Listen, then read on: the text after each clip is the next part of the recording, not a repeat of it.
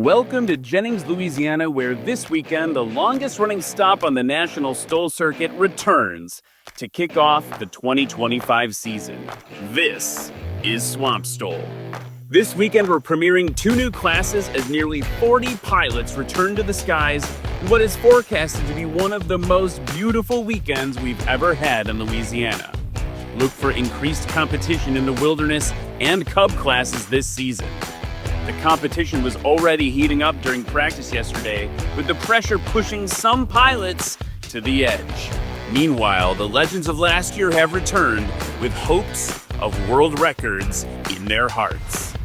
Jennings has welcomed our pilots into their community with open arms, with private airport flyouts for steak and the continuing tradition of flying north to DI's for authentic Cajun cuisine. We are so happy to be back in Cajun country. The line is painted. We're cleared for takeoff. Let's get those engines started. National STOL's return starts now. What's up, Av Geeks and STOL Freaks? Welcome to the 2025 season of National STOL. My name's Ryan Dabrowski. I'm Cam Walton. And we are pumped to bring this to you today. We had an awesome practice yesterday, Cam, here in Jennings, Louisiana. We're at Jennings Airport. You can check your sectional tree. You corrected me yesterday. It's not 3, it's tree. Romeo 7. You got to get your phraseology right. What a day yesterday. Super exciting. Super exciting. Things were heating up, and it was only practice. We had some aggressive landings. Some really aggressive takeoffs as well. Very smooth takeoffs. Could not be a more beautiful day here in Louisiana. Yeah. Swamp STOL's been a bit of a cruel mistress in the past. It's always one of the best attended events, one of the most exciting events, but we've had some rough weather for the last 5 years. Yeah, how do you have sleet in Louisiana? So we had sleet, we had mud, we put the swamp in Swamp STOL last year, but look at how beautiful it is today. Man, the STOL gods are smiling down on us from their backcountry strip in the sky. Yeah, we only had to sacrifice one prop yesterday. Yeah, just one prop. We don't need to talk about that. So folks, we are so excited to kick things off in just a few minutes here in Jennings, Louisiana. It is going to be, like I said, a really fun time. The 2025 season for National STOL. Cam and I are going to walk you through today everything that's going on. If you have questions here in the crowd or online, you can go to the various social channels, YouTube, Facebook, things like that. Hit us up in the social. Say hi. We'll try to answer any questions you have about how STOL goes. If you're here in Jennings, man, you are in for a treat. And if you're watching online, you're in for a treat as well. Yeah. Either way, you can't go wrong here at National STOL. It's going to be so fun. The season this year being shaped by new classes, which is exciting. Every year that some things are a little different at National STOL as we improve and innovate. One of those things is safety. Always safety conscious. And adding this year flight suits. So last year it was helmets and 4-point harnesses. This year it is adding flight suits and fire retardant materials. So that's part of it. The other changes that are happening here in National STOL are the classes. You're going to see it a little bit later today. We've basically separated the sport class and the touring class into 2 classes. So we have the wilderness class, which is another way to describe that would be like the heavy experimentals. Yeah. To keep that competitive, because the certified aircraft that are heavy, they aren't able to compete against some of the new innovations in the experimental world. We want to make sure that that is competitive and fun to watch for everybody. And then in the sport class, we added the Cub class. So the sport class has been divided out between sport and Cub, and then there's even like a vintage Cub class when applicable, which is really cool. Because we had you'll see the sport class is getting lighter and heavier horsepower, and some of the Cubs, the traditional Super Cubs, things like that, couldn't really make ends meet against those. So to keep that interesting and exciting for people, separated those out. So that is what you're going to see this season. Things kind of separating out like that, keeping it. We're always trying to make things competitive and more exciting and fair for our pilots. So that's part of what you're going to see today here in Jennings, Louisiana, is the kickoff of that. And look, as we get ready to kick off, we got a big boy hanging out in the back on that shot right there. Oh, yeah. If you're in the crowd, look left at that giant de Havilland Beaver. Maybe the largest airplane that's ever competed in National STOL. I'd want to put it end-to-end against a Courier. We've had a Helio Courier in the past as well. It's been good to go. It's been great to see. That aircraft is huge. I mean, yesterday we were talking about maybe my airplane could fit in there. It could definitely haul us all around. Okay, it's time to get things started. If you could please rise and remove your hats and caps for the national anthem. Oh, say, can you see by the dawn's early light what so proudly we hailed at the twilight's last gleaming, whose broad stripes and bright stars through the perilous fight o'er the ramparts we watched were so gallantly streaming, and the rockets' red glare, the bombs bursting in air, gave proof through the night that our flag was still there. Oh, say does that star-spangled banner yet wave o'er the land of the free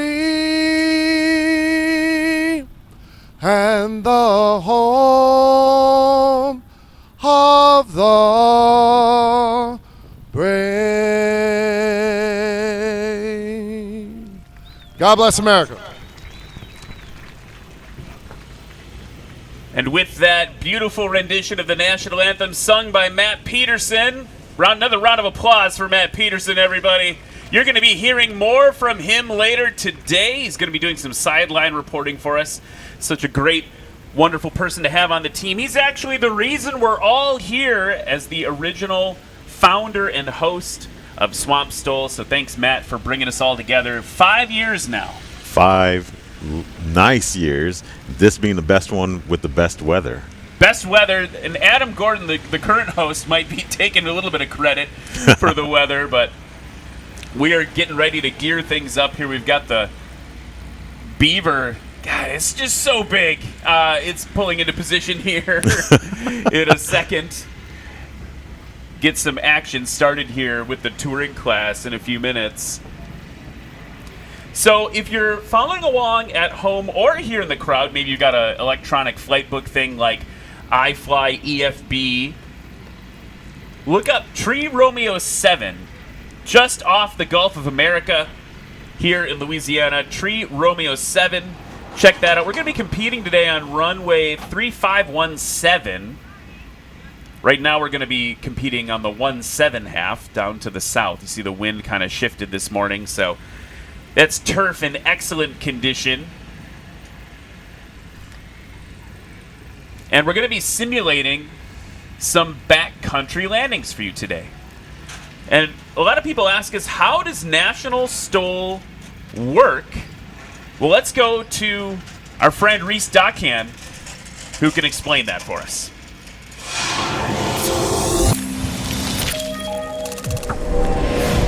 Erickson.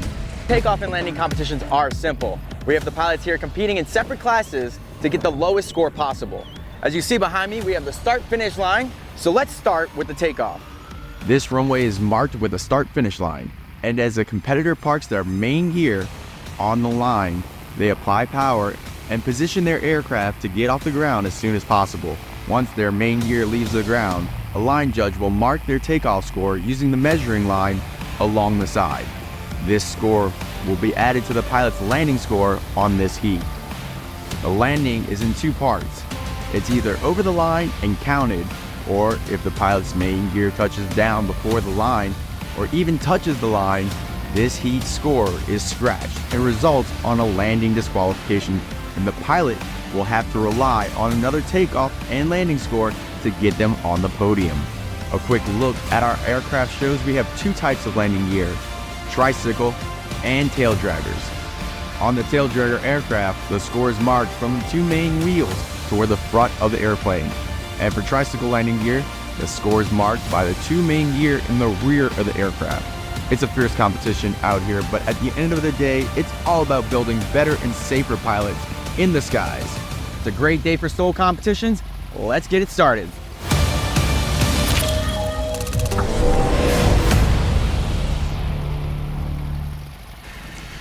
And we're back. So right now we're waiting on the touring class to start. I'm just enamored by this Beaver. I can't get enough of it. With that big, huge Pratt & Whitney R985-450 and those 35-inch bush wheel tires, those Alaskan bush wheel tires. Those, it looks appropriate in size for itself, but if you look at those tires compared to the Cherokee behind it, Right. it's swallowing many parts of that Cherokee. No, on any other aircraft, those bush wheels would look gigantic, but they look appropriately sized. and yeah, sorry, Cam and I get pumped up about the touring class because we call it the heavies. Yeah. And you're going to see a different kind of precision and piloting in this class. Let's learn a little bit more about that touring class now.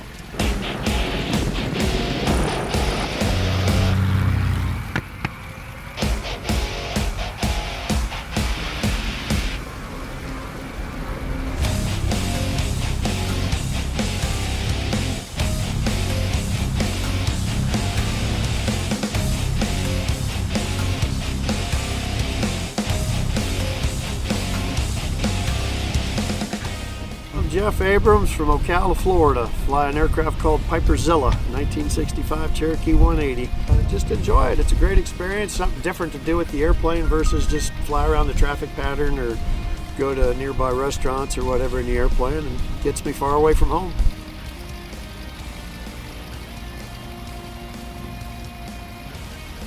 My name's Warren Grobelar. I'm from Naples, Florida, and I fly a 1955 Cessna 180.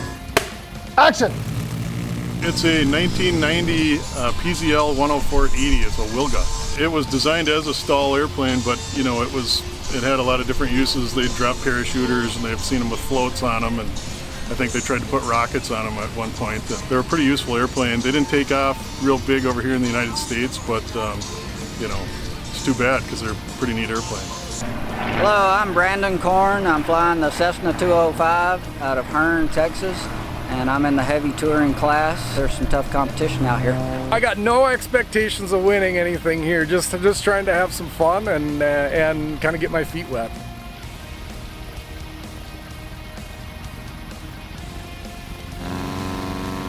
Well, it felt good. It's definitely a lot different flying in this high altitude, but I like it. You gotta really nurse it off the runway though. Got some competition out here. Aaron over there, flying all over the country. So we're having lots of fun.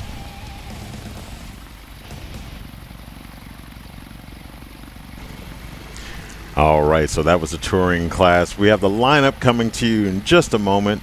You'll be able to know who is flying these awesome beasts of aircraft here in just a moment. Here we go with 283 Chip Ferguson in the 1954 de Havilland Beaver out of Galveston, Texas. Number 65, Jeff Abrams in a 1965 Piper Cherokee 180 from Ocala, Florida. Number 922, Jeff McMahon from Ira Ann, Texas, flying the 1989 Maul M7-235. Number 5, Judson Brent in a 1953 Cessna 180 straight tail. You'll see that. It's a lovely airplane. And also in a 1953 Cessna 180 straight tail out of Albuquerque, New Mexico, number 53, Don Mickey. Going to be really interesting to see how Judson and Don fare against each other. I think Don's got a fair amount of experience. Yes. He's been flying in this series a bit longer, so we'll see if the newcomer can hold his own against the old-timer. Don is going to watch this later and say, I don't think you can call me an old-timer, buddy. That's not really fair. All right, everyone, let's get this party started here in the touring class. In race number 283, it's that 1954 de Havilland Beaver. Give it up for Chip Ferguson.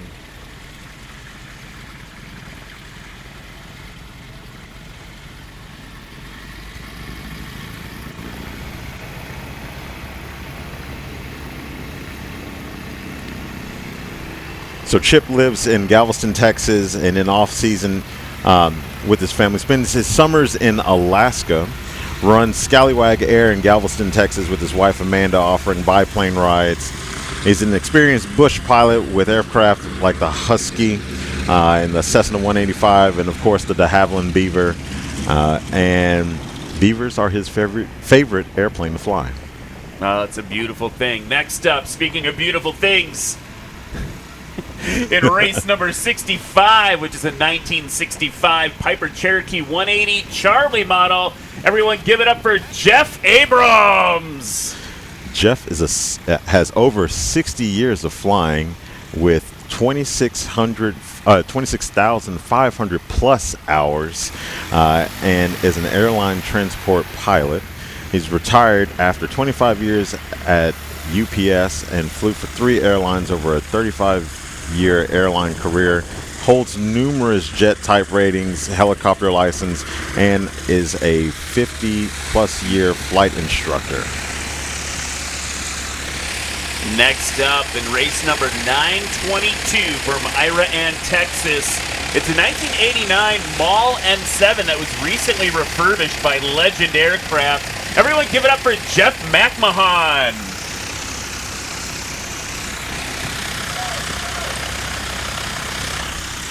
I guess we don't have too much information on Jeff's aircraft, but it is rocking an IO 540. And its gross weight is 2,500 pounds, and its empty weight is 1,536. So, as we get things lined up here for the first bit of touring class, look at these empty weights. The Beaver's empty weight is 3,200 pounds, which is more than the gross weight, which is the maximum weight of any other aircraft in its class. Everything else is in that 24 to 2650 range. So let's be clear, Chip's got some work to do to keep up with these significantly lighter aircraft. Yeah. Next up, from Greenville, Georgia, race number 5. It's a 1953 Cessna 180 piloted by Judson Brandt. Judson is a former wide-body captain and freight pilot. He's a Pitts aerobatic pilot and an A&P with IA. He's now retired and enjoying life with his private strip in the rough country in Georgia and lives with his wife and their 3 awesome retrievers. Big fan of the straight tails. Yeah, love the 180. We've had, you saw in the intro package there, Warren Grobelar in a 180. It's just, if you want a heavy haul into the backcountry and you like Cessnas in particular, the 180 is the thing to do it in. Now, last but certainly not least in the touring class, from Albuquerque, New Mexico, race number 53, another 1953 Cessna 180. Everyone give it up for Don Mickey. Mr. Mickey is an Aquarius zodiac sign. He enjoys long walks on the beach, appreciates listening to good music, does not kiss on the first date unless a little intoxicated. I didn't see that. And enjoys cuddling. he does enjoy cuddling everybody, bringing up the rear of the touring class, Don Mickey. So, like we talked about with the touring class, this is the heavy class. This is where all the big airplanes come to play, and you're going to see a different style of flying here, right? Like the later classes, the sport class, the Cub class, the unlimited class, those airplanes are operating with a much higher, kind of as a rule, much higher power to weight ratio than these heavies are. So as a pilot of one of these aircraft, it takes just a lot of extra work to get the plane in with finesse. Yeah. If that makes sense. So you've got to really manage your speed, and then on the landing side of things, you've got so much more energy to dissipate. Yeah, I mean, we got to see it yesterday. We know how it's going to play out a little bit. But that Beaver, the way that Chip flies that aircraft, he has masterfully learned how to use the brakes, because that aircraft is its first time on wheels, right? It was on floats for most of its life, if not pretty much 95% of its life. So I'm excited to see what he's going to do with the numbers today, because yesterday he was landing in a shorter distance than I can land my Champ, and that's sad to admit. So Beaver's pulling up to the line right now, Chip Ferguson pulling up to the line, and we're going to see Chip put on a clinic with this big, heavy aircraft. Folks, as we're getting ready to go, make sure to check out nationalstol.com/vote. That's nationalstol.com/vote. You can vote for your favorite pilot today. Maybe you want to wait till you've seen them all before you pass judgment. But that's a great place to reward the pilots that you're seeing today for their efforts. Voting ends at the close of competition today, so you got to make sure to get it in. Now, if I'm not mistaken, we're doing a bit of a run-up here.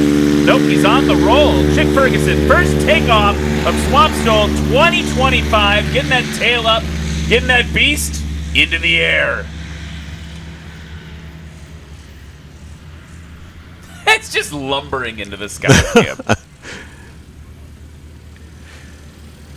Jeff Abrams pulling up to the line now. The other thing we want to share for you folks, that this is a really cool thing this weekend. It's the first time we've done this in National STOL history. We're being simulcast right now on Live Air Show TV, so hello to our viewers there. We hope you enjoy what you see today. Here's Jeff Abrams in the Cherokee. Okay, that was a perfectly pulled takeoff by Jeff Abrams. Big, like, aggressive rotation for an airplane that you don't normally think of to as do a backcountry flying. Yeah, absolutely.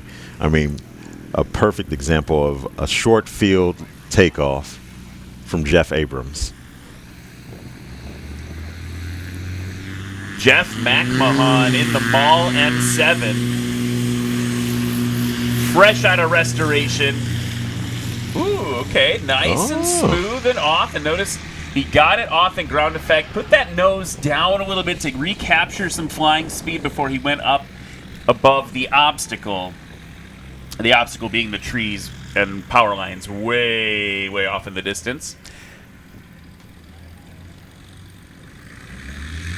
Judson Brandt now in the 180. Flaps down. That tail up. came up. Yeah. He popped it up.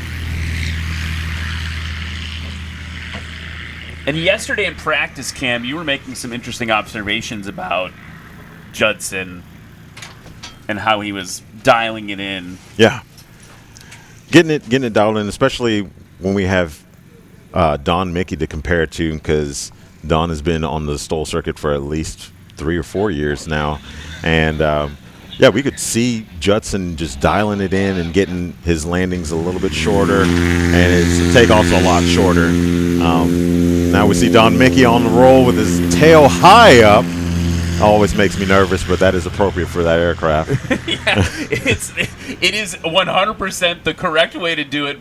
And if you notice how high that tail comes up, I don't know if this happened to you in your tail dragger training. I was like so nervous about hitting the prop, doing wheel landings and things like that. Yeah, same. And my instructor was like, "All right, get in. And then he went to the back of the J3 Cub and he just picked the tail up. And he's like, look how far you can go before you're going to hit, buddy. You got a lot of room there. Okay, Chip Ferguson now on final approach. That thing is so big. He's coming in. He had a 322-foot takeoff. We get 3 runs around the pattern, by the way. And if you scratch, like you heard, it doesn't count. Let's see if he can get one on the board. First out. Good over the line. Gave up about 100 feet or so, but he's going to get it dialed in. And he's got to stop. He's got to stop. Yeah, there we go. You we only need a number. measure from where it stops. He's got to stay there while they run to him. So usually in these situations, if they do move, the judges should be looking at the blade of grass that the tires are currently touching. So they keep a good line of sight on that, and when they run up to the number, they call out to the headline judge, and who relays it back to us. That score coming in at 400 feet for a landing. I wonder if that has to do with where he was or where he appeared to be, because he started to move there and they weren't able to get to him in time. Yep. So big recommendation, obviously, for the pilots is stay put. Ooh, Jeff Abrams putting it in.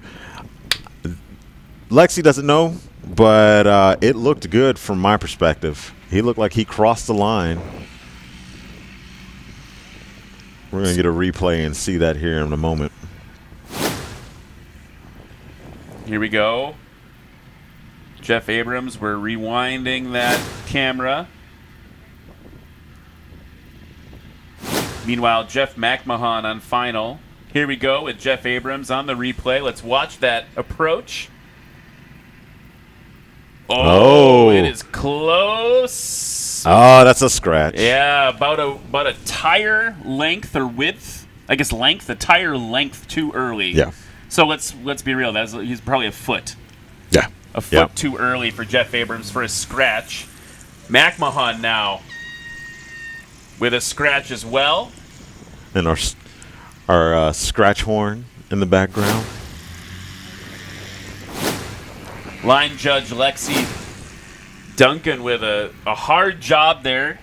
Think about an airplane moving. I mean, they're STOL airplanes. They're moving it slower. Yep. But they're still moving pretty dang fast to figure out where those wheels are touching. All right. So now, as we round up, the Cessna 180s are going to come in. Right now, Chip Ferguson holding the lead by virtue of getting over the line. Yeah, yep. Despite the fact that the other landings and takeoffs were shorter. And when you do scratch a landing, your takeoff doesn't count as well. That whole round is disqualified. Erased. Judson Brandt. Ooh, close to the line as well. And this is what we were talking about yesterday. Oh, he's shorter than he was at all yesterday. Yeah. So he's getting more confident on the brakes. Let's watch that. Was that a scratch? No. Looking good. That you could not ask for a better landing from someone who's new to STOL. Yeah. I believe he's a rookie, but not competing in the rookie class. Judges agreeing with us there. Call confirmed. Now, Don Mickey with the shortest takeoff with 187 feet. So if he can get on the board and keep it short, he can easily take the lead from Judson Brandt. I was talking to Don last night, and I was like, how was it out there today in practice? You got to remember, for him, up in Albuquerque, he's got a fair amount of altitude. Yeah, he was saying something about 8,000 feet density altitude. And down here, we're at 23 feet field altitude. A little burst of power now. Ooh. Over the line, dropping it in. That's okay. We don't care about passenger comfort today. Right. Okay, nice score for Don Mickey, looking around 180 feet. So when I talk about that in terms of passenger comfort, right, it's about we can direct energy into the ground. Right. Instead of forward. Yeah, these are not quote-unquote Air Force landings. These are as much Navy carrier landings as you can do. We've got some competitors later that are going to take issue with your Navy reference and the Air Force reference there as pilots.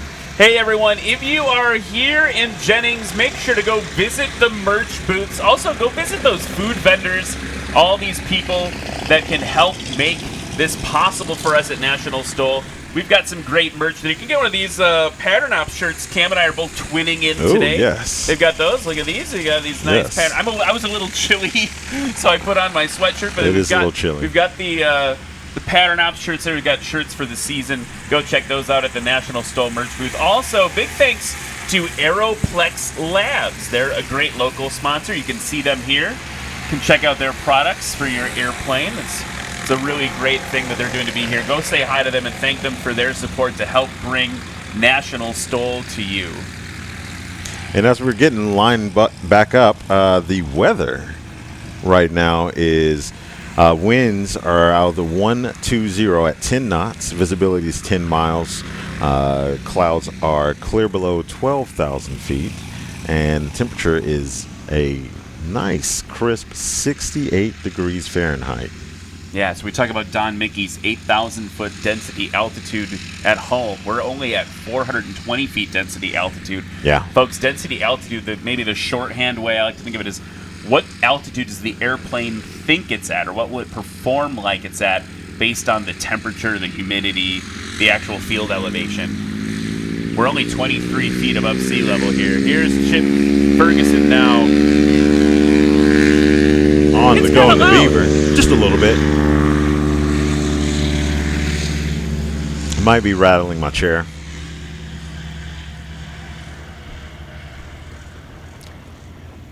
You can see why the Beaver is one of the quintessential backcountry airplanes. It's still putting in work a lot of times on floats as like an air taxi. I think they've got an operation in Vancouver that still uses them. Yep. See why they picked it. All right, Jeff Abrams now.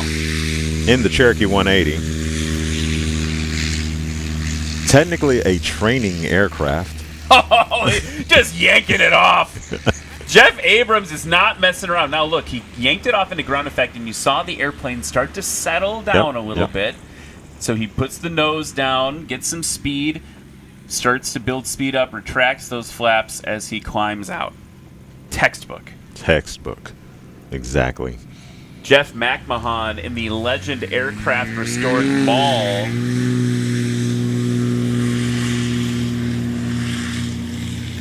And Jeff putting on a clinic as well. Maul, I think it's an aircraft that people maybe don't know as much about today as they did previously, but very famous pedigree of backcountry flight. And if you want to take everything in the kitchen sink, you can do it in a mall. Mall or one of these planes. Yeah, 180. This aircraft just has awesome lines. Like, it's such a beautiful backcountry example of an aircraft.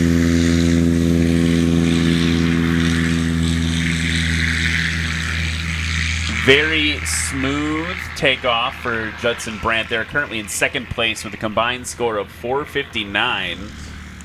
Don Mickey coming up to the line now. Yeah, there's lots of finesse in that takeoff from Judson.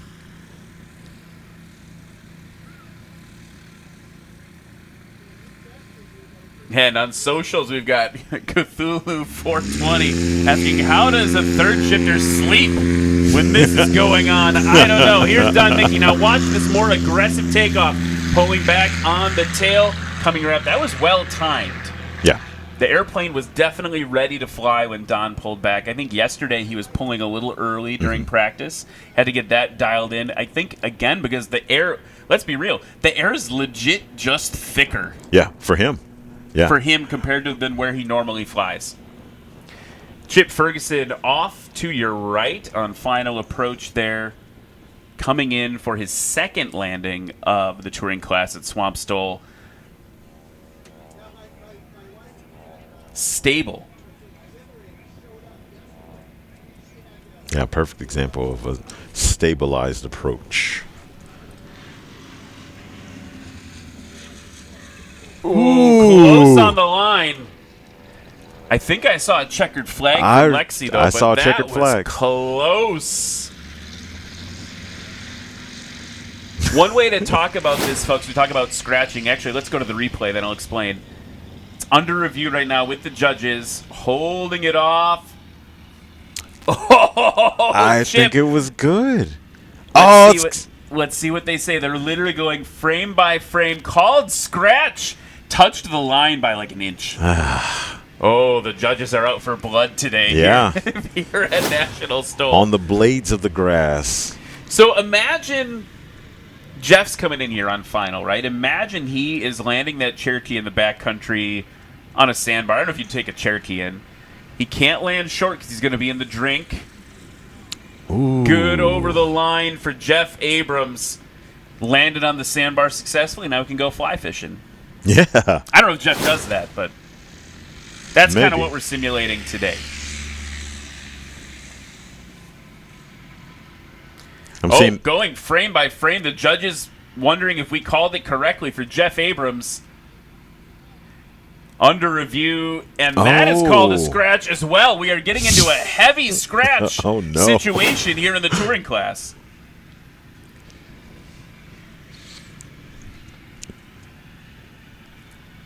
Judson Brandt. Flaps dropped. No, Jeff McMahon. Flaps dropped. Ooh. Oh, and that's a scratch. Another scratch. You heard him add a little bit goodness. of power, so much that he got a little backfire from the engine there. Yep. That one easier to call, but so close. Everyone is scratching so close. We don't have anyone like, sometimes we have folks landing like an airplane length before the line. Nothing like that here in the touring class. Now, here comes Judson Brandt, currently in second place with a combined score of 459. His second takeoff was a few feet further down the runway with 238. So looking to shorten up that distance. He's got a lot of ground to cover, though. Don Mickey sitting in first with a combined score of 371. Let's go, Judson. All right. He chops the throttle. You get a little backfire, and that nose almost came down a little bit, but he's... Yeah, a lot of energy for him to dissipate. I think you heard him add a little bit of throttle there, and then once that throttle came in, he's got more speed to dissipate, right? So once he does that, he's got to really manage that energy on the brakes. Hit the brakes on the tail dragger. The tail wants to come up. The nose wants to come down. Dan Reynolds calls it, ending up on its beak. You don't want to end up on your beak. True. So especially for you him. saw him hit the brakes and then immediately release as that tail came up. Exactly what you need him to do. He can control that better by coming in a little bit slower, managing that energy better on final approach. Don Mickey now to the right.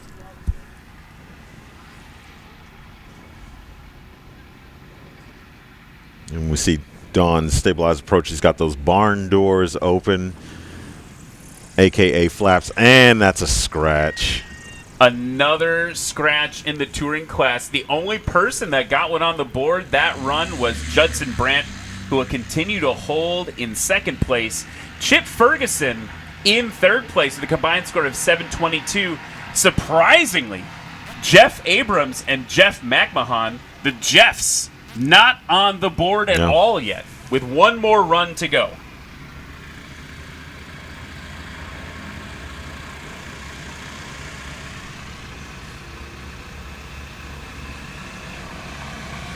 You would think these guys would be under pressure, but these guys are cool as a cucumber sitting in the cockpit. I mean, they've got a task to do. This is really just practice for real life, honestly. Like, it is a competition, but these are skills that you're going to learn to use as a private pilot for short field operations.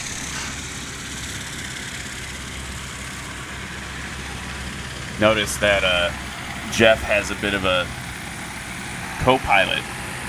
An inflatable co-pilot. Yeah. The autopilot. A famous movie star pilot, huh? Jeff Abrams there.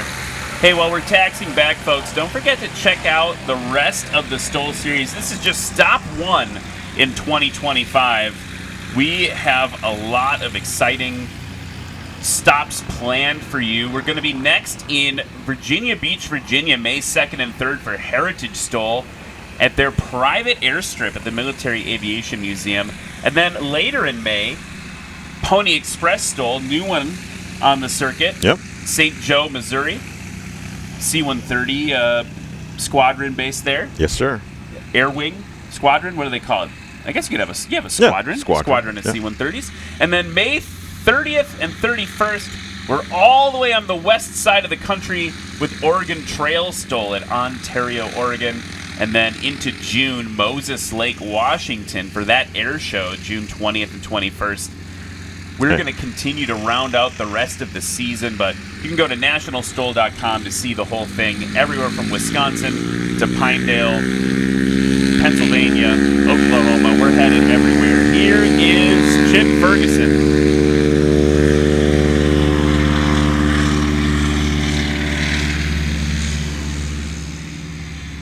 Getting it off the ground. It's such a hefty aircraft. Like, it is every bit of appropriate in the touring class. Yeah, that's it. Where else would you put it? I mean, yes. It's a big beaver.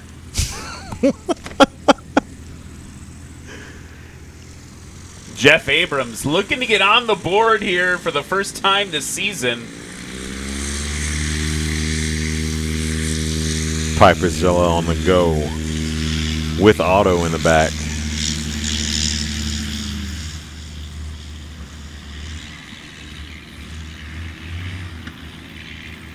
And the man from Iran, Texas.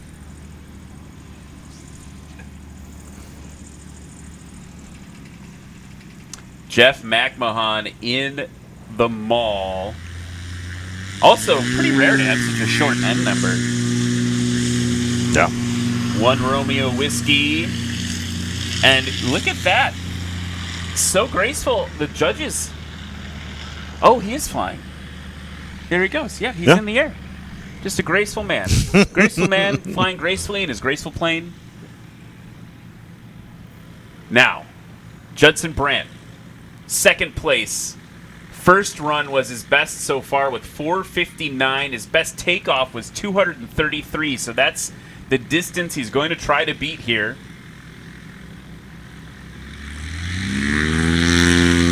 Getting that tail up. Building speed. And he may have done it. It's hard to tell from the booth here. We'll see what the judges say. He may have been lower than 233.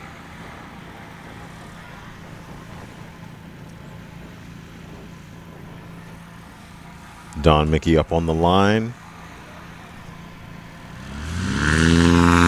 Giving it the beans. The tail comes up.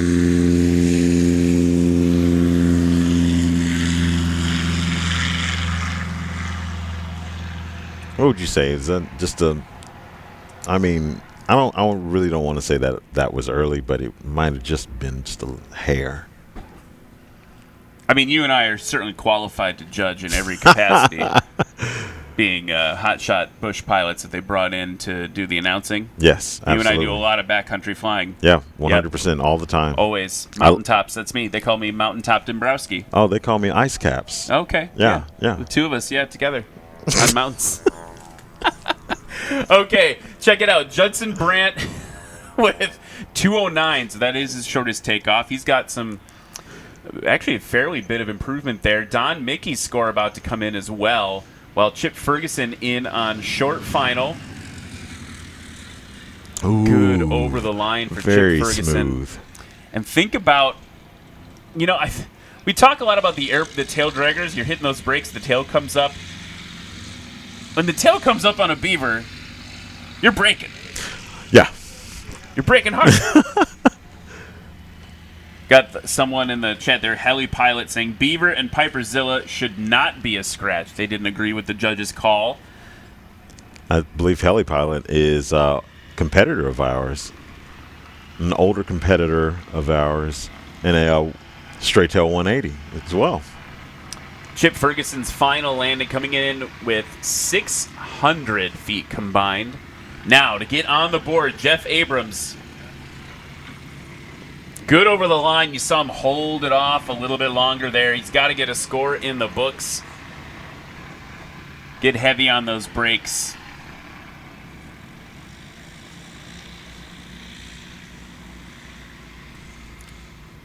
Now, Jeff McMahon in the mall. William Swanson in chat saying, where is this? William, we are in Jennings, Louisiana. It's 3 Romeo 7. Ooh, you said 3? Oh, tree. It's tree Romeo 7. Don't call the FAA on my phraseology. All right. We're in Jennings, Louisiana for Swamp STOL 2025. Here's Jeff McMahon now. Working that wind. And he is going to yeet it over the line and get it stopped. He's got to get on the board. Yeetosaurus. He just wham! I'm getting one in the books. Jeff McMahon, that takeoff was 179. We'll see what it pairs with. Jeff Abrams currently in 3rd place. Jeff McMahon now unseating Judson Brandt into 2nd place with 416. So now if Judson wants to keep that silver, watching that replay, anything can happen in the touring class or any of these classes. Here's Judson Brandt now on final approach, looking quite stable right now over the road.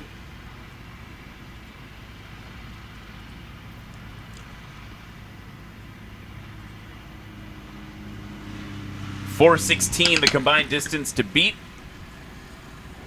Working his brakes there, keeping that tail balanced. And he's stopped, and I don't know if it's going to be enough to get back into 2nd place.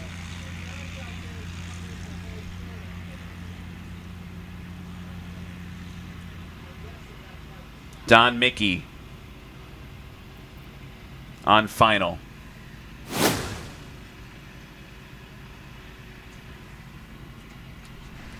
That mic, the mic for the national anthem is still live. I can hear them like clanking the award ceremony stuff. So Judson Brandt will maintain his 3rd place. Not quite enough on that landing. Okay.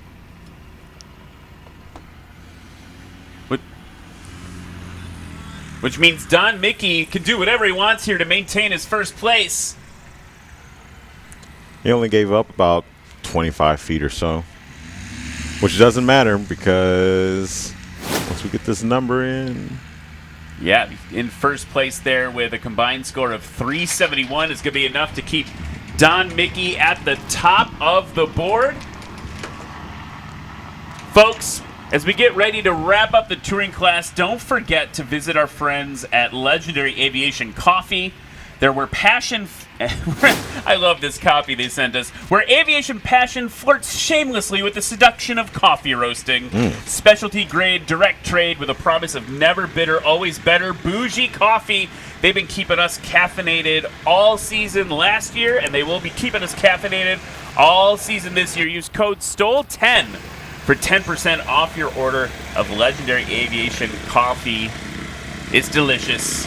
We like it.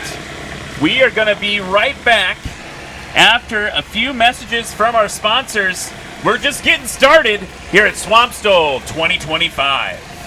Hello, everybody. I'm Jeff Abrams. I'm from Ocala, Florida. I fly a 1965 Piper Cherokee. We call it Piperzilla, the beast from the southeast. Out here practicing today at Lone Star STOL. My practice today wasn't as good as I'd like to see it, but you have good days, you have bad days. Found out for the landing, the runway was pretty soft for my airplane. Got small tires and a tricycle gear, and I'm digging some pretty good trenches out there, I think. Some of the other people may not like that. But so far, it's a good day, nice temperatures, good wind for getting us off the ground, and having a good time so far. Y'all come on out.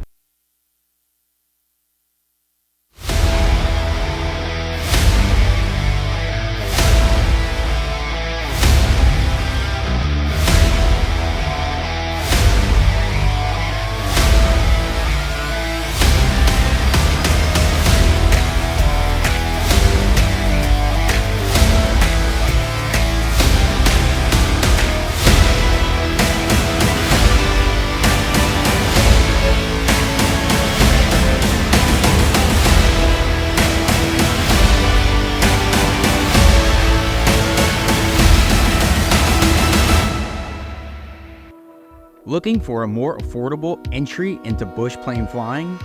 How about paramotoring, aka the dirt bike of the sky? Paramotoring STOL is the next best thing, and this adventure motor that you wear on your back is your ticket to getting airborne quick.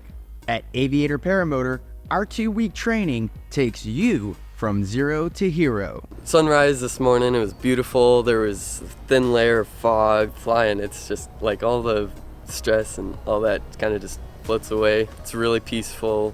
From no experience to feeling confident and competent flying on your own. Let the team at Aviator Paramotor in Lake Wales, Florida teach you your new superpower of running into the sky. Classes are filling up quick, but there are spots available today, so call now.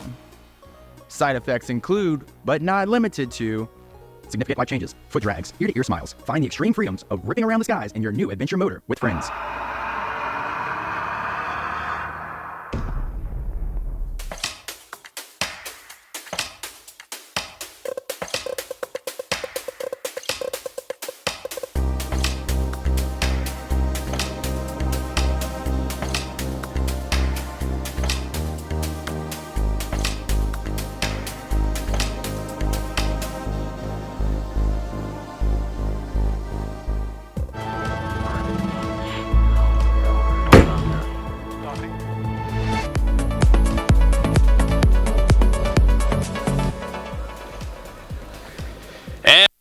Back to Swamp STOL 2025. I'm standing in front of this beautiful crowd. You guys need to give yourselves a round of applause for being so pretty.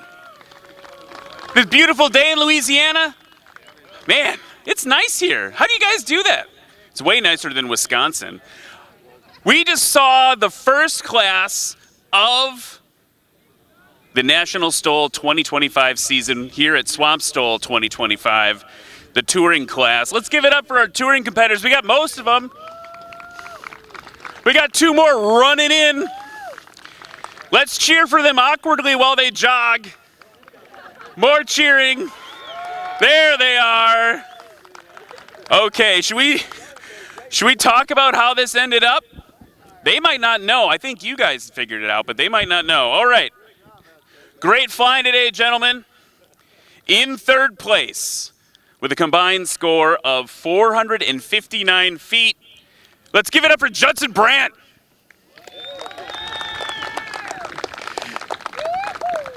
Here you go, sir. Wow. I like this yellow, by the way. The yellow is nice. Don't worry, we got stuff at the award ceremony. These are media trophies. All right, in 2nd place, with a combined score of 416 feet, give it up for Jeff McMahon. And in 1st place, here. I got to do my job here. All right, in 1st place, combined score of 371 feet. Let's give it up to Don Mickey.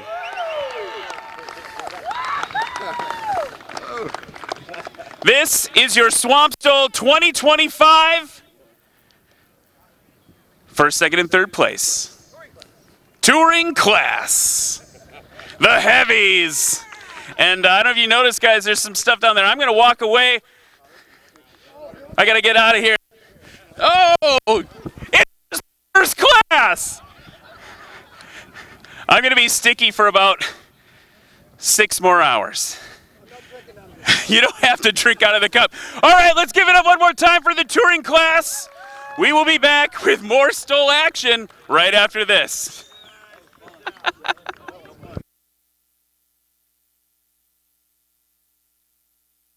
My name is Joel Dobson from Chattanooga, Tennessee, and I'm flying a 1956 172 tail dragger, straight tail, nicknamed Moxie after my wife's name.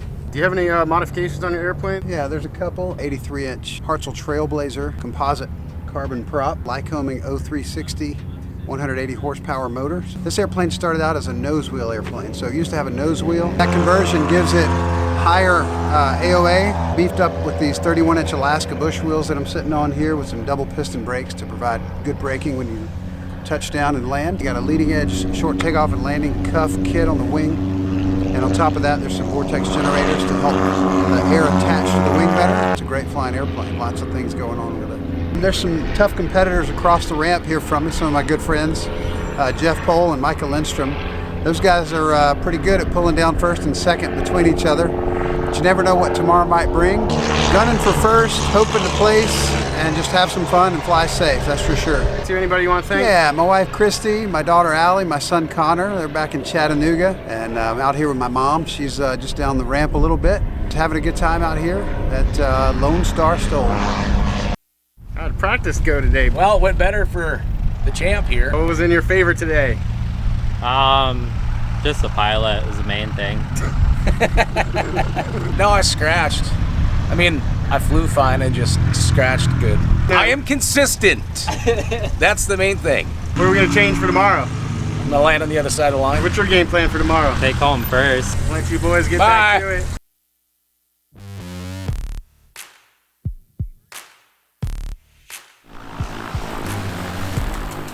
So the touring class, it used to be just touring airplanes, and now that we've switched around the classes, because the 170Bs would always win, so they ended up putting us in the Bush class, which it's a touring airplane, and the word has it Austin Clemens isn't coming, because the Super 170's in his class. Tough battle, but Husky will win at the end of the day. A little backstory here. I've been struggling. I used to be super consistent. I think that little 4 or 5 knot crosswind just threw them off. They couldn't handle it. So last night, Micah was inhaling helium, which obviously lightens the load. So I went from the top to fighting for upper percentile. Let me tell you something, Reese. We're out here today with some of these fine airplanes flying, but there's one that was on fire today because I had a front row seat and I watched all 3 of those pilots fly. Sean Johnson was on fire today.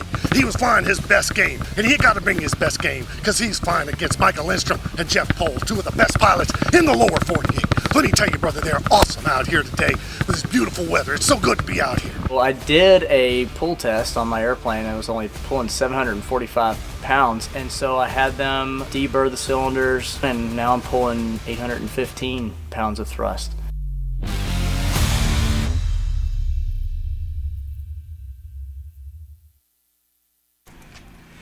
And welcome back. I'm still drying off from that. I should know better than to stand so close. And now at least I smell kind of nice. Yeah. Smell like grapes. Grapes and fruitiness. Yeah, fruitiness. That's what goes with me. Hey, we are back, and look, we were gonna call it the jump seat, but he stood up because the chair was too small. We got a unlimited competitor here with us, Jeff Daly. How's it going? Going good. How are you guys? Yeah, thanks for coming out. Doing really well. We're sorry, I'm still.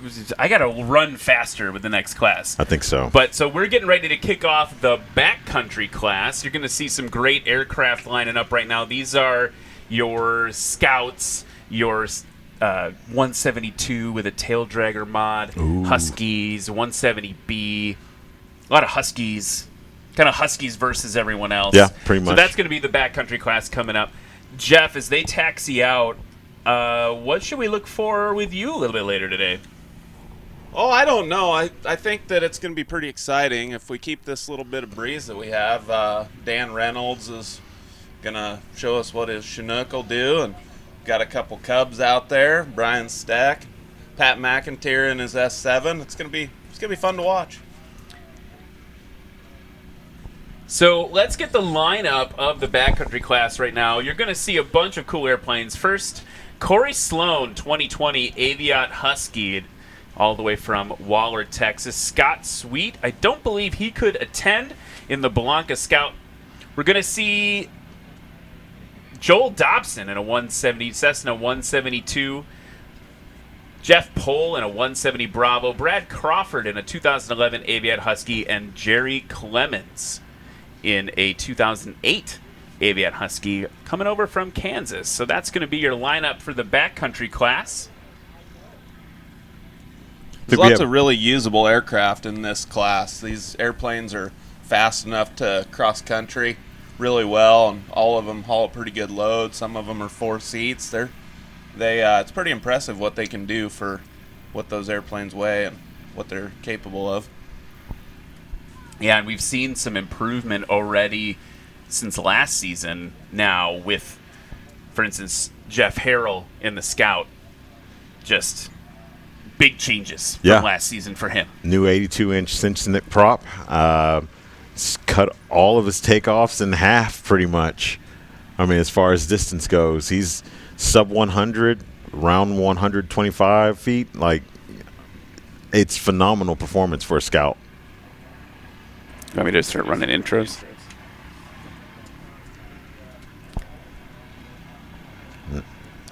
And as we talk about Jeff Harrell, we can see him in the shot right there in the Belanca Scout. Number 19, orange and red. I'm sorry, orange and white. I don't know my colors today. It's okay. It's just the morning. We just need to have a little more coffee. Jeff brought some. I didn't bring any for us. Okay, so let's get this started, folks. It's time for the Backcountry class here at Swamp STOL 2025. First up, in a 2016 Champ Scout, it's number 19. Give it up for Jeff Harrell.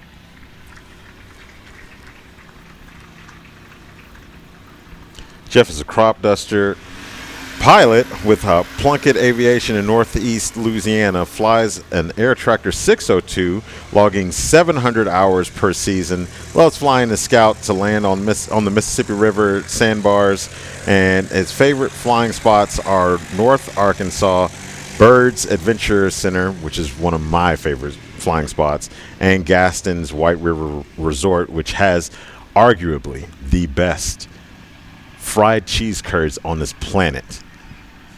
Hashtag not a sponsor. Hashtag not a sponsor, but my belly is missing them cheese curds. Okay. Next up, everybody, it's race number 7, which is a 1956 Cessna Super 172 tail dragger. We're not getting that wrong. It is a 172 that's been converted to a tail dragger. Give it up for Joel Dobson. Joel was born in Monroe, Louisiana, where his love of aviation began as a child under the approach path of the local airport. His first word after mama and daddy, or dada, was airplane. Gotta do it. I mean, gotta do it.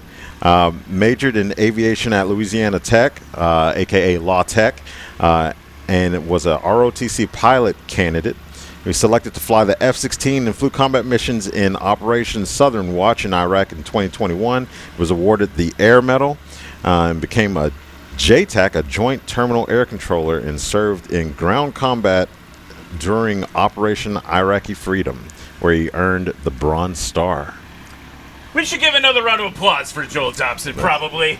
Give it up for him. We're gonna, and that's why I was saying earlier. I was like, "Hey, be careful when you're talking about Navy versus Air Force landings." Joel, in particular, is gonna come over and have a little talk to you. Joel is so awesome that he recognizes what that means. We've definitely had discussions about it. Last in this heat, but not last in the class. You're going to see more after this. In race number 37, it's a 2020 Aviat Husky. Everyone give it up for Corey Sloan. Corey is a one-eyed, one-legged flying purple panini eater. I don't know if I believe the panini part of it, but go on. He has a history of racing in Highlander and Stol Drag and in Arkansas. I might be reading the wrong one. Nope, this is the right one. I don't remember him being in Highlander, but he started flying at 16 and 91, has 3 beautiful daughters, and enjoys backcountry flying and camping under the wing. Yeah, it's what it's all about. Everyone give it up for Corey Sloan. Okay, so we're getting ready to kick off the first heat of the backcountry class. In the next heat, you're going to see Jeff Pohl in a 170 Bravo, part of the 170 Mafia, just try to fight off Huskies. Yeah. It's just Jeff Pohl versus the Huskies. So that'll be next. Right now, we got to set the stage for the beginning of the backcountry class. So, Jeff Harrell's pulling up to the line in that Scout. You have any time in a Scout, Jeff? No, I don't have any time. I've flown in Scott's Scout a few times, Scott Suites, but I haven't actually had the controls of one. It's real interesting though. These Scouts don't have very much flaps. So you really, I mean, I think they only get 25 degrees or maybe 30. Yeah. Where all these other airplanes just have a lot more flaps. So he's going to have to fly that with a little more power added, a little more angle of attack to get as slow as these other guys are. And what we saw yesterday in practice was Jeff really excel on the takeoff side. Yeah.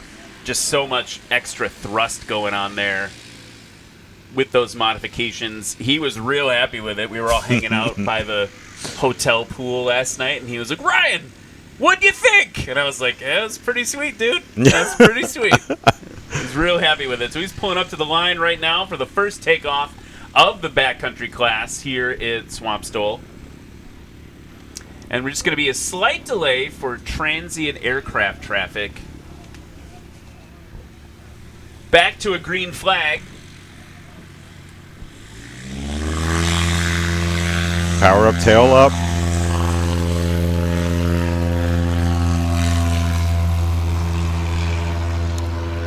And I'm looking for what the judges are saying. They're saying just a little bit over 150 feet, maybe 165. We'll see what the numbers say here in just a moment. Joel Dobson pulling up to the reference line. So Joel Dobson in Moxie. This is 172 that has been modified to be a tail dragger. We were talking about this yesterday during practice. When we post social videos of Joel, it's the most commented on videos because everyone assumes we've tagged the aircraft incorrectly. And a nice pull for Joel Dobson off really smoothly there in that 172. Don't at me. It's a 172. We know what we're talking about sometimes. Corey Sloan pulling up to the reference line right now in that beautiful red and white Husky.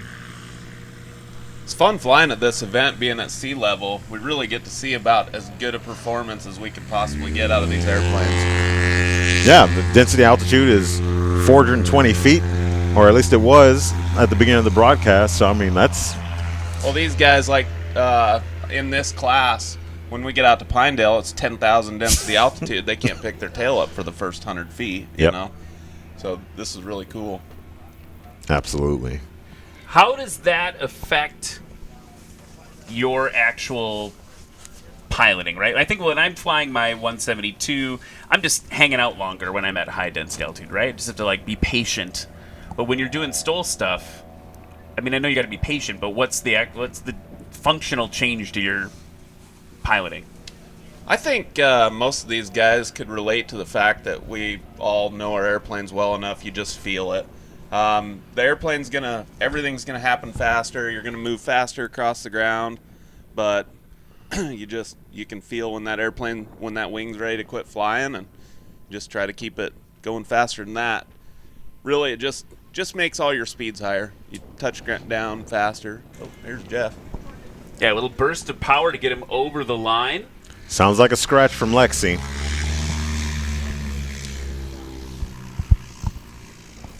Lots of scratches today so far. We saw that in the touring class. Here we go to the replay, watching Jeff come in race number 19. There's that burst of power. Was it enough? Tail hits down, that's fine. That's a scratch. Yeah, frame by frame there. He did touch the line, so that would be a scratch. You can touch the tail wheel down before the line. That is no problem.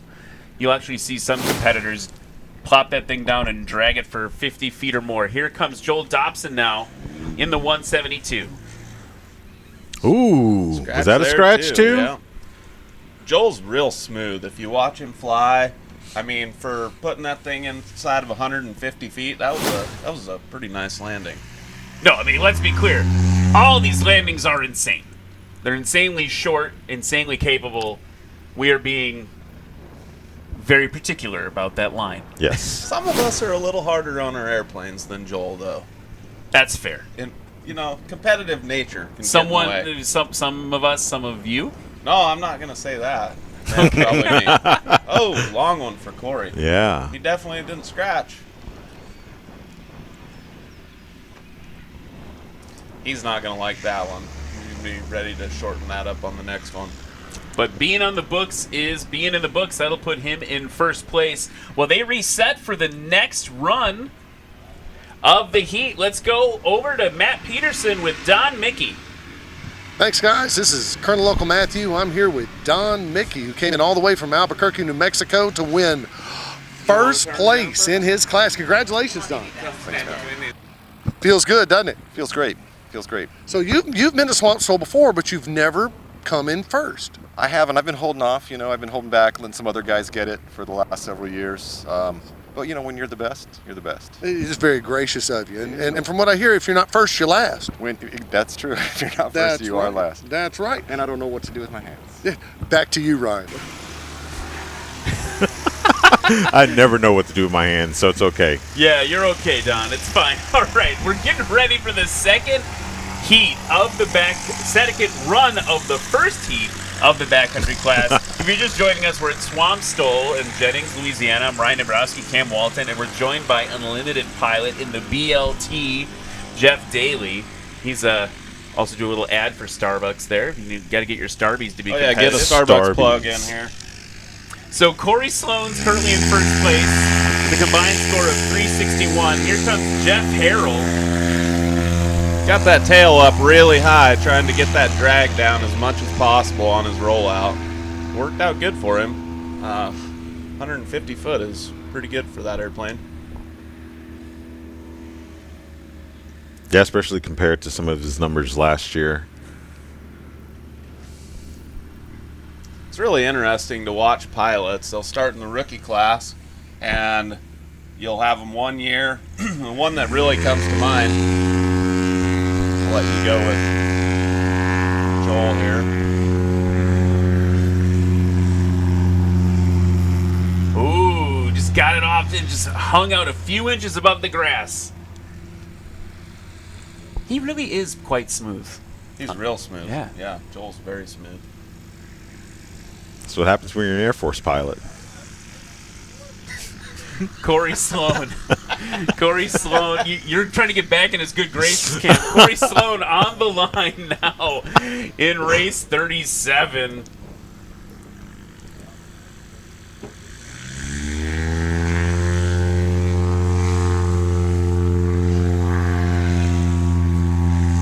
Maybe a little early, Jeff, would you say? Yeah, maybe a little bit early. I find it Corey's ability to be pretty amazing. I mean, flying with a prosthetic leg would be challenging, to say the least, and then to do it with a tail wheel, that's pretty cool that he's still able to do this. I mean, you bring up a good point because, I get in my Champ, and I have to have appropriate shoes to fly that with the heel brakes. Yeah. Like, if I'm not wearing something that has like a good solid heel, and that's specifically for me to feel the brakes. So with Corey, I know he's got toe brakes, but I mean, with being able to modulate how much braking power he needs, and he doesn't have that tactile feel of the actual pedal, I mean, it's pretty amazing. That is. Ooh, angle attack there. That was Jeff Harrell nice. Giving it the beans, getting that throttle. We were seeing that more with him in practice yesterday. Mm-hmm. A lot of hanging in high alpha, keeping the nose real high. Joel Dobson now turning right base to final. We're waiting for Jeff Harrell's score to come in, and there it is now. He is in first place with 286. As Joel comes in, by the way, folks, if you could help us out here at Swamp STOL, our Instagram account is sitting at 99.5 thousand followers. Okay. And there's enough of you here in Swamp STOL. Get on the gram. Go to National STOL, at National STOL. Look how smooth he is. I mean, right over the line. 150-foot landing that was... Woo! There we go, Joel. That's just amazing. Watching that on the replay, frame by frame. And he's good over the line by about a foot. That's exactly what you want. Pilot. 130 feet on that landing, just like Jeff, in fact. So that's going to put Joel up into second place. Jeff Harrell's going to hold on to first. Corey Sloan coming in now on short final, currently in third. Oh, that looked like a scratch from here. I think it was. I think our scratch horn has lost its gusto. Oh, there it is. Little boop.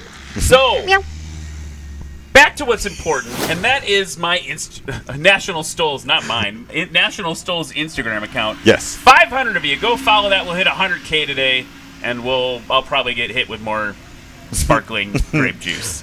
So, okay, let's set the stage of the first heat of the backcountry class. We've got one more run around the pattern. Jeff Harrell now on the board with 285 feet combined. Joel Dobson right behind him, 322. Corey Sloan holding in third with 361. But we have another heat of the backcountry class coming. You got Jeff Pohl, Brad Crawford, and Jerry Clemens coming out to play. There's a little bit of skill in that second heat, so I would not count anybody the winner here quite yet. You really, when you're in that first heat, it feels like you just got to do your best to get a good score and then just hang on for the ride at whatever that second heat does. I don't prefer to be in the first heat. That's it always feels like you're leaving a lot on the table when you pull out and all the big boys pull up, you know. Yeah, I was talking to Jeff last night, and he was hoping that he would be in a little bit later heat for backcountry. Because of his numbers yesterday, he just wanted to put himself in a good position for that reason. So there's some advantages and disadvantages. Yeah. The one disadvantage is that as the day goes on, the later the heat is, the hotter it gets, the higher the density altitude gets, the less performance we get out of these airplanes. Yeah. So there went Jeff Harrell in the champ, and Diesel Dobson coming up to the line now. Cheating a little bit to the right side of the runway, trying to get as much of that left crosswind on the nose. Brakes released, he's got a little bit of flap in, there's the rest of it. Yanking off the ground, here he goes. It's also the prettiest Cessna I think I've ever seen. Yeah. Jeff Harrell, by the way, with a big improvement on that takeoff score, down to 130.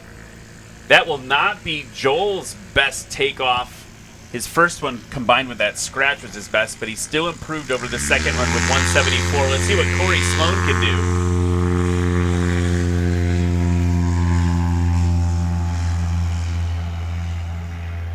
Sub 175. And you guys were talking about Corey's prosthetic. I think the other thing that was interesting last season is he was in between getting like the perfect prosthetic, he was telling me, and he had kind of a temporary one. He said the temporary one really prevented as much braking as he wanted to get. So nothing that would impact safety, but just in terms of how he likes to feel and work the brake pedals. He was at one point reaching back and using the brake pedal on the floor for the back seater because his leg wasn't exactly doing what he wanted. So really happy to see him getting all dialed in this season. Here comes Jeff Harrell now. Short final, holding it out. Ooh. It looked like he touched the line. Nice short stop. Let's see. We're going to go to the replay. We were talking about Joel and his smooth landings, but that was pretty smooth as well. That was pretty smooth.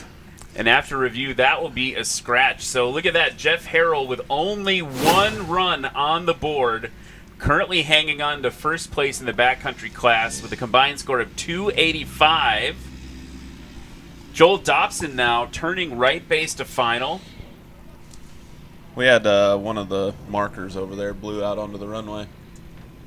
Down like at the 350 maybe? Blew out there. If you can holler at somebody, or you want me to go get it? I'll holler at someone. You guys hearing that? Joel Dobson maybe right on the line.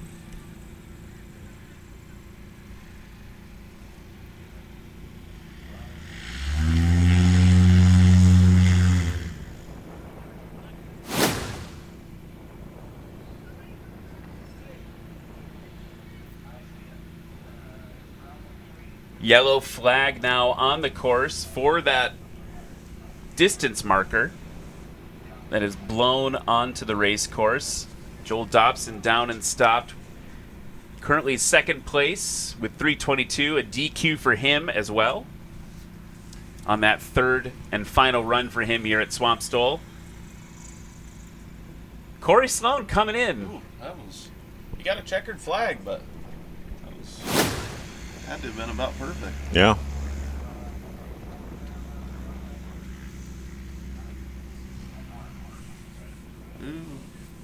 We're watching the replay here, folks, in the booth. They called it a scratch. I don't know how Lexi could have even seen that that was a scratch. It was so close. So we're going to reset for the next heat of the backcountry class. While we wait for them to reset and fix that distance marker there on the runway, let's go out to Matt Peterson and Chip Ferguson. Hey guys, I'm here with Chip Ferguson from mostly Alaska and sometimes Texas, who came down here with the largest airplane in the field. How do you think you did today, Chip? I think I did okay for a Beaver. I've made landings I've ever made in it, I think today, somewhere around 200 feet. So 200 feet in a Beaver, and how much does this bird weigh?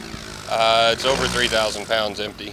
Okay, so you've got the heaviest bird here today, and you're still scoring 200 feet and below on landings. That's pretty good, Chip. Yeah, if I could get it off the ground as quick as I could land it, it would do pretty well. Well, I'll tell you what, I think you're doing just fine today in this beautiful weather. Well, listen, Chip, thanks for coming down and thanks for flying today. We look forward to seeing more of you. Yeah, probably won't be with the Beaver, but I'll bring my Skywagon later in the year maybe. Another great bird. Yeah. Another great bird. All right, back to you, Ryan. I have a different idea for Chip, which might be instead of only bringing the Skywagon, let's get 4 other Beavers and have a Beaver-only class. A Beaver off, if you will. Beav off? I don't know. We should move on from this conversation as quickly as possible. Everybody, it's time for the second heat of the backcountry class. First up, right there in front of you, is a 1955 Cessna 170 Bravo from Malacca, Minnesota. Give it up for race 00. It's Jeff Pohl.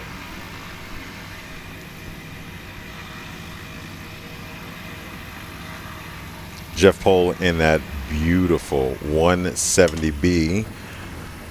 He owns a restored Super 170B named the Dirty Bird. You'll see that on the tail. Originally a barn find from the East Grand Forks. Aircraft sat for nearly 25 years before restoration. New interior, new panel, all the STOL mods. Flying for 12 years with over 1,500 flight hours. And he competed in over 12 STOL competitions, which his first was 2019 Valdez, where he placed second. So let's put that in perspective. First STOL comp, go to the biggest one in Alaska, the first one, and just drop a second place. Everyone give it up for Jeff Pohl! Jeff, we were in the break there, we were talking about Jeff Pohl and how we used to have to duke it out with Micah Lindstrom. We're hoping Micah makes a return to the circuit soon. Yeah, it was a lot of fun when Micah and Jeff and everybody was kind of duking it out every week or every month. And now it's Jeff in the 170 against all the Huskies. And here's the beginning of the Huskies for this second heat. In race number 16, which is a 2011 Aviation Husky, give it up for Brad Crawford. Brad has been flying since childhood. He's very passionate about bush flying. So am my brother. He's bought and rebuilt many airplanes, including several Huskies. He's built the current Husky that he's competing in from the ground up, and was after it was damaged by the original owner. So great job with Brad here, getting this Husky fixed up. He was doing some cool flying last night. Very cool. You can check it out on all of our socials. We were all oogling it with our phones. Give it up for Brad Crawford. Brad's building a 2022 Husky right now. Yeah, this aircraft is for sale, if I'm not mistaken. This one's for sale. And you can see its excellent craftsmanship as he gives us a wave in the booth. And last but certainly not least, from Wichita, Kansas, race number 17. It's a 2008 Aviat Husky, flown by none other than Jerry Clemens. His Aviat Husky is a A1 Charlie, C model, double D, as it's affectionately known as. Aircraft is equipped with a 200 horsepower engine, 31-inch bush wheel tires, and occasionally an MT reverse thrust prop. Yeah, so that's Jerry Clemens. He's got the secret weapon there. He's doing a little bit of reverse pitch propping for us right now. We're actually on board with him as well. If you're online with us or if you're in the crowd, you should go check out National STOL's YouTube and Facebook page. You can see what it's like to fly with famous Jerry Clemens. So that's going to wrap up the second heat of the backcountry class here at Swamp STOL. Things are getting ready to get started. While we do, you might notice when we're on board with Jerry Clemens, as the circuit expands, so does the emphasis on safety. He's got that flight suit on, so that's been a new requirement this year. Every one of our pilots needs to have a thank you, Jerry, for modeling that on the camera for us. You got that flight suit, flame retardant clothing to make sure you're safe in the cockpit. So every year we've been adding more and more safety. We had 4-point harnesses added. We've had helmets added as a requirement for the competitors, and that's just what we want to do to make sure that while we're having fun, we're being as safe as possible. So Jeff Pohl now in Dirty Bird on the line. And Mr. Thermistor on social saying, I want to see one of these events in person so badly. Looks like an incredibly great time and extremely entertaining. We would love to have you. Come on out. Check out nationalstol.com for the full season schedule. Next up, we're going to be in Virginia Beach, Virginia. So Jeff Pohl pulling up to the line now. On the right side of the runway there, getting that right main on the line. Now the left main. And he is going to try to grab every knot of wind, but look how calm it is right now, friends. Tail up.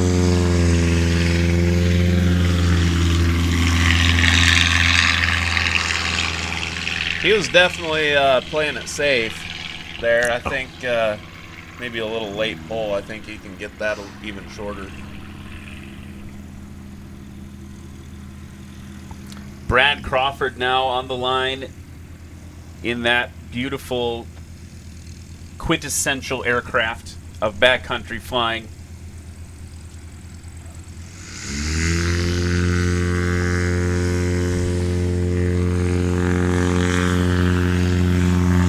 And he is off quite short. Sub 125 is where the judges are pointing. Jeff Pohl was off in 147 feet. So shorter than Jeff Harrell here and there. Jerry Clemens on the line. By the way, Brad Crawford's takeoff 119 feet. That's going to be the shortest of the class. On board there with Jerry Clemens. Watch the workload. Full throttle in that left hand. And watch how precisely Jerry lifts that tail, flaps down, yanks it back, and he is off. Any feedback? That is a beautiful airplane. Yeah. Lots of work in that cockpit, too. Jerry's a good pilot. I mean, he knows how to get the most out of that airplane, as you can see there. That was about all it had. I'm going to take it to the socials real quick with Grumpy Old Studios. Anyone know if they have camping at their events? Yes, we do.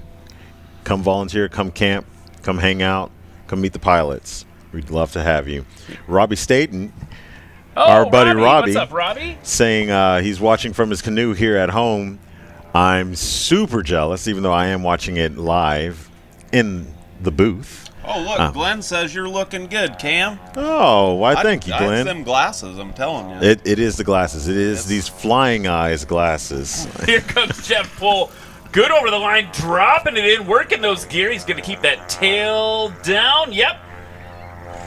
And that's a pretty standard Jeff Pohl performance. Well, he gave up 25 feet at the line, though. I think that he's going to come back and get closer. But he has a little problem with scratching, so he's probably wanting to get one solid score in the book. That's why I wanted you to come in the booth. Just so I can give Jeff a little bit of a hard time. We could call him Cinderella. I had to help him find one of his shoes last night. I think I've seen a picture of that. So Jeff Pohl right now, first of this heat on the board with a combined score of 292. That's going to put him up into second place. Jeff Harrell, first place with 285. Here comes Brad Crawford. Keep an eye on Brad. That guy can fly. In fact, he was telling me last night that the extra that's here on the field was his old aircraft. Yeah. The one that was up drawing smiley faces for us this morning. Yeah. Used to be Brad's. Also want to shout out to Corey Robin in the chat, who's saying Joel's airplane is a beauty and it's so rad to see Corey Sloan out there. We miss you, Corey. Yeah, great to hear from you, Corey. Now, on board with Jerry Clemens. Watch the workload. Watch the piloting workload here. He's got so much to do. All the pilots do, but he's got a little extra trick up his sleeve sometimes. Going to settle just down. Working that throttle. He's going to keep that pitch angle about the same, keep the nose up, and use the throttle for his descent. And there's that reverse pitch. That beta thrust helping him slow down. He was shaking his head. I don't think he was happy with that. Yeah, quite high over the line there, it looks like. So giving up 1 or 2 plane lengths. So in terms of accuracy, that's really going to impact his score this time around. Every one of these guys gave up 25 feet at the line, so it's probably fairly even. We'll see what they do this go around. Yeah.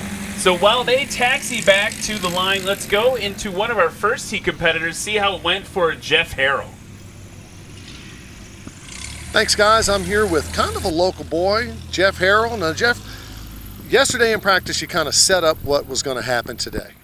I did, and I made a little mistake today. I had a lot of confidence coming in this weekend, and yesterday at practice, I think I had some of those Husky boys a little nervous, I made a lot of improvements over the winter. Got beat a lot last year, 5th places, and I just wanted to come out and do well, and I think it shows. So in the National STOL series, you have to pair a good takeoff with a good landing. All right, out of your 3 sets, they don't just pick the best landing and the best takeoff and put them together.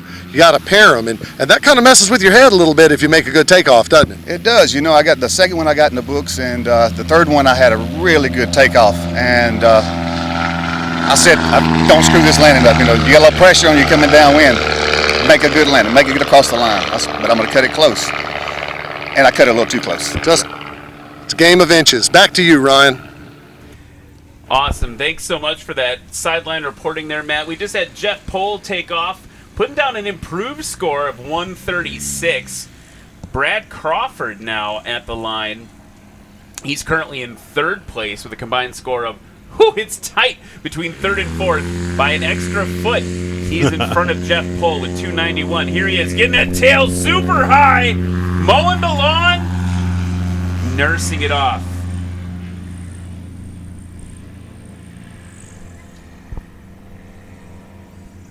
Brad really knows a bit about aircraft control. We saw him playing around last night, and he's likes a slip, likes a good slip, that guy. The slip to the flare was amazing watching him play last night. Here's Jerry Clemens, currently in 2nd place. Man, look how tight we are right now. 1st place, 285. 2nd place, 289. 3rd and 4th place, only separated by a foot. Jerry Clemens, full throttle. 7 feet total on the on 4 places. That's pretty tight. Yeah. I really think this group of guys is going to do some improving on this lap. Yeah. So, go ahead. Oh, I was going to say, let's just set the stage, right? We've seen an improvement on takeoff distance by Jeff Pohl. A little bit longer for Brad Crawford that time. We're waiting for Jerry Clemens' score to come in as well. He's down almost 10 feet, down to 129 on the takeoff. So Jerry may be able, I mean, everyone, like you said, Jeff, is in striking distance of unseating Jeff Harrell. You know, Jeff Harrell's numbers last year weren't competitive with these guys, so seeing that airplane get competitive with the Huskies and the 170 is pretty impressive. Yeah, we don't normally think of a Scout as being kind of a contender in the class compared to those aircraft. Yeah. Right. Scott Sweet's at home calving, but I would be interested to see the difference between Jeff's Sensenich and Scott's MP. Jeff still gave up a lot of feet on his landing there. So good over the line, but maybe too good over the line, and I think that might be in a reaction to, you know, first event of the season. Got to get some good scores in the books and get it dialed in. Watching this now, that's called good on the replay. He was low, so it looked close, but yeah, I do agree he gave up maybe like half an airplane length. Probably looks 10, like in review. 10, 15 foot, I bet. And watch the expert controlling of the tail there by Jeff. Knows right where the line is on that. Now, Brad Crawford on short final, settling in. He's going to go for that lower approach this time. We've got almost no wind, and what there is a crosswind, so it's going to make it a little bit more challenging.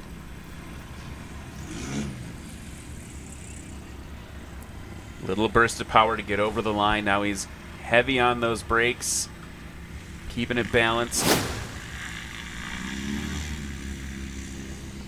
Watch that one on the replay. Here he goes, tail touching down, no big deal. That's where the power was inserted.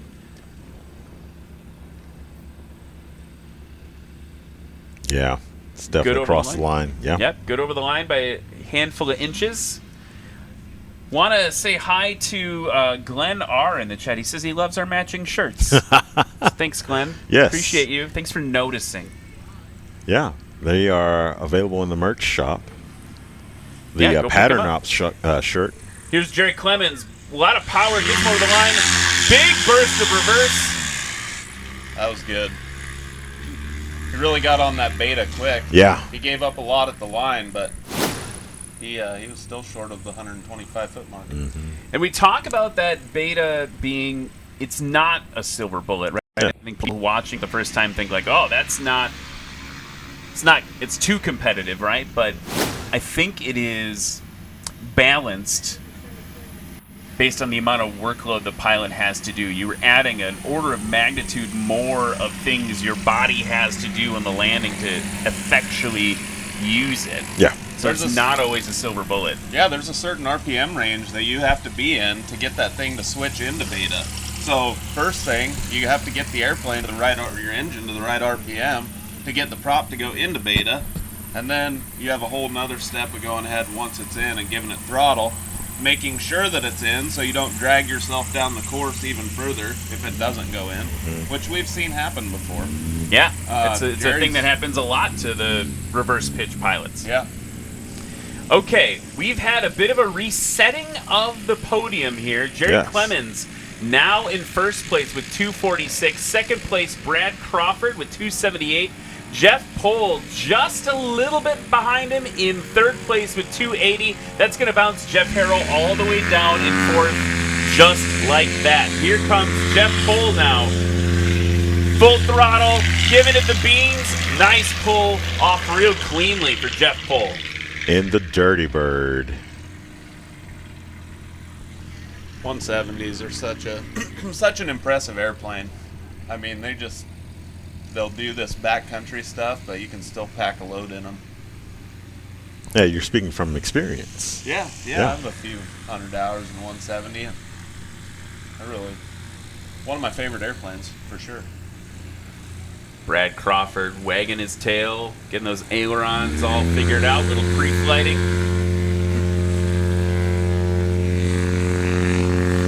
Working that rudder right away. I love that he has the snarling husky on the tail. These guys are out walking the dog. That's what they say. And Jerry Clemens coming for his third and final takeoff of the backcountry class here in Jennings. Holding on to first place.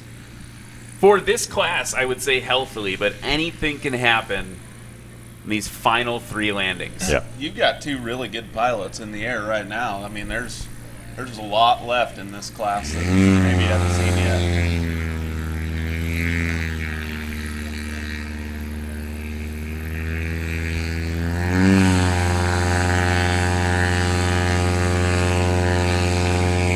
Jerry's going to bring that tail up. That was a good one.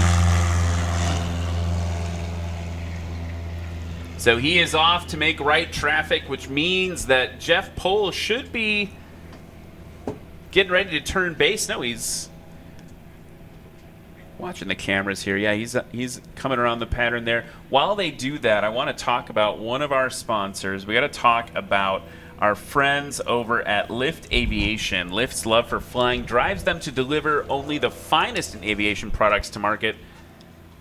They believe today's pilots deserve much more than what is currently offered in the way of products they wear in the cockpit. Lift Aviation is bridging the gap and making products that are stronger and lighter that you can trust. Lift actually helps us a lot in National STOL. In addition to being a sponsor, they provide 2 helmets available for rookies who are trying this out for the first time.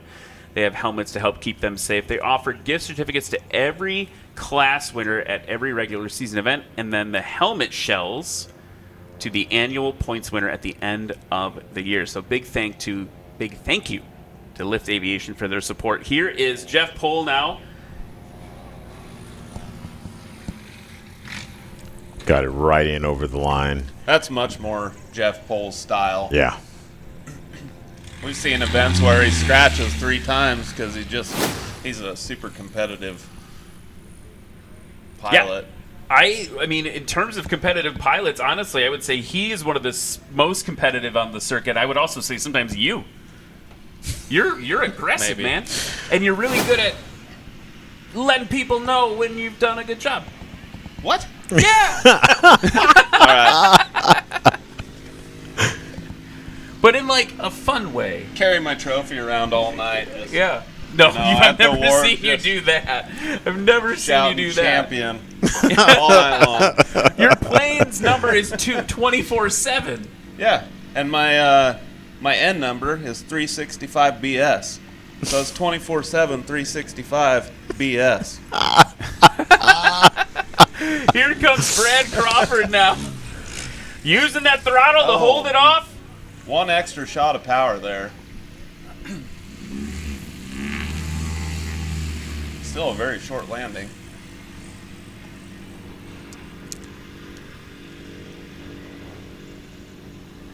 Jeff Pohl, by the way, was up in second briefly with a big improvement. Now back down into third. Brad Crawford at 251, Jeff Pohl at 263 on that last run. So big improvements for both of them.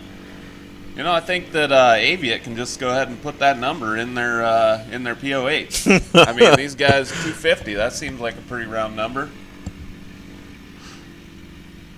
70-degree day at sea level. That's what it's based on, right?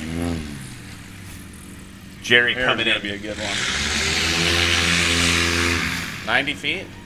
100? That may be our first sub 100 foot landing here at Swamp STOL. Let's wait for the judges to confirm. And watch this landing.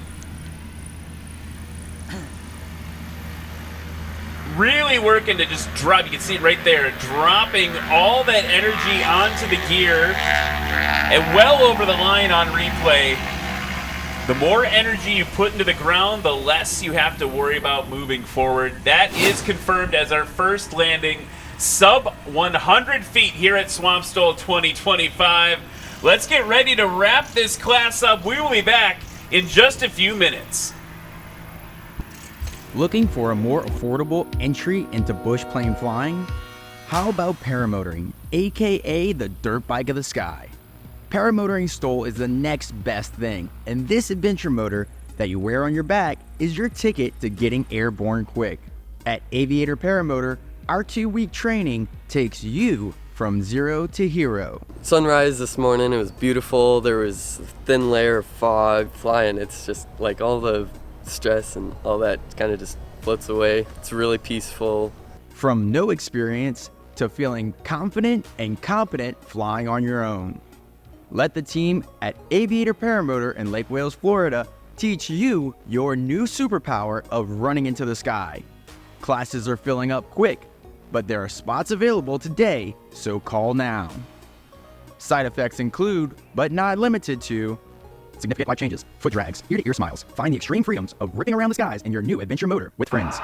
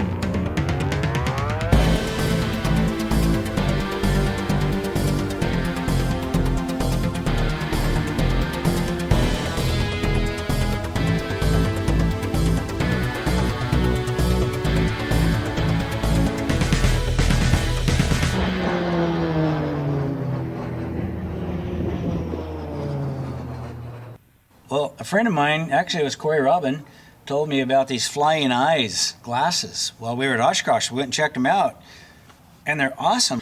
But what I really like is the glasses themselves. They're very light. The earpieces are real thin and flexible, so you don't even know you have them on under a headset.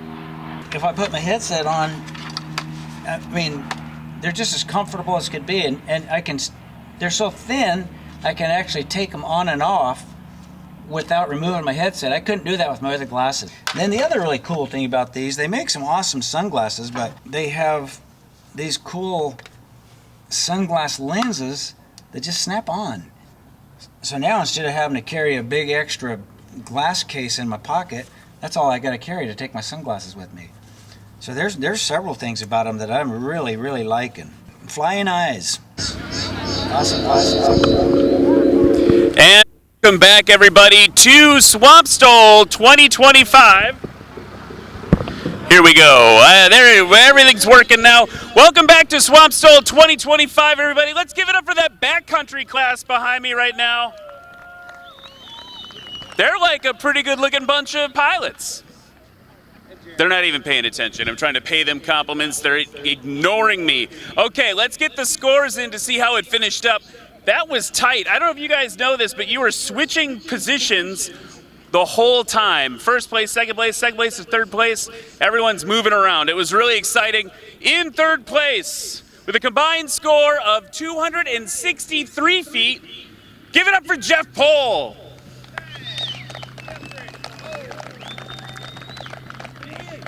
In second place, with a combined score of 251 feet, give it up for Brad Crawford. And in first place, with a combined score of 214 feet, let's hear for Jerry Clemens.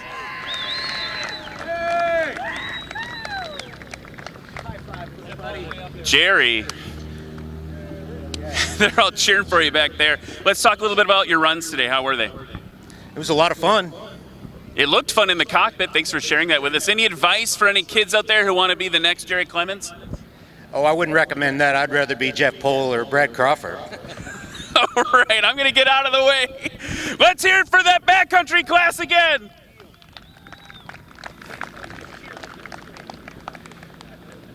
Very gentlemanly. All right, folks, we will be back with more STOL action in a moment.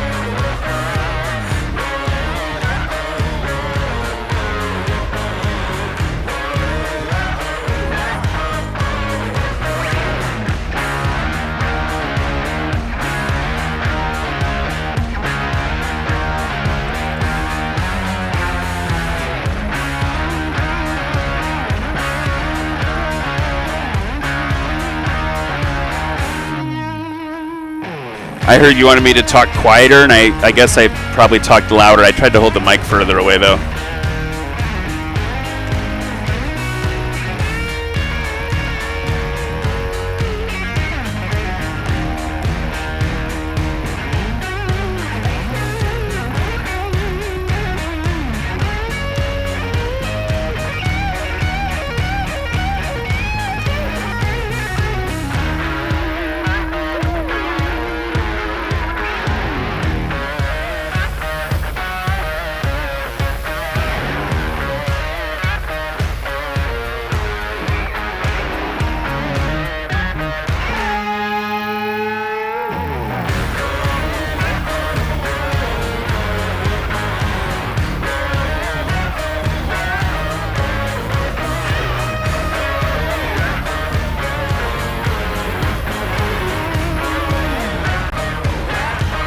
What class is next?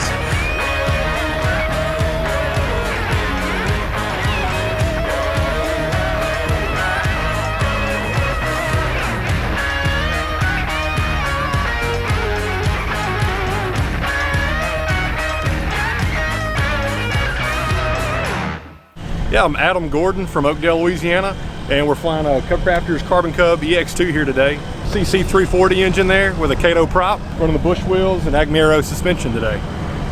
Practice went pretty good today. The wind's blowing nice, so nice short takeoffs. It was a little swirly on the landings, though. You really had to milk the power in to get across the line but not be too fast. So things went well today.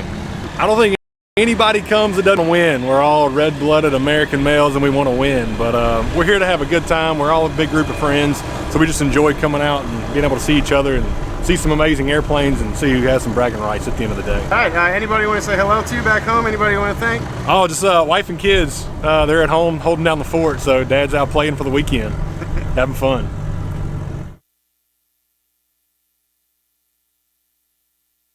We've had it in all of our airplanes. Ever since we started with the Piper Saratoga in the early 2000s. We did the pulse oximeter and CO detector in there. We've upgraded to there. Now we have a Cessna 340 that I actually was talking to him in Germany last year, and he was like, oh, you got to put the cabin altitude thing in the plane. I said, well, send it to me. So we put it in there, and it actually is really nice. This aircraft flies above 18,000, 10,000 feet, so up to 23,000 feet. The other day, the cabin altitude light comes on the manufacturer's panel, and boom, the CO Guardian comes on and says, all right, you're above 10,000, your cabin altitude is above 10,000 feet. So watch out. So it's kind of nice to have that redundancy in the plane. So for a pressurized aircraft, that is so important for me. I get that oxygen mask ready, make sure my oxygen is good.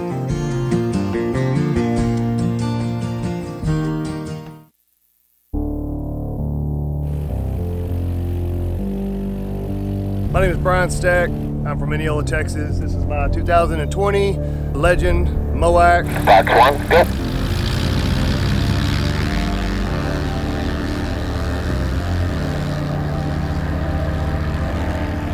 At the time, I had no idea what I was building. Went and talked to Darren and Randy at Legend Aircraft, and, I just built an airplane that we could go fly in. And those MOACs make it challenging, don't they? Oh, man, them are some beautiful birds, and pilots are good. It's competition. He calls this airplane, not only does he call it Pepper, he also says it's part of the wolf pack.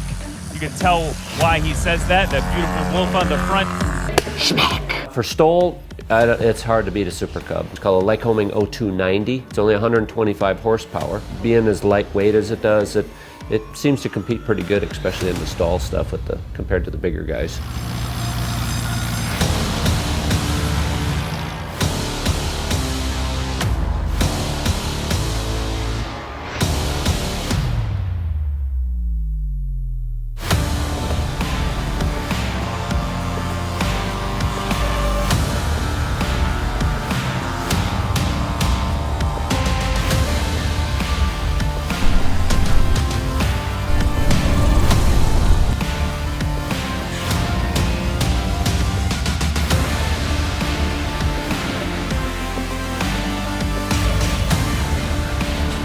Now, here Brian comes Brian. Shirley with a scratch for Brian Shirley.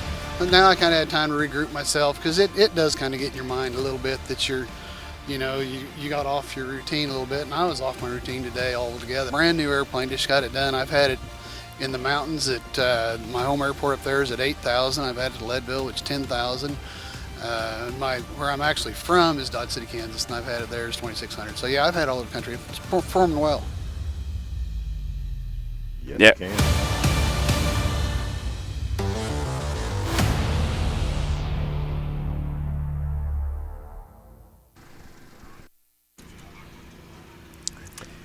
And we are back here in Jennings, Louisiana, everybody. My name is Ryan Dombrowski.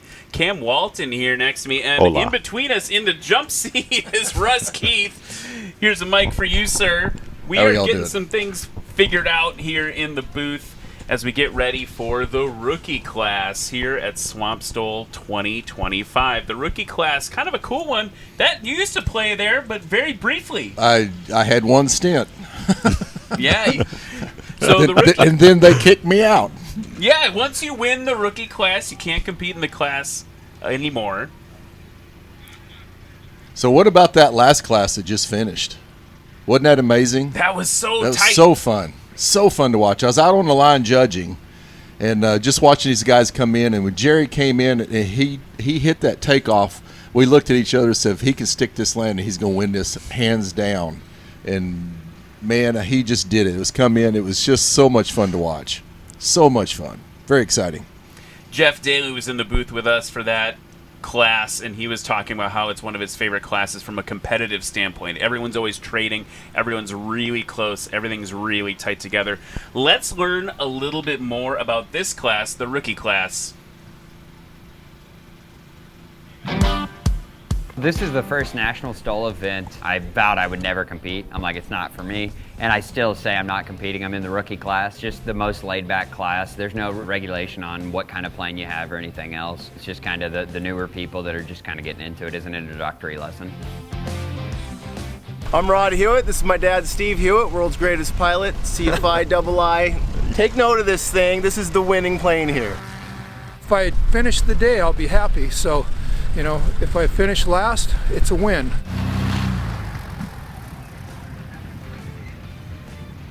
My aircraft is a 1955 Cessna 170B. Some of the modifications that I've done to it, I put the Continental IO 370, 195 horsepower engine with an 83-inch Hartzell constant speed propeller. Put titanium landing gear on. As a rookie, you get out there and it's like you see all these people and then everything changes, you know. It's kind of wild. And you talked a little bit earlier about the performance modifications. You're not looking to make this thing a hot rod, right? Oh, no, it's a PA-11.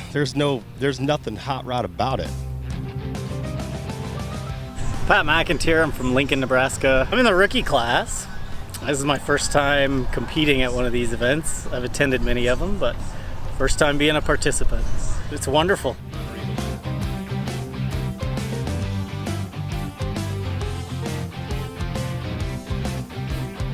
It was a good run. The landings were so-so. Oh, with a scratch.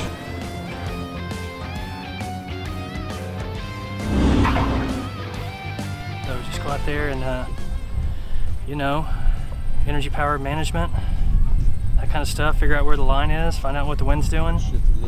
Yep, just go out and have a good, safe day. So if you're on the fence about this and think, I can't do this, this is for pros, you're wrong. If you've got an airplane and you've got a little bit of skill, this place is for you. It's a home.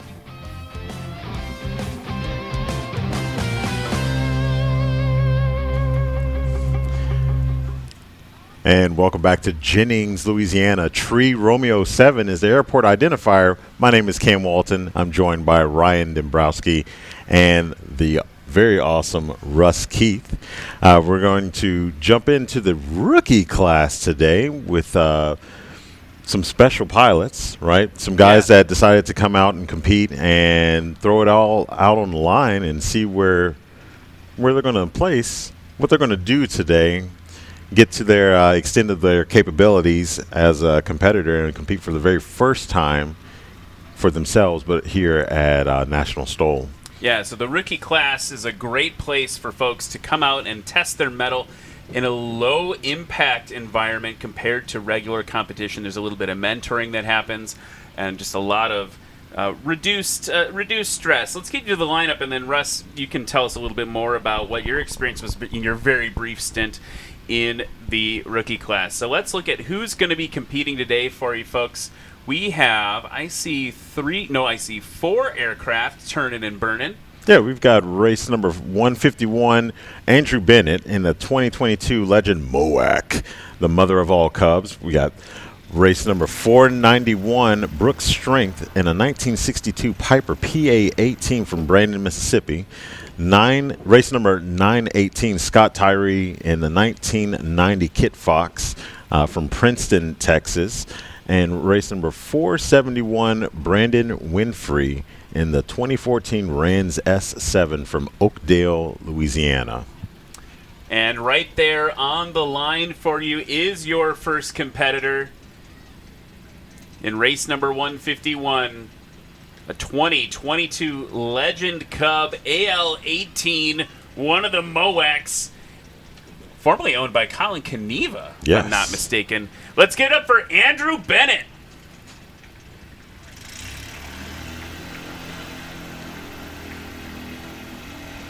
That airplane's got a gross weight of about 2,000 pounds.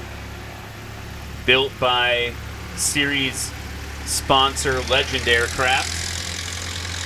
Next up, coming up to the line from Brandon, Mississippi, race number 491. It's a 1962 Piper Super Cub PA-18, one of the classics. Let's give it up for Brooks Strength, which is just probably the coolest name of anyone out here today. Yep.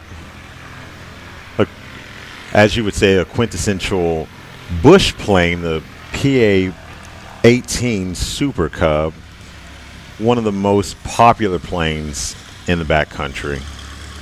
Next up, another yellow aircraft. I promise it's not a requirement to be in a yellow airplane in the rookie class. Give it up for race number 918. It's a 1998 Kit Fox 4 from Princeton, Texas. Give it up for Scott Tyree. Scott Tyree is actually one of our volunteers for the production crew. You'll see him holding a camera or behind the camera. He discovered a passion for aviation early, but didn't begin pilot training until January 2020. And last but not least, from Oakdale, Louisiana, it's race number 471, a 2014 Rans S7S. Give it up for Brandon Winfrey. Oh, good cheer for Brandon Winfrey in the crowd. Yeah, got some love out here. Got some fans out here in the Rans S7, powered by a Rotax 912 ULS 100 horsepower engine. So that's going to round out the 4 competitors in the rookie class. As they get ready to go, Russ, talk to me about what your experience was like in the rookie class. You know, the great thing about the rookie class is that it's a run what you brung. So it doesn't matter about the aircraft. You just show up, and it's really all about learning the ropes of STOL and the STOL competition. And, you know, we stress on not doing anything new, so we like for guys to do a little bit of practice. And this really just becomes a spot landing competition is really what it's all about. And so you get here, it's a much more relaxed. I definitely feel a little bit more pressure this time than I did last time. You know, Lone Star STOL back in November was my first competition, and I went in there with no real expectations. Here, I'd like to hit the podium. That's my goal, is to get on the podium. It's going to be really challenging. It's an incredible field in the sport class where I'll be flying. But I did win the rookie class at Lone Star, which forced me up into the thick of the competition. But yeah, I'm excited. I'm ready to go. That pressure is from your flight suit, right? The pressure's from my flight suit. Yeah, okay. I got one that was a little bit small, so. I would say it was custom tailored for you. I had to get it where it really fit well. So here's Andrew Bennett now on the line in the Legend MOAC. MOAC. The mother of all Cubs. Yeah, this one's beast mode. Yeah, it's got a lot going on for it. These aircraft are it's bespoke. We just saw the Legend Nomad. Yes. Built for none other than Trent Palmer. Yes, sir. Yeah, this particular airplane is not new to the competition. However, the pilot flying it, who's the new owner, is new to the competition. Yes. But we've seen this airplane fly many times. So here we go. First takeoff of the rookie class here at Swamp STOL 2025. Nice takeoff for Andrew Bennett. We did see Andrew Bennett yesterday struggle a little bit with the next phase, though, with the landing phase. So we'll see how that practice dictates what he does today. Now, Brooks Strength. Yes, sir. Mr. Strength, but we're all Brooks Strong.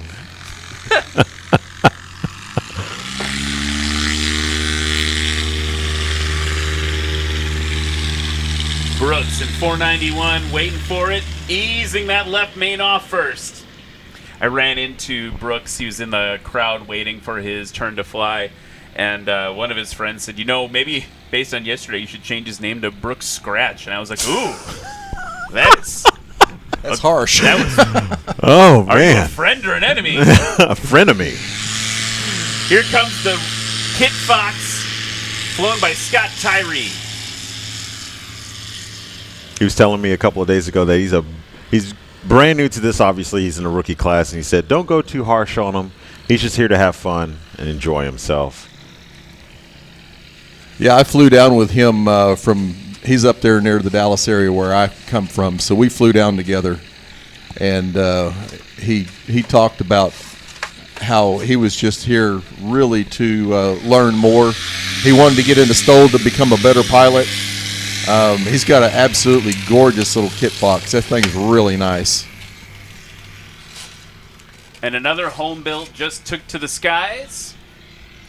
So we talk about home-built aircraft, by the way.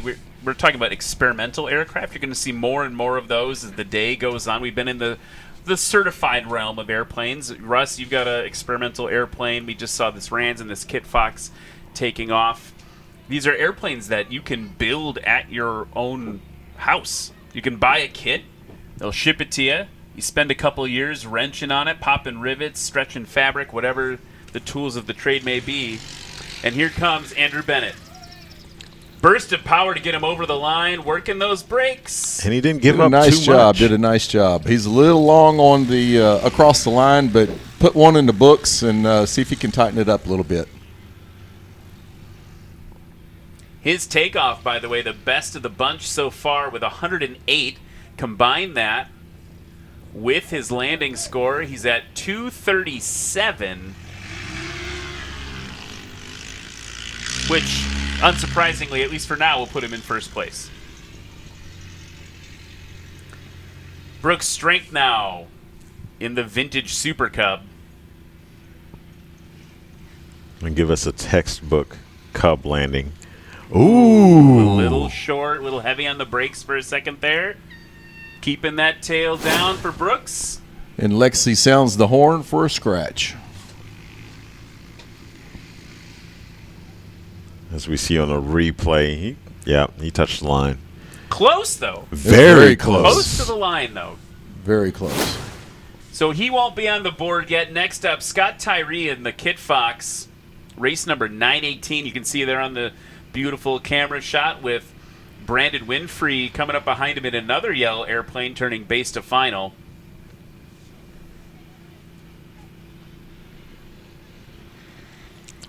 I think that was a scratch. Yep, quite short. A lot of speed to dissipate there for Scott. I think that's something that's not uncommon when we see some of the Model 4s. Yeah. They tend to come in a little bit hotter. He's definitely feeling it out and just learning. He's a relatively low-time pilot, and so he's really just here to have fun. Burst of power to get Brandon Winfrey over the line in race 471.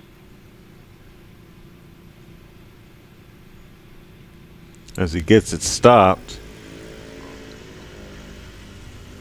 A little bit of what I would maybe wonder about either braking action or just brake fade on that little, I guess the right main is what wasn't giving as much braking. Yeah.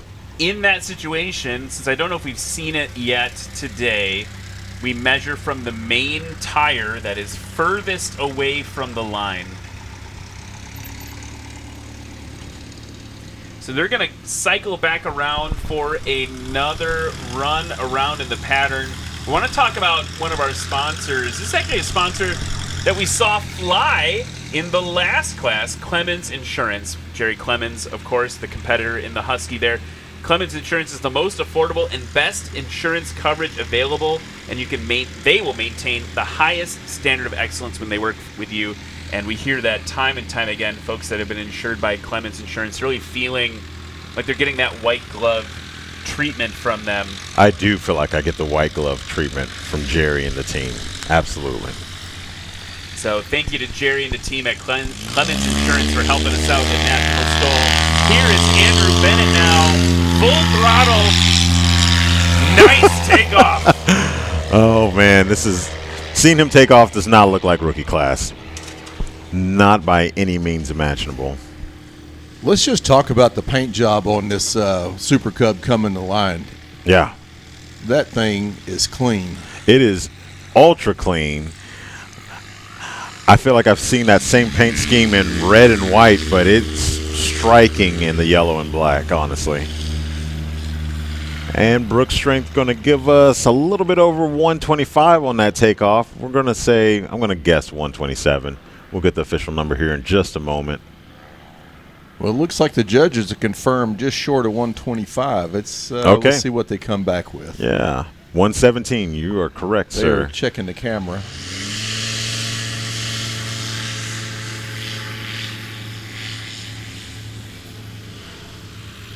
And Scott Tyree with an excellent takeoff. It's looking somewhere around 225 on that. We'll see what they say. 223 on that takeoff for Scott. It's going to be his best takeoff today. Brandon Winfrey on the takeoff roll. Nice takeoff for Brandon in that S7. Yeah.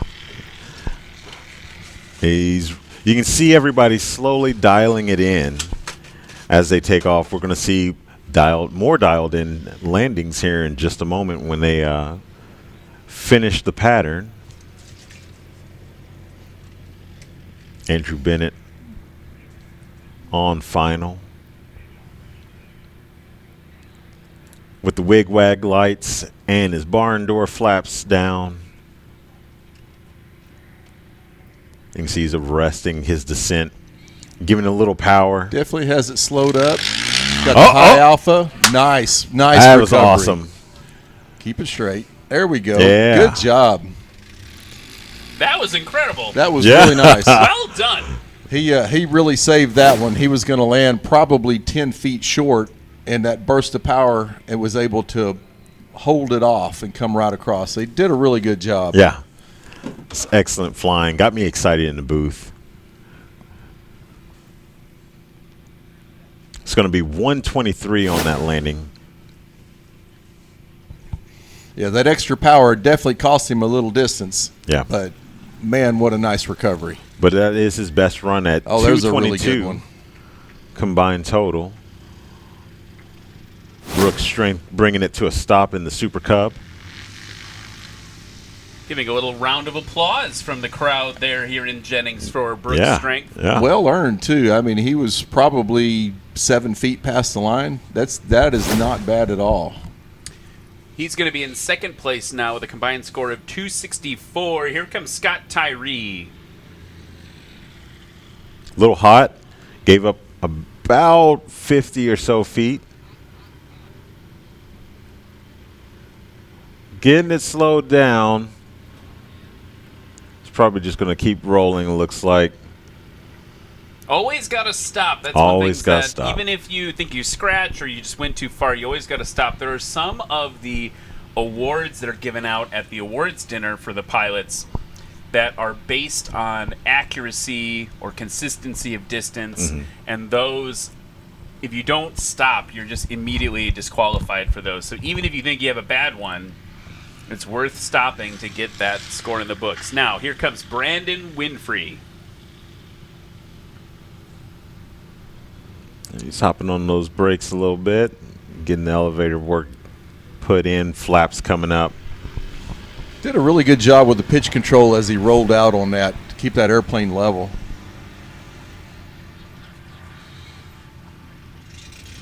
And we're going to get everybody staged for the last round of flying in the rookie class. Let's give it up for this rookie class as they taxi by for you folks. They are really putting it out there. I cannot tell you, well, I cannot tell you, but Russ can, how nervous, well, I can tell you how nervous I would be Yep, same. if I was out there right now flying in front of all of you. So they are definitely earning respect today in Louisiana. Andrew Bennett coming up on the line, getting ready for his final go. He's going to be in first place right now with a combined score of 222. Brooks Strength, 264. Brandon Winfrey in third with 429. Scott just looking to get on the board this last and final run. Yeah, I remember when I came up getting ready to get my plane, the nerves were there. Once the engine started, I got settled in. It all seemed to fade away, and it was just a matter of just going out and flying the airplane.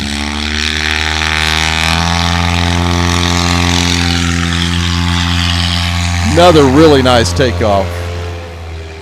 Sub 100.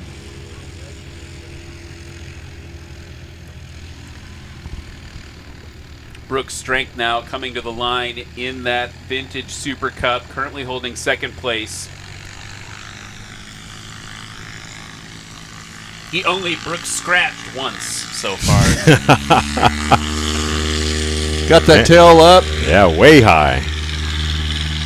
Pulled just a little bit early. I think that cost him a little bit of space. Mm-hmm.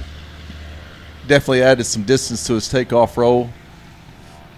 Feels like that moment when you pull back, if it doesn't go in the air, it just must feel like an eternity. It almost is, because it's going to bleed off what energy you had built up, and so you're just going to drag it in until it picks up more speed. Here goes Tyree now. Working those flaperons. That's something we talked a little bit about yesterday, but for folks watching, a little bit of Aviation 101, right? You've got two controls normally on the wings. Your flaps, which help you with lift and drag.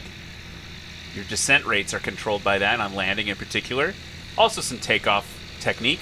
And then you've got ailerons. You'll see them here as Brandon is on the roll. Flaps are the inboard controls. Ailerons on the outboard side of the wing are what control roll.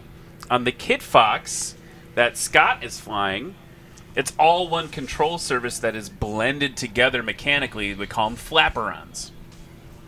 Yeah, no. The downside of the flaperons is that when you have them down, trying to increase your wing surface so that you can fly slower, you lose a little bit of aileron authority.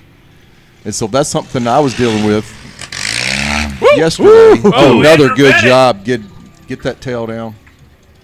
Good job. Wow. That was super good. exciting. That felt like Andrew was channeling a little bit of that aircraft's former owner. Look at this. Hanging that tail all the way out. Coming down on the line. Tail touches first. That's fine. And good over the line. Nice job. One. Nice job. Oh, Andrew.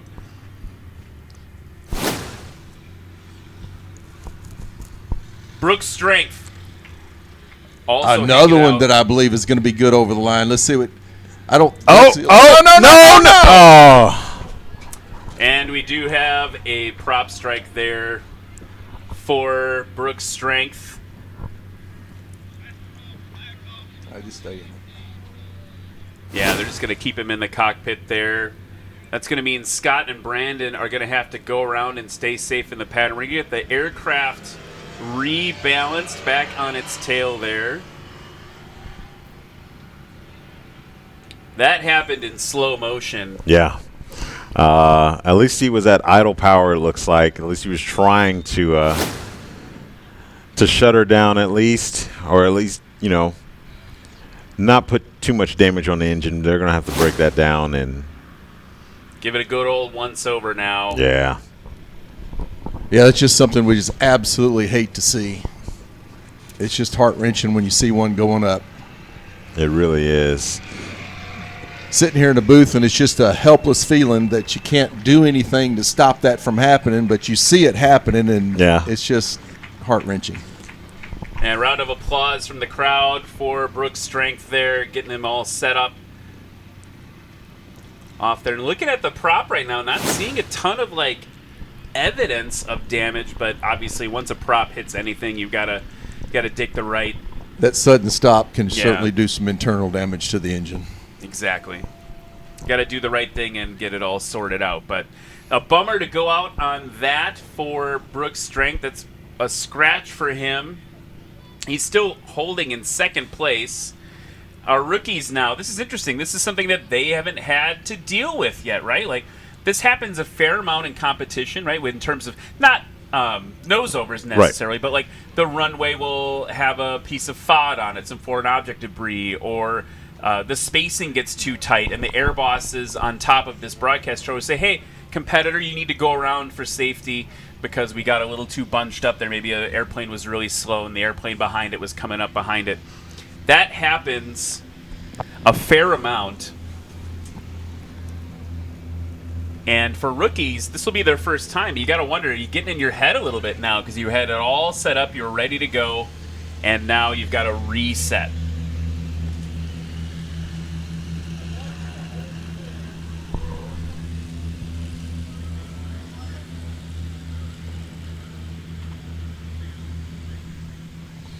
And we got a transient airplane coming in, which looks to me like an Aerostar.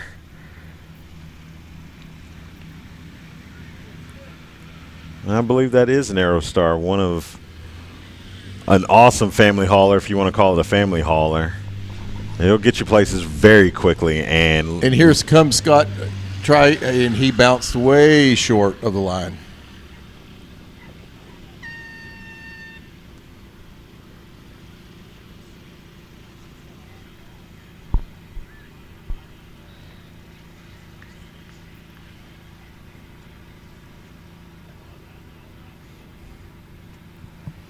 Looks like Scott just got a little bit slow, a little bit low, and it caused him to touch down.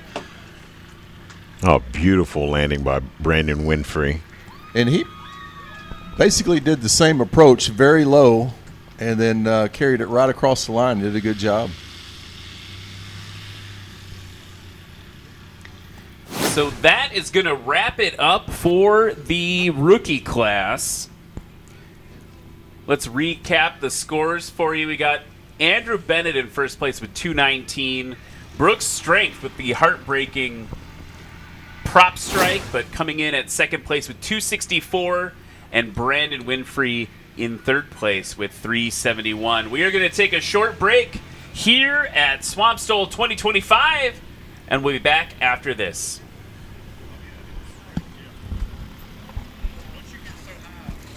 Learn from flyers worldwide.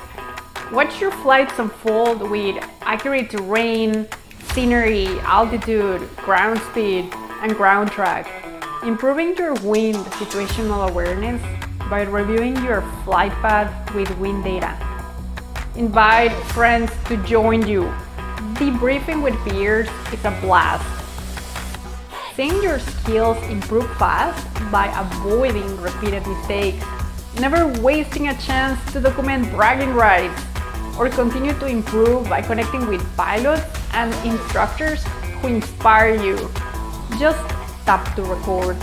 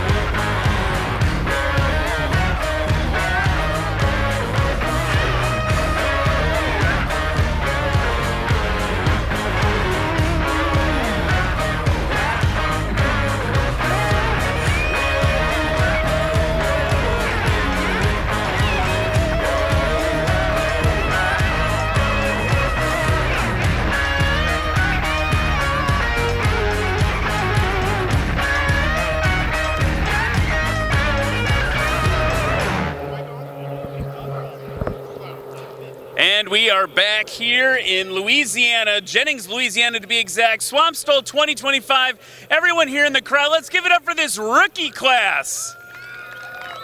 Showing you what's what. Being pretty brave in the cockpit to come out and fly in front of all your closest friends here in Louisiana. Okay, let's get to the scores. In third place with a combined score of 371. Give it up for Brandon Winfrey. Yeah, you get to go up there. You got to do that. It's his first time. That's the rookie class. He needs to know where to go. Okay, in second place with a combined score of 264. He needs an extra round of applause. Brooks Strength.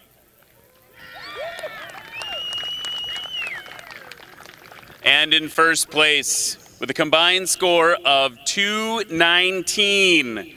Rookie no more. You can't do it again. Andrew Bennett. Andrew, talk to me a little bit over here. You got to hold this up for a picture. Talk to me a little bit about what your first time out was like. I didn't really know what to expect. You know, it's my first time. I've only had about 3 or 4 hours in a Legend Cub. So, you know, thanks everybody at Legend Cub, Darren Hart, for putting this on for me and talking me into making this happen. Well, not bad for a couple hours in a Legend Cub. All right, give it up for that rookie class again.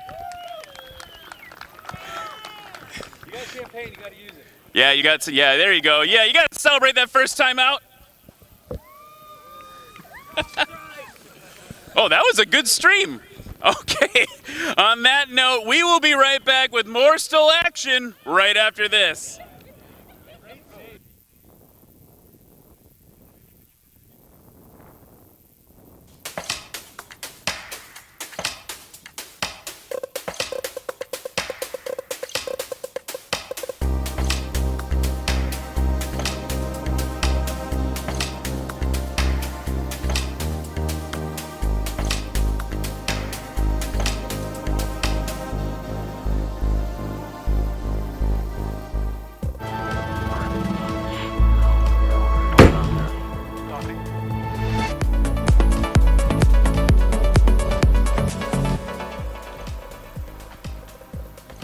Basically, every time I do an install, I go in and I download all of the latest manuals to make sure that everything's interconnected correctly.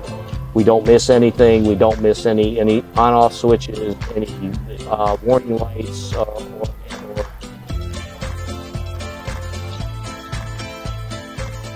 We've had it in all of our airplanes. Ever since we started with the Piper Saratoga in the early 2000s. We did the pulse oximeter and CO detector in there. We've upgraded to there. Now we have a Cessna 340 that I actually was talking to him in Germany last year, and he was like, oh, you got to put the cabin altitude thing in the plane. I said, well, send it to me. So we put it in there, and it actually is really nice. This aircraft flies above 18,000, 10,000 feet, so up to 23,000 feet the other day. The cabin altitude light comes on the manufacturer's panel, and boom, the CO Guardian comes on and says, all right, you're above 10,000, your cabin altitude is above 10,000 feet, so watch out. So it's kind of nice to have that redundancy in the plane. So for a pressurized aircraft, that is so important for me. I get that oxygen mask ready, make sure my oxygen is good. You said that the most common position for the CO Guardian's over there on the right side? Yeah, it would be generally somewhere in this area. And, you got to be on talkback at least? If you went into the panel, and obviously you can go into the panel, and with this particular one I showed you the panel, he's basically got a 275, his ELT is going to be here. You've got USB charging port and programming port, which will be tied into these, is going to be here. Then you've got Bose, your 2 audio jacks here, and this particular prop de-ice one is going to end up in this here. You can build something off of this flange, which you could put the CO Guardian here. You could mount it to the top or the bottom of the glove box. Or if you're going to do a panel mount, you've got the mount holes, and I think there's 7, 9 holes that actually go through the panel, and basically I would cut those.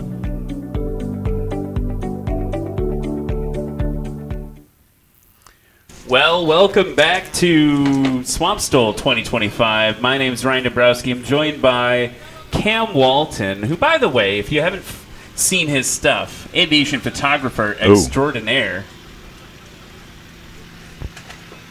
Doing a fun time doing airplane photography here with my buddy. We love airplanes. Yes, we love cameras.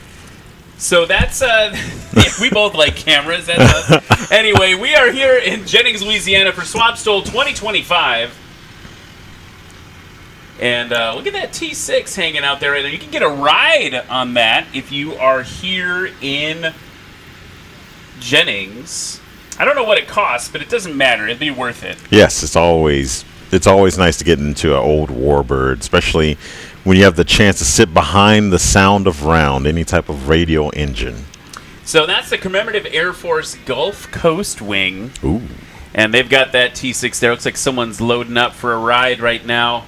And well worth the dollar spent. Keep them flying, keep our history relevant, make sure everyone can see what happened so many decades ago now, but what our pilots were dealing with back then compared to all this glass panel fancy schmancy stuff that we're dealing with today. Jet engines. Yeah, fighter pilots now, F-35 pilots can see through their own legs. Yeah. That wasn't the case in the T6. So we are gearing up, Cam, for the next class. It's going to be the Cub class, but check out what happened to the weather. We're just getting a little update. The METAR here, winds calm. And normally, I like that. Yeah. Do you like that in the champ? Oh, yeah, I love it in the champ. Yeah, winds calm's great for non-STOL pilots, but it's not so great for STOL pilots. They want, especially competitive STOL pilots, right? You want a little wind over on the nose to help keep things short. Okay, let's check out the lineup for the Cub class. Race number 69, Katie Williams. It says Wado, but she is very recently a newlywed. Her husband here, Dan Williams, is also one of our competitors, but Katie Williams in a 1949 Piper Clipper from Saskatchewan, Canada. Number 71, Andrew Jardetsky in a 1957 Piper PA-22/20, which is a conversion from a tri-pacer to a pacer. Number 108, David Warren in a 1967 Piper PA-18 Super Cub. Number 160, Stan Shimkus in a 2016 Cub Crafters. I believe it's a Carbon Cub. We're getting a little cut off on our lineup. 219, Lee Boyd in a 2019 Carbon Cub as well from Appleton, Tennessee. Number 89, one of my best buddies, Mr. Kelly Qualls, aka at Kelly KQ STOL, in a 2007 Cup Crafters Carbon Cub SS, or I'm sorry, not a Carbon Cub SS. He's got a Sport Cub from Hot Springs, Arkansas. So you're going to see the Cub class separated into two different heats. So we're going to start with Katie, Andrew, and David, and then Stan, Lee, and Kelly will be coming in to put in some work on the field for you. And this is part of the class changes that have happened here in 2025 for National STOL. These aircraft all used to compete against either adventure class or sport class aircraft. And frankly, just not totally fair to these pilots based on what was happening in those classes in terms of the innovation, the experimental aircraft, and things like that. So separating them out based on National STOL's assessment as well as assessments by the Pilot Advisory Board. Yep. And that's where we have ended up today. So first up on the line,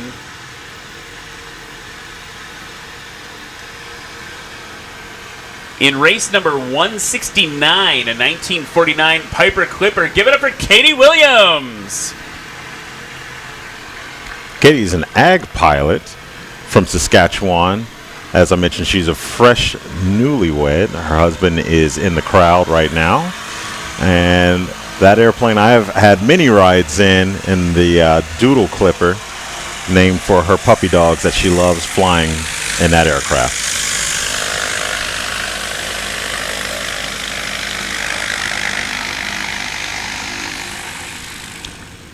Next up, And I love this aircraft. Another short wing Piper. That's short wing Piper after short wing Piper. This one is race number 71. It's a 1957 Piper PA-22/20. That means it was a tri-pacer converted into a pacer. Put the small wheel in the correct place. Everyone give it up for Andrew Jardetsky. As you may notice, the Pacer shares some of the same lines as the Clipper. They're all part of the same family of aircraft between the Clippers, the Pacers, and the Colts. This aircraft is exciting to watch, to say the least. It's very fast, and if you've noticed, he has D-Day stripes on his wings. Yeah, kind of a cool little style points thing. Next up from Mobile, Alabama, race number 67. It's a 1967 Piper PA-18 Super Cub. Give it up for David Warren. David Warren, I've met many times at Arkansas. He's an old competitor with Arkansas and some of the other STOL competitions. The Super Cub, just like we've been saying, is the quintessential backcountry bush wheel airplane. You'll see many, many videos of those type aircraft in Alaska. And you get to see them today at National STOL, at Swamp STOL 2025. That's going to be our first heat in the Cub class as we wait for the lovely Lexi Duncan, our headline judge, to get back to her position on the line and bring our aircraft to the line.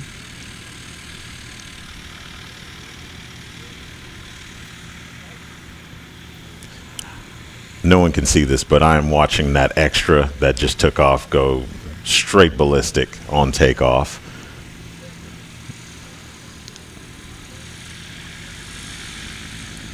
And Lexi's going to bring Katie up to the line in the Doodle Clipper.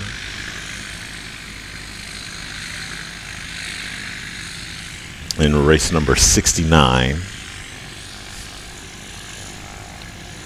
All the way from Canada. So these short wing Pipers are really interesting because the short wing, less lift. Yeah. A little bit less capable from a lift perspective, but trades that for speed and cruise.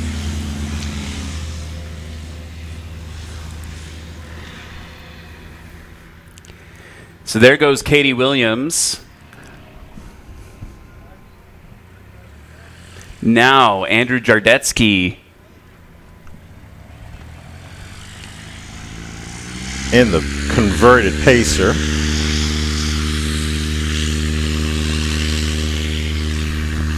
As he's giving it the beans.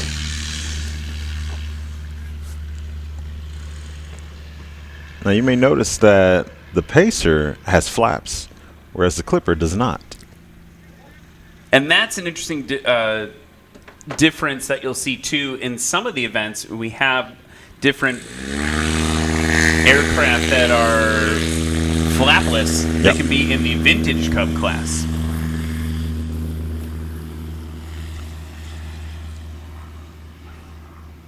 David Warren giving us a little bit over what the judges seem to be conferring on is a little bit over 175, maybe 177, 178. We will see. 177 on that. Katie Waito bringing it in. Little hot. Yeah, coming in with some gusto for Katie Williams there. Working the aerodynamic braking as well.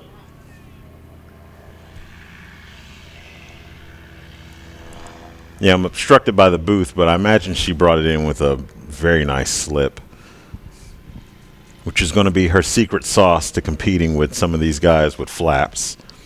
Instead of having flaps, she's going to have to present the fuselage of the aircraft into the wind and basically use the fuselage as flaps, if you will. Right now, Andrew Jardetsky bringing it in. He brought it in with a little bit of a slip as well. And you can see those tiny flaps on the Pacer. It's got its slow down brakes locked up.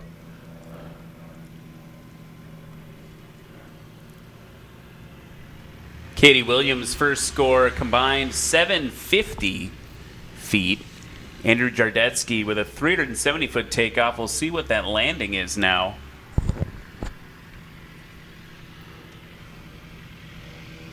Landing coming in at 279 for a combined total of 649. So that's going to put Andrew Jardetsky up into first.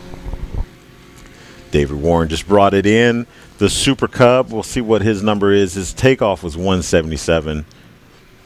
I imagine that his landing is going to place him in first place. And that landing was 146 for a combined total of 323. So right now, your standings in the Cub class are first David Warren, Andrew Jardetsky, and Katie Williams in third place.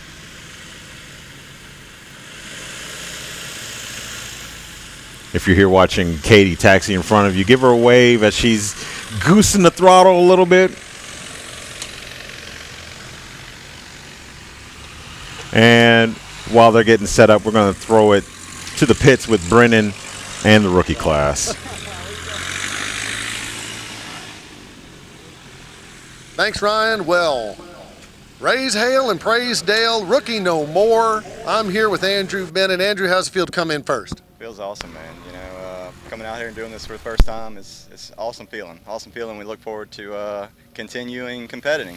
Outstanding. So you'll be moving into the classes, and we will be seeing you on the National STOL Series circuit then. Absolutely, absolutely. We're moving forward. I think the next one's in Virginia or something like that. So we'll be we're gonna try to make it. That's right. Heritage STOL is next, folks, and maybe you'll see Andrew Bennett there tearing it up. Back to you, Ryan. Thank you so much, Matt.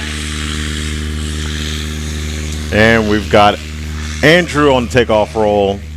Katie Waito before him with a 380-foot takeoff, about 50 feet longer in length than her first takeoff. We'll get Andrew's number here in just a second. 375 on that takeoff, 5 feet longer, so everyone's so far is a little bit longer. We do have calm winds right now, so that will be a factor in some of the lengths of these takeoffs.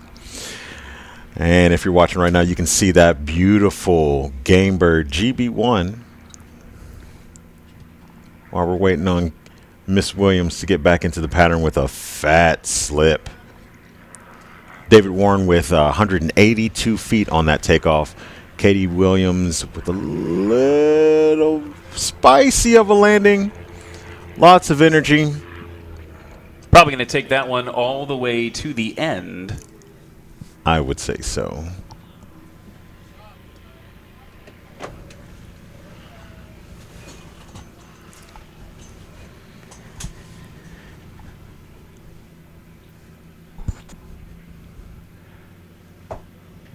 So that one's going to be a little bit longer for Katie Waito, 845 feet combined.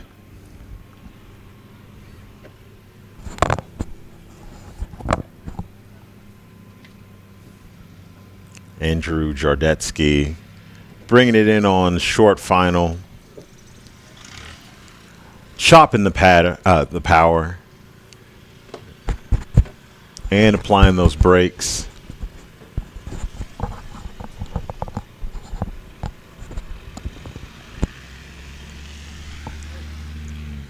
That landing is going to be a little bit shorter than Katie's. We'll see what it is compared to his last landing, if its numbers change at all. While David Warren is on short final, it's going to be a 347-foot landing for Andrew, combined total 722. David Warren bringing it in. I believe that is a scratch. And we've got the confirmation from the scratch horn from Lexi Duncan.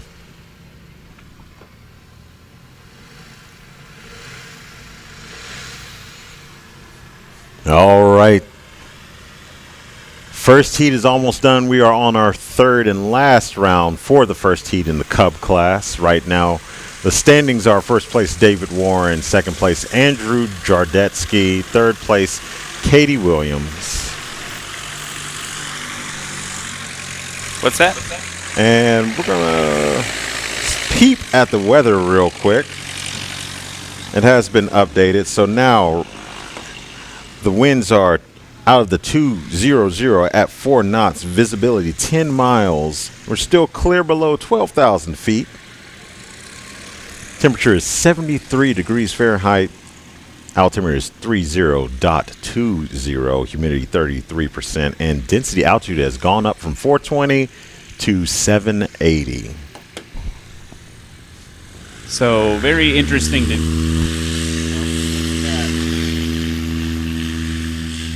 Katie Williams on the takeoff roll, pulling the stick back, getting airborne, with Andrew pulling up to the line right behind her.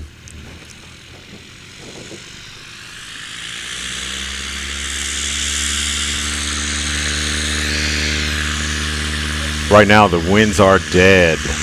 You can see the flags. Andrew giving it the beans for a performance takeoff.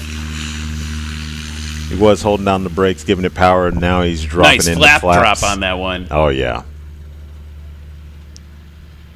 That was a very smooth takeoff. It was really smooth, and you know, when you drop the flaps like that, you get a burst of lift. Yes. And then you get, obviously, some drag you need to contend with. Here comes David Warren, your current first place in the Cub class. Pulling the stick back. He's got his flaps deployed as well. He pulled a little too early. Twice. But that's okay. It's still super short takeoffs. He's still going to be in first place, I imagine. First place for now. I mean, one of the big challenges with this, it's the heats, right, that Jeff was talking about before when Jeff Daly was in the booth, talking about how the second heat is oftentimes the heavy hitters. Here's Katie Williams screaming it in.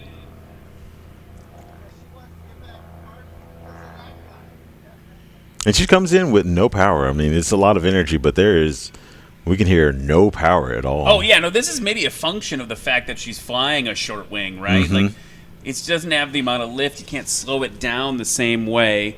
Here comes Andrew Jardetsky turning base to final now, slipping it in. I know you love that. Currently in second place, combined score of 722. Settling down in there.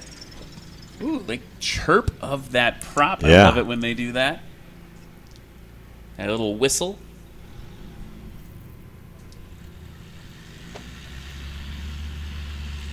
Love those D-Day stripes.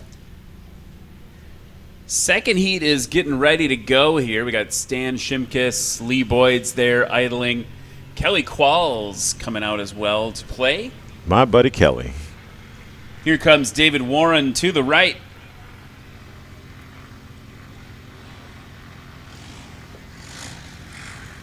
Oh, yeah. Beautiful landing. Well done for David Warren. He's going to be really happy with that. And we got to remember, too, like we talked about, Cam, you mentioned at the top of this class that the wind is nil.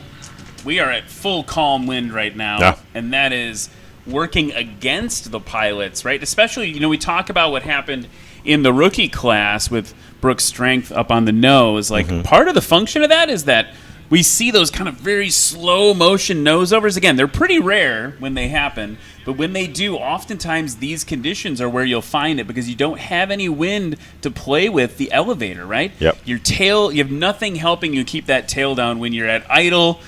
Your momentum's all gone. Nothing's flying over that tail. You don't have any headwind to help you with it either. So that's going to wrap up the first heat of the Cub class. David Warren's first run holding tight in first place with a combined score of 323, 649 for Andrew Jardetsky, and third place, for Katie Williams, hanging out with 750 feet combined. We're going to shift over to these other Cubs. flown by Stan, Lee, and Kelly in just a moment. While they get ready to go, Cam, I'm wondering if we could talk a little bit about STOL. Yeah. Next weekend. That's a thing you're doing. That is a thing I'm doing. We're going to be here once again at Tree Romeo 7 at Jennings, but through Microsoft Flight Simulator. So everything will be the same. We've got drones that have done photogrammetry that have helped our developers build out the actual field for us. What's going to be really exciting is that the weather from that exact moment of the competition is what we're going to be experiencing through the sim. So while I'm in probably my girlfriend's apartment hanging out, doing the broadcast, the actual conditions that the pilots are going to be flying under are going to be reflective of what is actually happening next Saturday during the competition. It's pretty wild, right? It's super wild. I never expected that. I never expected to see these flags out here. I think the flags in the game are actually going to be blowing with the winds. Right. Yeah. I mean, in the correct. The future is now. The future is now. I'm going to be doing that with Burstix TV, Mr. Austin himself, who is a new dad. Got a new little baby born. Congratulations to him on that, and taking a little time to bring STOL to us. I think the coolest thing about STOL is it represents another way that you can get involved in aviation, even if you don't have the funds maybe right now in your life to have an aircraft. Yeah. Like an IRL, as the kids say, right? Like an in real life aircraft. You can still go to STOL, practice some of those skills, some of those ideas about STOL flying, and just be part of a community. That STOL community is passionate. I bet they're in the chat right now. Yep, there's Katrina right now. Katrina in the chat right there. They did great. We're all rookies at some point, she said, during the rookie class. So, and National STOL is in the chat as well, saying go rookies. Yeah, so that's a great way for you to get involved, and we hope that you do it. You want to do it, go to nationalstol.com/chat. Okay, here we go. Next up in the second heat of the Cub class, Stan Shimkus. Give it up for him. He's in race number 160, a 2016 Cub Crafters Carbon Cub.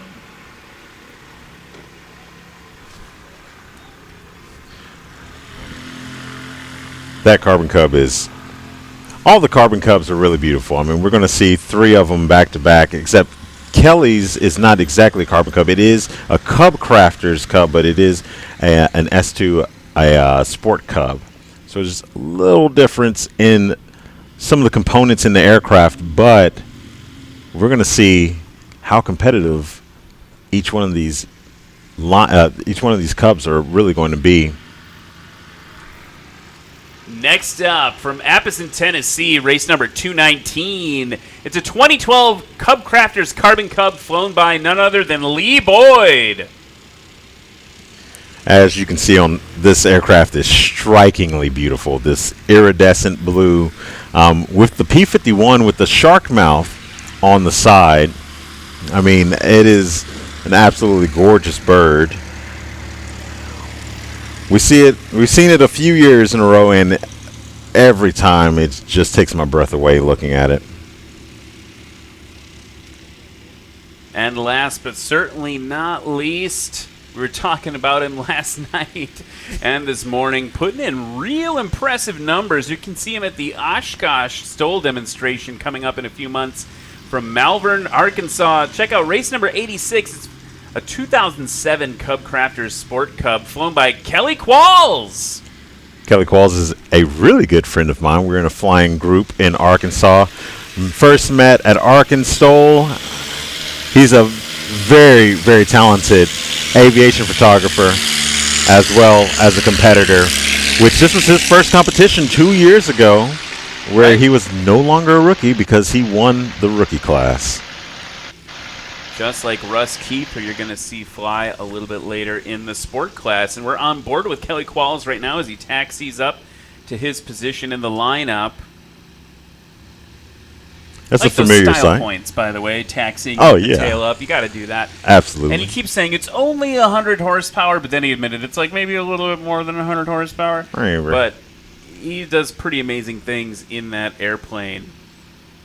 Yeah, that onboard camera is a familiar perspective in his aircraft from his videos on Instagram and Facebook under the name KQ STOL. Here comes Stan Shimkus now from Irwin, Pennsylvania.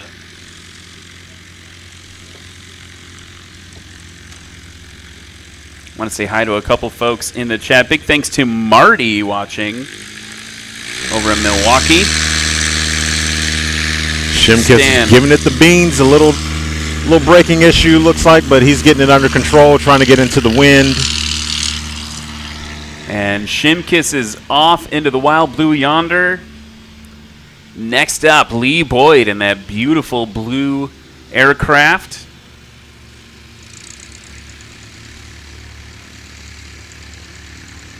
I wonder if the paint job cost as much as the plane did. I mean, I would not be surprised if it was hundreds of dollars per gallon for that paint. And he's going to drop the flaps, pull back on the stick, get airborne, doing all the textbook things that backcountry pilots do.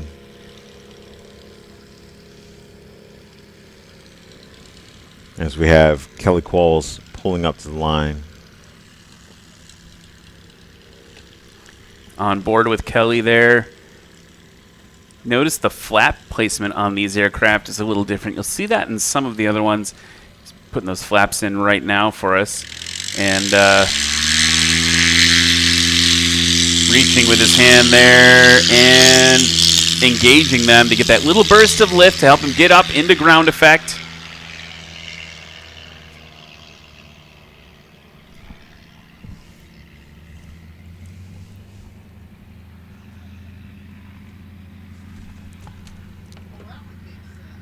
And I thought I heard an airplane on short final, but it was just the T6 doing a run-up. I was like, that sounds like someone's got a good engine going on. Oh, so yeah. let's talk a little bit about some other folks in social while everyone makes their way around the pattern here for the Cub class at Swamp STOL. Want to say hi to Mike N. Mike N32451. Thanks for being in the chat. See you chatting with everyone out there. Lambert in the chat wondering how eSTOL works. I think the easiest way to answer that question is go to nationalstol.com and then click like live chat and get in the Discord server, and you can learn all about it there.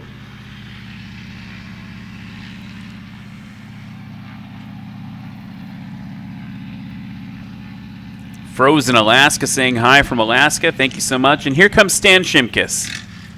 Little burst of power to get it over the line. Pulling back those flaps. Modulating the brakes. And we look like we've got a good stop around 200 feet, if not a little bit more.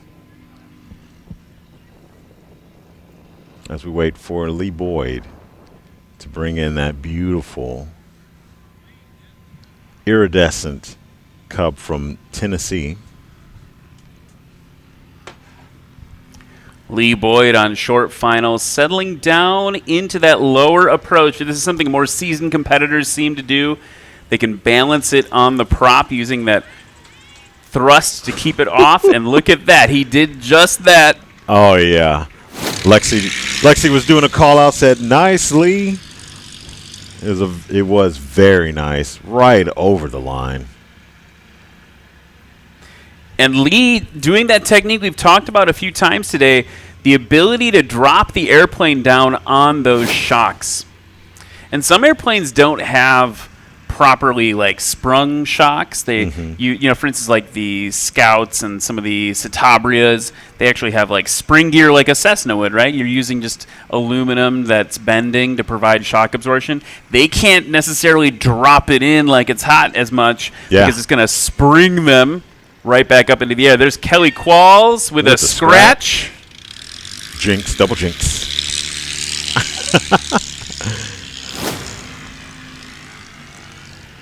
Let's watch that on replay now. Just a little short for Kelly Qualls. And as we get our pilots repositioned for the second round of the second heat, in the chats we have It's nothing but love for STOL. Everyone's in there. We got ADK, we got Burst Sticks, we got Katrina. Little Black Rain Cloud says that the chat might be a majority of STOL competitors right now. Might be the majority of chat, lol. Okay, we're getting ready for the next run of the Cub class here, the second heat. We've had a few podium shifts. Lee Boyd now, maybe not surprisingly with these super short numbers, down in first. Sam Shimkus off the ground right around 135, maybe 130 feet. Oh, yeah. We'll see what the score comes in at. With the brakes locked up. But Lee Boyd, that's insane, right? That's our second landing sub 100 feet, and I believe our first takeoff sub 80 feet. And they're only going to get shorter the more we go on today, folks. Lee Boyd trying to grab a little bit of that crosswind. The tail came way up. He's not afraid to do what needs to be done in that aircraft. Here comes Absolutely. Kelly Qualls coming up to the line.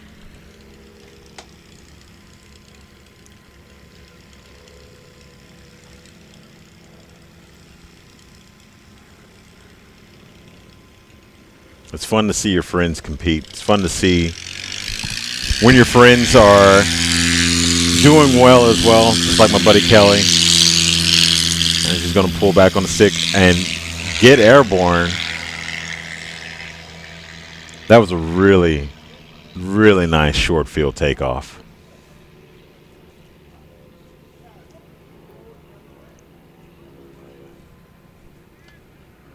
I can't hear myself anymore.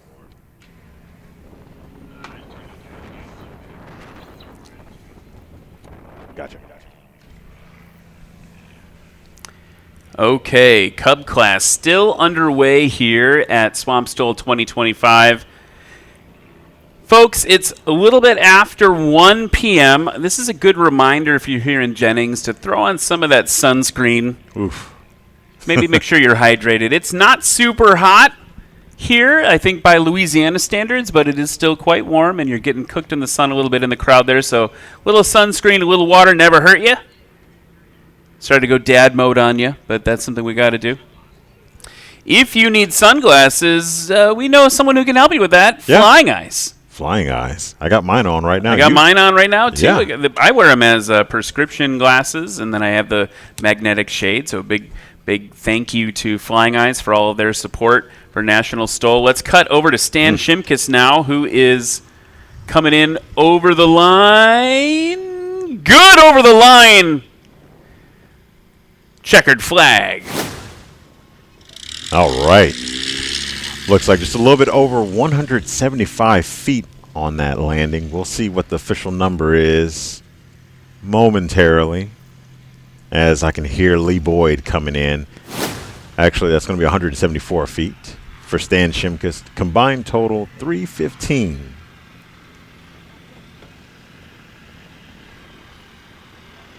And watch Lee Boyd here as he's working this approach, right? He's got it slowed up. You can kind of tell when an airplane's a little bit slower because the way it kind of like waddles through the air as they're fighting through the little bits of crosswind, getting a little bit of wind to work with. He's going to put it, the nose nice and high. It's getting real draggy for him. Oh! A little bit of throttle. It's going to be a scratch. And a scratch for Lee Boyd, but that's okay. He's still holding on to number one for now. Watching that. Yeah, a healthy amount of grass getting thrown up into the wind there as he came over the line. I feel like we get more scratches on lighter wind days. Yeah. I feel like they're hoping for a little burst, a little gust maybe, but it never comes, and then we see scratches. Yeah, when you hold it off on that kind of high alpha approach, which is what Lee was doing. Yep. There we go, Kelly with a really kind of textbook landing there. Yeah. It's only going to give up about 25, 30 feet.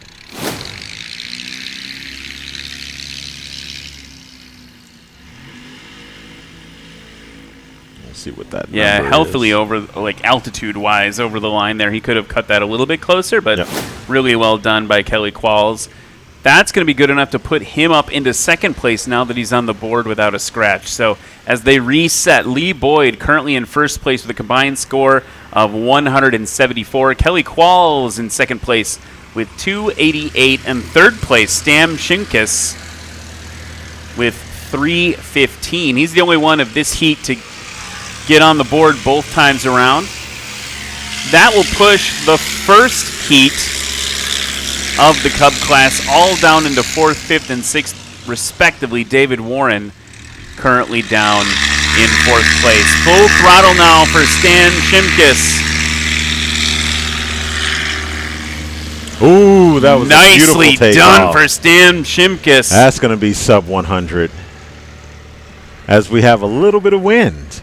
Yeah, look at the feather flags. We talked yesterday during practice about how they are a little more sensitive than your standard flag because they're advertising flags, but they still are a useful tool for us and the pilots to know what the wind is doing on the race course. And when we have really interesting weather days, you might see flags on one end going one way, flags on the other end going another way. Here's Lee Boyd mowing the grass a little bit, pulled just a tiny bit early. And you were right, Cam. Look at the score for Stan Shimkus's takeoff. Oh, man. Yeah. Starting to see those awesome numbers. Let's keep that wind up so we can get shorter and shorter numbers as we go along throughout the day. And if I can be greedy, I wouldn't mind some wind more on the nose, too. We're still in a pretty crosswindy mode of operation here. Yep. That was an 81-foot takeoff for Stan Shimkus, an 88-foot takeoff for Lee Boyd. Here's Kelly Qualls giving it the beans, bringing that tail up, working that 100 horsepower for all she's got, and boom, off short for Kelly Qualls. Yep, just a little bit over 100 feet. Judges look like they're pointing to 102, maybe.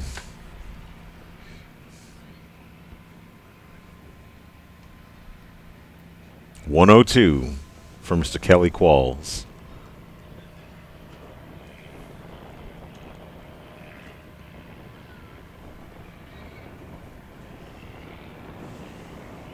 And this is the last round of the last heat for the Cup class. We've got Stan Shimkus on base right now, almost base final.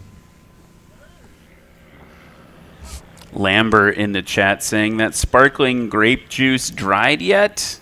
Yes, I'm dry for now. We'll see what happens after this one. Trying to keep a healthy healthy distance away from the celebrations there.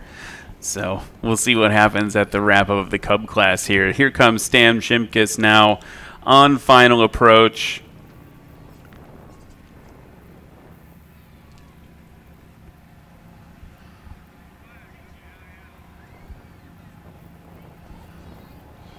You can hear him giving a little throttle. Inches above the ground. Oh, did he make it? Oh, I hope he did. That was very, very awesome as far as him keeping it about less than 10 inches off the ground. A millimeter off the ground? It was super low.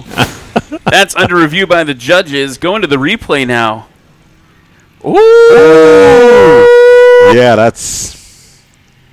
I mean, I think... Oh, it's a scratch. You're calling it a scratch? I don't know if I agree with that. I feel like a shadow was seen. I don't know if I buy it. They're going back to the replay again. Oh, did he touch before? Did he touch before and then come back up? That... I don't know. Here's Lee Boyd. Ooh. Settling it in right on the line there for Lee Boyd. Heavy on the brakes, a little bit to the left. Let's see that replay. And they're going to do the same thing for Lee Boyd. Right over the line. That's got to be good. Yeah, call stands. That one's good for Lee Boyd. Look at that, folks. Lee Boyd with two exact combined scores. His first and third run with 174 feet. Wow. Too bad about the DQ on the second run. Yeah. All right, Kelly, let's see what he's going to do for us. So Kelly's on short final. They're still reviewing the run from Stan Shimkus. Here comes Kelly Qualls now. Flaps down. Ooh. Gonna drop it down in, working those gears. He's gonna be heavy on the brakes. Also, the other thing we haven't talked about much is when you have your stick full back or your yoke full back, depending on the airplane, when you've got that elevator surface all the way up, it's also providing aerodynamic braking. Yeah. All working together. 201 combined for that last run for Kelly. 102 on the takeoff, 99 on his landing. So that is going to wrap up the 2 heats of the Cub class. By the way, we were talking about our Flying Eyes Optics sunglasses before, and I wanted to make sure people, if you wanted to get your own set at home, you want to be able to do this, look cool like me and Cam.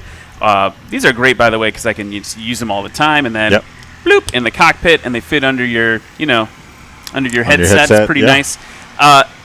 Don't forget to use coupon code National STOL, all spelled out, National STOL. You can save 10% on your glasses and also support National STOL. So we really appreciate that. Check out the Flying Eyes Optics sunglasses.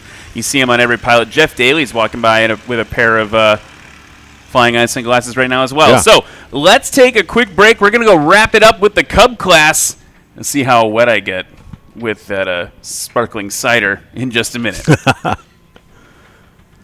Legend Aircraft, Clemens Insurance, Behringer Aero, Sarasota Avionics, Lift Aviation USA, Flying Eyes Optics, Red Tag Art, Legendary Aviation Coffee Company, iFly EFB by Adventure Pilot, Tundra Tailwheel, Orca, Jeff Davis Parish Tourism and the City of Jennings, Commemorative Air Force Gulf Coast Wing, Bayou Rum, Ultra Industrial, Leo & Sons, Freedom Sky Truck Rentals, Jet Boats of Texas, Clay and Domingue, Quality Kiln and Dryer, Clemens Insurance, Kaisik Coolers, Aeroplex Labs.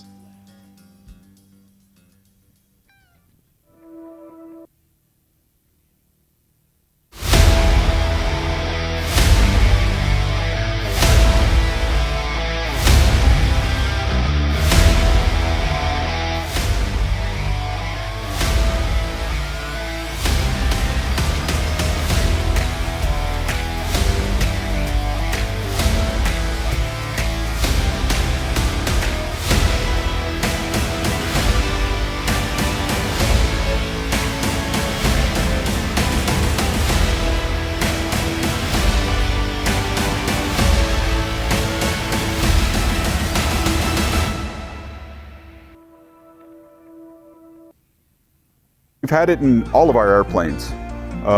Ever since we started with the Piper Saratoga in the early 2000s. We did the pulse oximeter and CO detector in there.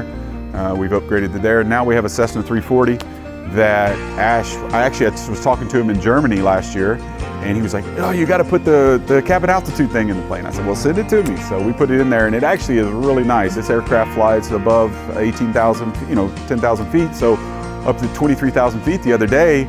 The cabin altitude light comes on the manufacturer's panel, and boom, the CO Guardian comes on and says, all right, you're above 10,000, your cabin altitude is above 10,000 feet. So watch out. So it's kind of nice to have that redundancy in the plane. So for a pressurized aircraft, that is so important for me.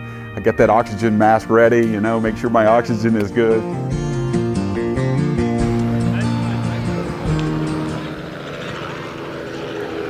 And with that helicopter passing by, it's always cool to see the little whirly birds. Welcome back to Swamp STOL 2025 here in Jennings, Louisiana. It is the season opener for National STOL, and we're having a great time. Beautiful weather today. Maybe could use a little more wind for some smaller numbers, but let's talk about how the Cub class, let's give a round of applause for these Cub class competitors.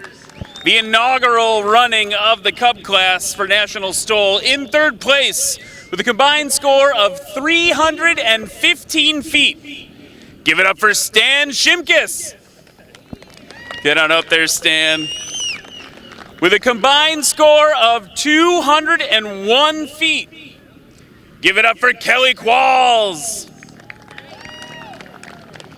And with a combined score of 174 feet.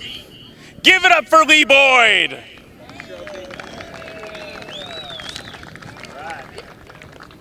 Lee, I like your blue flight suit. How was it up there today? It wasn't that bad. It was a little bit better yesterday, but I got used to it, and I guess I did okay. Putting in a lot of sub 100 numbers. Do you have any advice for the folks before you in the rookie class, how they can put numbers down like that? Keep practicing. Easy and simple advice from Lee Boyd. Let's give it up for that Cub class, everybody. I'm getting far away. I've learned my lesson. They're talking right now. They're like, I don't really want to spray you. I don't want to spray you. Try to get the crowd. The crowd. The VIP area is actually the splash zone. All right, everyone. We will be back with even more shorter takeoffs and shorter landings in just a minute. Learn from flyers worldwide. Watch your flights unfold with accurate terrain, scenery, altitude, ground speed, and ground track. Improving your wind situational awareness by reviewing your flight path with wind data. Invite friends to join you. Debriefing with peers is a blast. Seeing your skills improve fast by avoiding repeated mistakes. Never wasting a chance to document bragging rights, or continue to improve by connecting with pilots and instructors who inspire you. Just tap to record.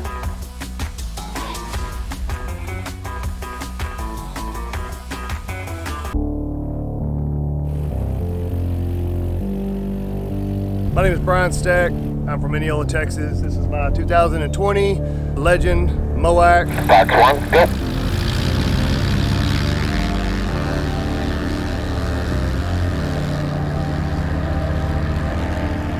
You know, at the time, I had no idea what I was building. Went and talked to Darren and Randy at Legend Aircraft, and, you know, I just built an airplane that we could go fly in. And those MOACs make it challenging, don't they? Oh man, them are some beautiful birds, and pilots are good. You know, it's competition. He calls this airplane, not only does he call it Pepper, he also says it's part of the wolf pack. You can tell why he says that, that beautiful wolf on the front. Schmack. For STOL, it's hard to beat a Super Cub. It's called a Lycoming 0290. It's only 125 horsepower. Being as lightweight as it does, it seems to compete pretty good, especially in the STOL stuff compared to the bigger guys.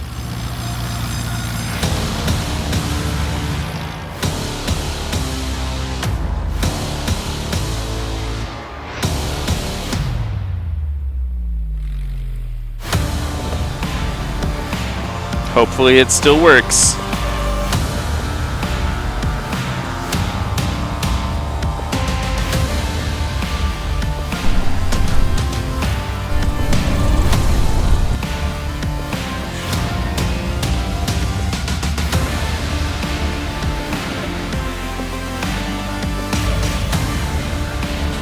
Now here Brian comes Brian. Shirley with a Oh, scratch with a for scratch. Brian Shirley. But now I kind of had time to regroup myself, because it does kind of get in your mind a little bit that you got off your routine a little bit, and I was off my routine today altogether. Brand new airplane, just got it done. I've had it in the mountains at my home airport up there is at 8,000. I've had it at Leadville, which is 10,000. Where I'm actually from is Dodge City, Kansas, and I've had it there is 2,600. So yeah, I've had all over the country. It's performing well.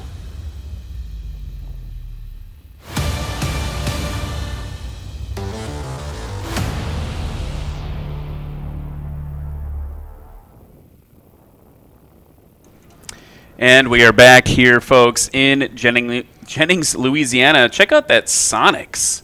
Yeah. We talk a lot about getting into affordable aviation, and that's one They're not a sponsor of the series, but just to give a little shout out to people putting in work to make sure that we can have affordable ways to fly. Sonex is a really affordably priced kit airplane that you can build, and even throw a little Volkswagen engine on the front. So I'm a little partial to them because I'm from Wisconsin. They're from Wisconsin. Ergo Team Badgers. But we're getting ready for the adventure class. You're going to see 2 pilots flying in this class in just a minute. And for the adventure class, we have race number 88, Adam Gordon, in the 2015 Cup Crafters EX from Oakdale, Louisiana. He is he's the host of the show. Yeah, this is all his fault. Yep. And then we've got race number 10, Tobias Birch, in a 2019 Carbon Cub EX2, who is coming to us via Patagonia. Yeah, flew all the way down to Patagonia and back. I think I ran into Tobias finally just a few minutes ago during the beginning of the show, and he was like, "Hey man, it's good to see you." We never met in person, but he had been on my YouTube show probably 3 or 4 years ago, and got to learn about his adventures of planning those big South American adventures. And so great to see him on the circuit, giving it a first go. Excited to see what he does today in that Cub. First up, from Oakdale, Louisiana, race number 88. It's a 2015 Cub Crafters Carbon Cub EX2. Give it up to Adam Gordon. One of your local boys flying around for us. Yeah, as we mentioned, he is the host of the show, so he basically took the reins from Matt Peterson and now is pretty much in charge of making all the things happen at Swamp STOL 2025 and beyond. Also, Swamp STOL 2024 was his first year of taking the mantle from Matt Peterson. So that's Adam Gordon, everybody, rocking that belly pod on that thing. Also want to point out, check out the Behringer wheels and brakes on that aircraft. New sponsor for National STOL, those iconic red anodized wheels on his aircraft. And then we were just talking about Tobias Birch, all the way from California, or I guess this time maybe via Patagonia. Race 107 is a 2019 Carbon Cub EX2 flown by Tobias Birch. So Tobias, he built that Carbon Cub in the years between 2016 2019. Just came back from a South American journey, which we mentioned, going to Patagonia, and he flew all the way down there in that Carbon Cub. He said that it was a huge adventure. Quite jealous. Can't wait to see what he does on the race course today. Give it up for Tobias Birch, everybody. And while we were announcing Adam, you might have heard a little noise, a little prop noise. That was from Joel Dobson. I believe he's leaving, or he might just be taking his mom on a trip. Okay, we're getting told by race control that he is the photo ship, which I am quite jealous of. Yeah, because you haven't figured it out yet. Cam likes cameras. Yes, and Camera like Cam. airplanes. Is that why your name's Cam? Is your name? Did your parents actually name you Camera Walton? I think that was the intent, but they decided to go with something a little bit more traditional. But yes, I think they intended for me to have a camera in hand. Camera. Is your middle name Era? Era? Is it your camera Era? Okay. We are having fun here in the booth. I hope you're having fun at home.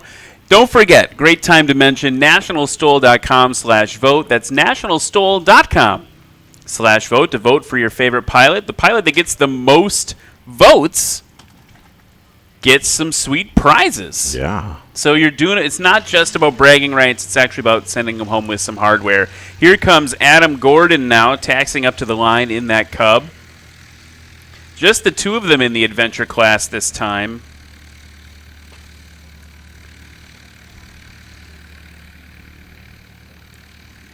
Adventure class are experimental aircraft with a gross weight of 1,321 to 2,300 pounds. So that's going to be aircraft like the Bearhawk Patrol, these Cubs, Adam Gordon offshore. He's getting a little bit, we're getting a tiny bit of wind from the right, and he definitely grabbed every ounce of it that he could. You might also see Super Cruisers or experimental Piper Cubs or the heavy Zeniths in this class later in the season. Tobias Birch on the line now in his Cub.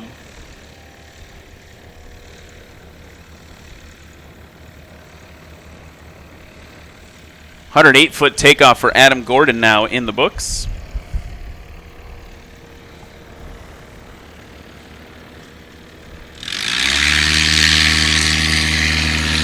Tobias giving it the beans and putting that tail up without delay. Giving it the legendary Aviation Coffee Company beans.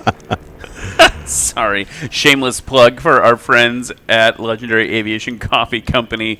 Let's see what Tobias' score comes in now at 125. Dude, it's like anyone's game for first place already. Yeah, absolutely. It's going to come down to the landings on this run. Either of them is in striking distance of the other one.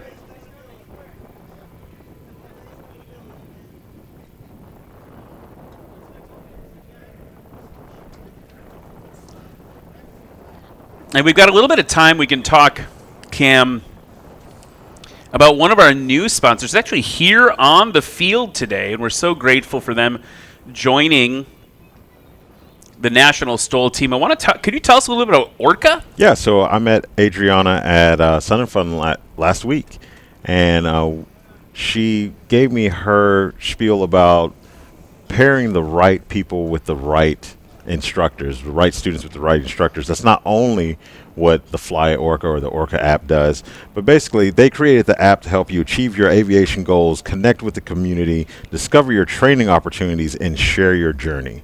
From tracking your improvements over time and reflecting on your progress to striving alongside your buddies, finding trusted instructors, and celebrating your aviation journey with family and friends, we're here to help you with your aviation fire.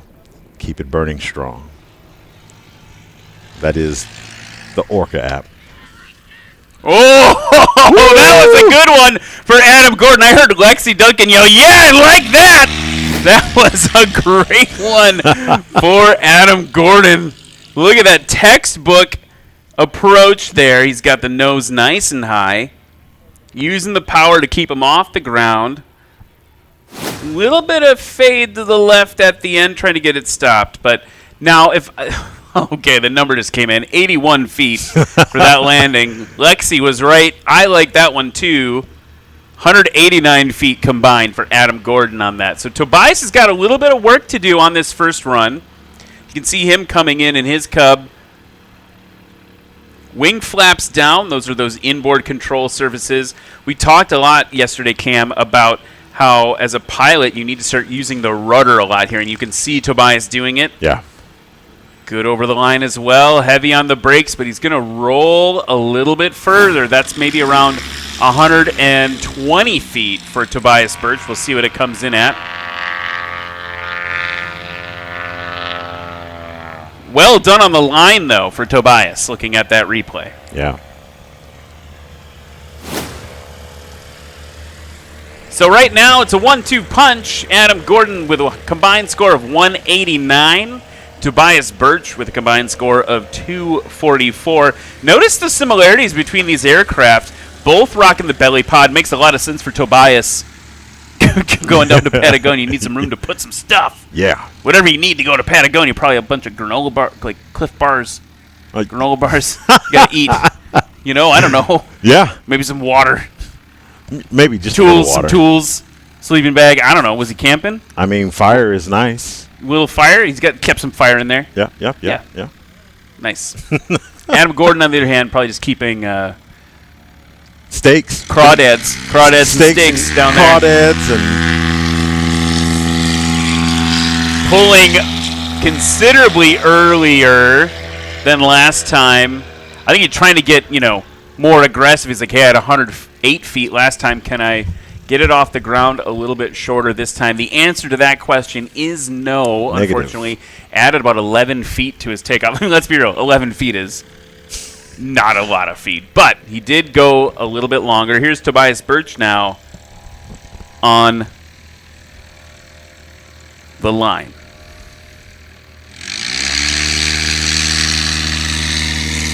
And there he goes without delay once again.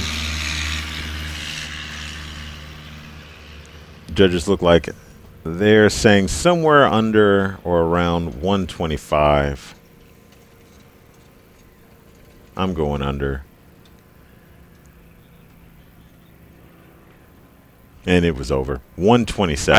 I should have been a betting man. Okay, I know, right? So Tobias coming in really consistent. We talk about that most consistent award, measuring the deviation between all of your landings and takeoffs. And look at Tobias right now, only 2 feet separating both of those takeoffs. So he's got a good set of numbers to keep that going. Adam Gordon still taking off shorter, but only just. Yeah. Well, they're coming around the pattern. It looks like Adam Gordon's on his turning base to final. I want to talk about another one of our sponsors, Sarasota Avionics. Sarasota Avionics is a long-term partner of National STOL. They're your authorized Garmin dealer and the #1 aircraft avionics installing dealer in the nation for panel mount GPS avionics systems. With upfront pricing, superior service, and expert consultants, this is your one-stop shop for your next aviation upgrade. Sarasota Avionics provides prize consideration for our pilots at the end of the year. Here's Adam Gordon. Ooh, whoa, lots of throttle to get it over the line. Looks like he did it. That was excellent.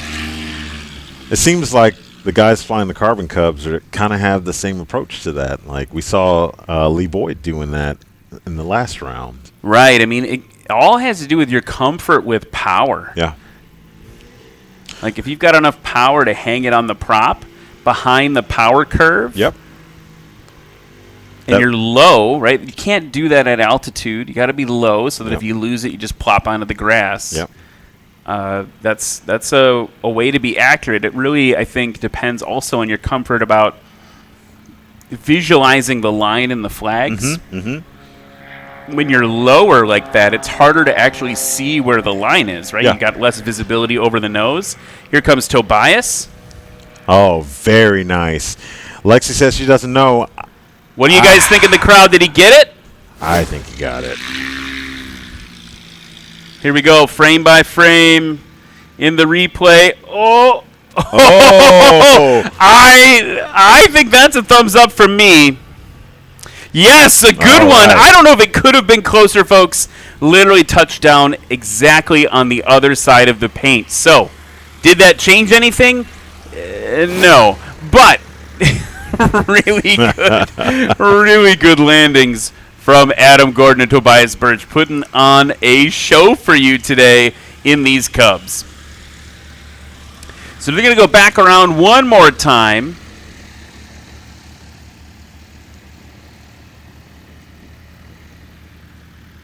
Saying hi to a couple folks in our social chat. Don't forget to join us there. You can join us even if you're in the crowd. Victor saying, good flying, folks. I concur. Oh, yes. What's up, Victor?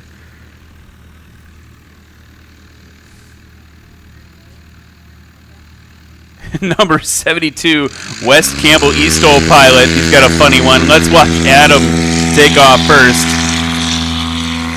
Again, maybe a little early. We'll see what that number ends up being.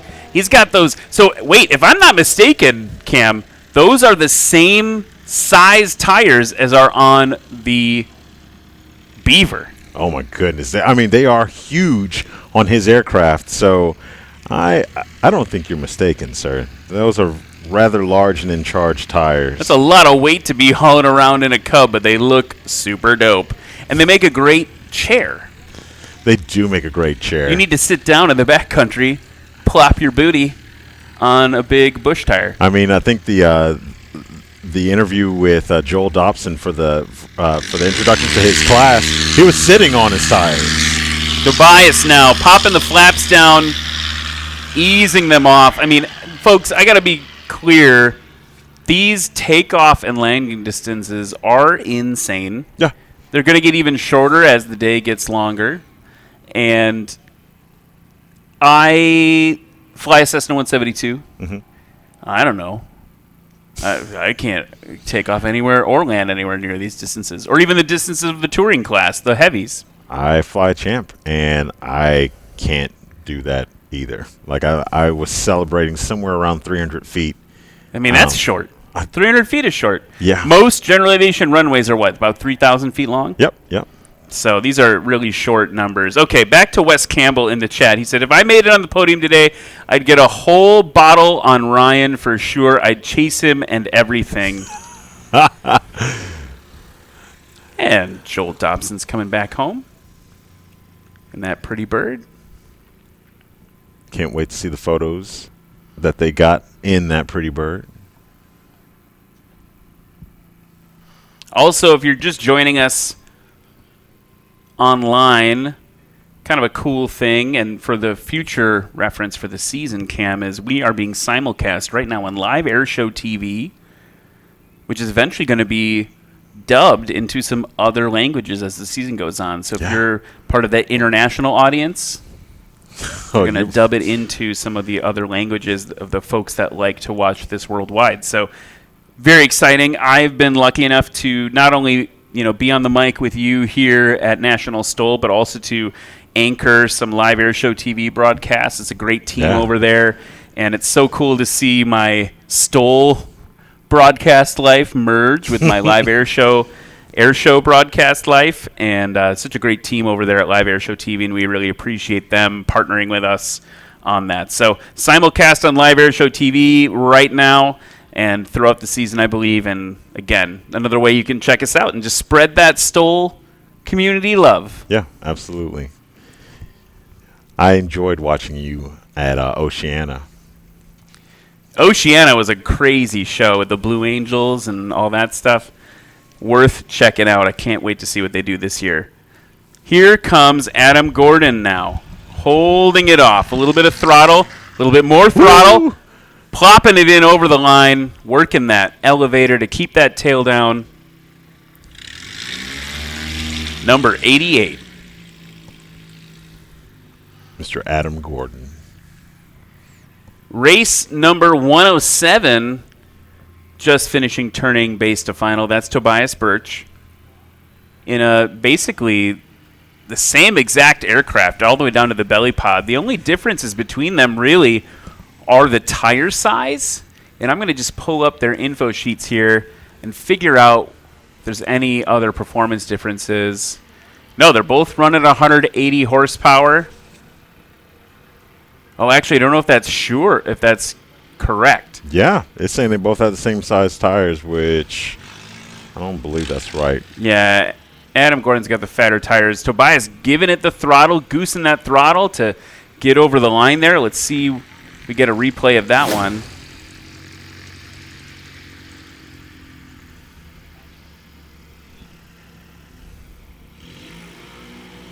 Holding it off and a little short, I'm guessing. Yeah, a little short for Tobias Birch on that last run. So that's going to wrap up the adventure class here at Swamp STOL 2025. And we want to point out that, again, we have another one of our new sponsors this year, Behringer Aero. And you can check them out on Adam Gordon's plane right now. Those wheels, those iconic Behringer red wheels, helping him bring home the victory this time. We're going to wrap things up here for just a second. We'll be right back with the completion of the adventure class here in Louisiana. Well, a friend of mine, actually it was Corey Robin, told me about these flying eyes glasses while we were at Oshkosh. We went and checked them out, and they're awesome. But what I really like is the glasses themselves. They're very light. The earpieces are real thin and flexible, so you don't even know you have them on under a headset. If I put my headset on, I mean, they're just as comfortable as could be, and they're so thin, I can actually take them on and off without removing my headset. I couldn't do that with my other glasses. And then the other really cool thing about these, they make some awesome sunglasses, but they have these cool sunglass lenses that just snap on. So now instead of having to carry a big extra glass case in my pocket, that's all I got to carry to take my sunglasses with me. So there's several things about them that I'm really, really liking. Flying eyes. Legend Aircraft, Clemens Insurance, Behringer Aero, Sarasota Avionics, Lift Aviation USA, Flying Eyes Optics, Red Tag Art, Legendary Aviation Coffee Company, iFly EFB by Adventure Pilot, Tundra Tailwheel, Orca, Jeff Davis Parish Tourism and the City of Jennings, Commemorative Air Force Gulf Coast Wing, Bayou Rum, Ultra Industrial, Leo & Sons, Freedom Sky Truck Rentals, Jet Boats of Texas, Clay and Domingue, Quality Kiln and Dryer, Clemens Insurance, Kaisik Coolers, Aeroplex Labs.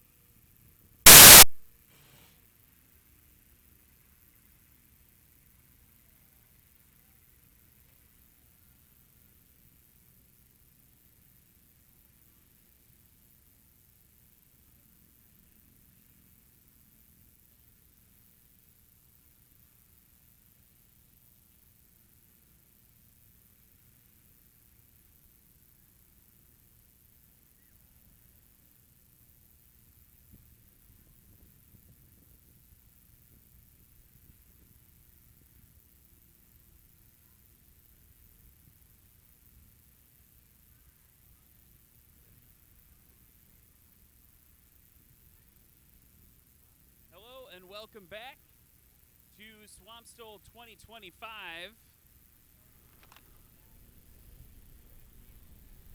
And we just wrapped up. There we go. We got it figured out.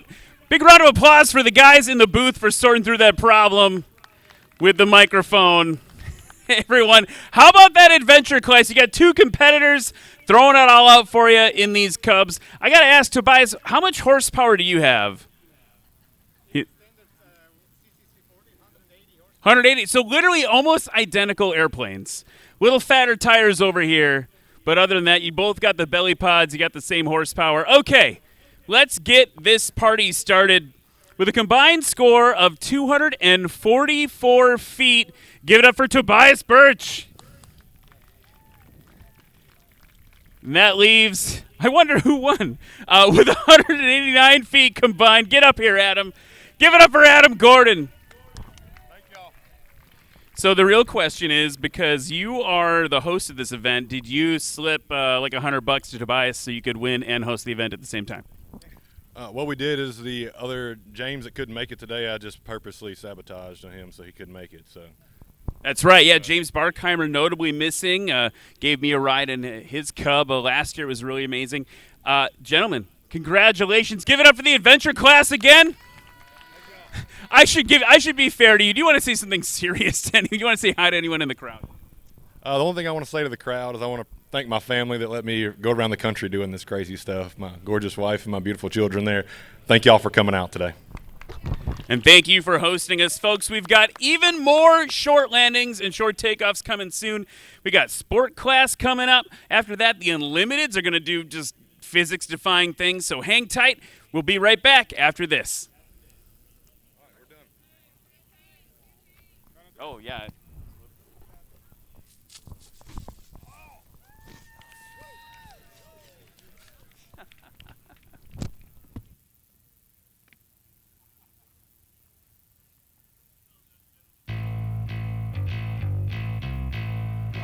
gonna grab 110.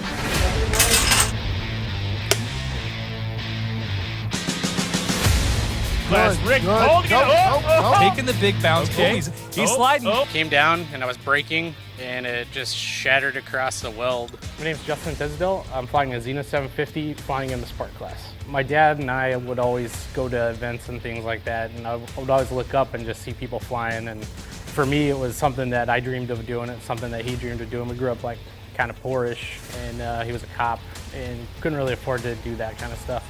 So after I got out of the military, I started looking at aviation. I was like, man, I think I could do that. Wound up completing that dream of his and mine to become a pilot. And anyone can do it. I know if I can do it, other people can do it. Howdy, I'm Levi No Guess. I'm from Killeen, Texas. I'm here for the fun. If I win, that's great. If I don't, I'm still having a blast. My name is Sheldon Hetherington. I'm flying Redbird, a Zenith 750 STOL. Here's Sheldon now in Redbird, overcome that axle issue that he had and now has it up and running. New prop I'm trying. I just got it from eProps and it's totally amazing. Hi, I'm Dennis Rowe. I fly Just Aircraft Highlander and I'm in the sport class. What do you say? You done it. You own it and you learn from it and you thank God. And in this case, it was not too serious. You know, here's the embarrassing part. I always said, boy, you put a Highlander on its nose, you got to be an overachiever. Yeah, I had to entertain everybody. I started off at a young age, probably 3 years old, racing motocross. You know, I come from a stunt background and I was a professional bull rider. It just, what's next? Let's do it.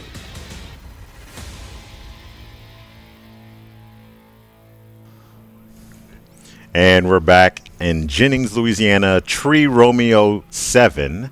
I'm here with Ryan Dombrowski. My name is Cam Walton. Camera Walton. Camera Cam Walton. We are about to see some amazing flying. We've seen some amazing flying so far today. We're about to see some more. Yeah, we're headed over to the sport class, which is really exciting. This class always gets pretty competitive. You'll see why. This is like, we've got just a menagerie of airplanes. Yep. Like, everything is super different. Everything from little kit foxes to super stols to a Chinook, but not the helicopter. Let's get through the lineup. Yep, number 95, Matt Dorsum in the 95. Kit Fox 4 from Lancaster, Kansas. Number 32, Sheldon Hetherington in the 2010 Zenith 750 STOL from Gulf Breeze, Florida. Number 126, Russ Keith in the 2007 Chinook Plus 2 from Louisville, Texas. Number 94, Rick Boardman in the 2015 Cup Crafters SS from Henderson, Nebraska. Number 11, David Curley in the 2017 Just Highlander from Spicewood, Texas. Number 48, Eddie Sanchez in the 2023 Just Highlander, also from Texas. And number 75, Mr. Tony Sanchez, his brother, in the 2014 Super STOL from Montgomery, Texas. So this class is going to be airplanes that are a maximum gross weight up to and including 1,320 pounds. So what's pretty wild, right? The airplanes are getting lighter, but that does not necessarily mean that the horsepower is getting lower. So we're getting a better power to weight ratio equals hashtag horsies. Hashtag horsies. Hashtag all the horsies. Hashtag short landings. Okay, let's kick this thing off with the first heat. Right there in front of you folks from Lancaster, Kansas, it's race number 95. It's a 1995 Kit Fox 4 flown by Matt Dorsum. Matt runs heavy equipment for a living. He bought a Kit Fox halfway through his flight training and got his private pilot's license and has been having fun ever since. That airplane sounds a little different. It's because it's got a Yamaha Apex motor bolted to the front of it. 160 horsepower on an airplane that weighs 775 pounds. Yes, a snowmobile engine. Yeah, that makes sense. Why not? From Gulf Breeze, Florida. Check out race number 32. It's a 2010 Zenith 750 STOL. Give it up for Sheldon Hetherington. Sheldon is 35. He's a line supervisor at Pensacola at Kilo Papa November Sierra with 629 flight hours, and is a former STOL heavy touring class competitor where he competed in a Cessna 182 Juliet. That's Sheldon Hetherington, folks, now flying Redbird. Give him a round of applause as he taxis by. Powered by a Rotax 912. Ooh. Kind of classic. The classic sport plane engine.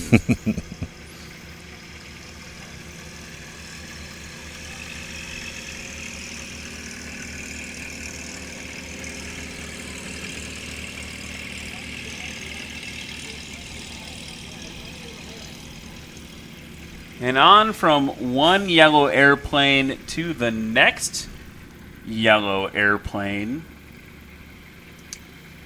Check out, it's our friend who was in the booth with us a little bit before from Louisville, Texas. In race number 126, it's a 2008 Chinook Plus 2. Give it up for Russ Keith.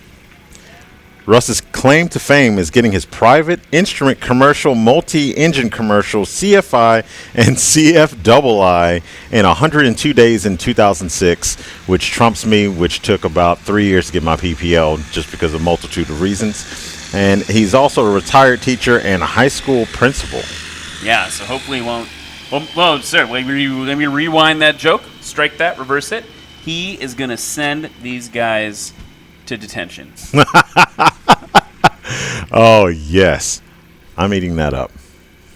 So Russ, also important to mention that he is the founder of Airplanes and Coffee, which not only is a Facebook group, it's a nonprofit that helps get folks in the cockpit and does great charity work there. He's also the chairman of Operation Airdrop, which was absolutely critical to delivering supplies to the various hurricanes that have hit kind of this part of the country, up into the Carolinas in particular, this year. So putting the aircraft hobby, the aircraft lifestyle, to good use. Matt Dorsum on the line now.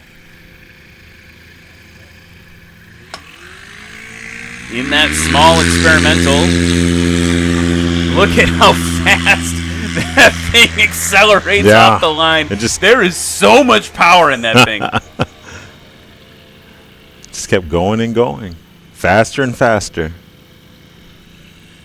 Sheldon Hetherington pulling up to the line. Now notice the main wheels again on the line there, those back wheels, because it is a tri-gear aircraft. The other thing to look at with Sheldon's aircraft is the tail. You'll notice it's not painted yellow. Here he is on the roll. We'll hold that as a teaser. Look at the deck angle he can get in that aircraft. And he is off nice and short. That tail, not painted yet because he just put it on. He called up Zenith and he said, you know, I could use a little more rudder authority when I'm doing STOL comps. And they said, well, lucky for you, we have other models of this aircraft, the Zenith line, that are bigger. We'll just give you a bigger rudder and a bigger vertical stabilizer. Yeah. So he just bolted that puppy on, and now he's ready to go. Here comes Russ Keith in the Chinook. Pusher prop pushing him all the way down the runway, and he is off short as well. Russ Keith mentioned when he joined us, he was a rookie, last year. Yeah. Now he's out doing it for points. Yeah, he won, so no longer rookie is he. Let's check out the scores in this first heat of the sport class. Matt Dorsum in race number 95 with 136-foot takeoff. Sheldon Hetherington with 134 feet. And Russ Keith a little bit longer than those two with 186-foot takeoff. But the Chinook, where it excels, is the second half of the run. Yeah, that landing is going to be exciting. From him and from Dan.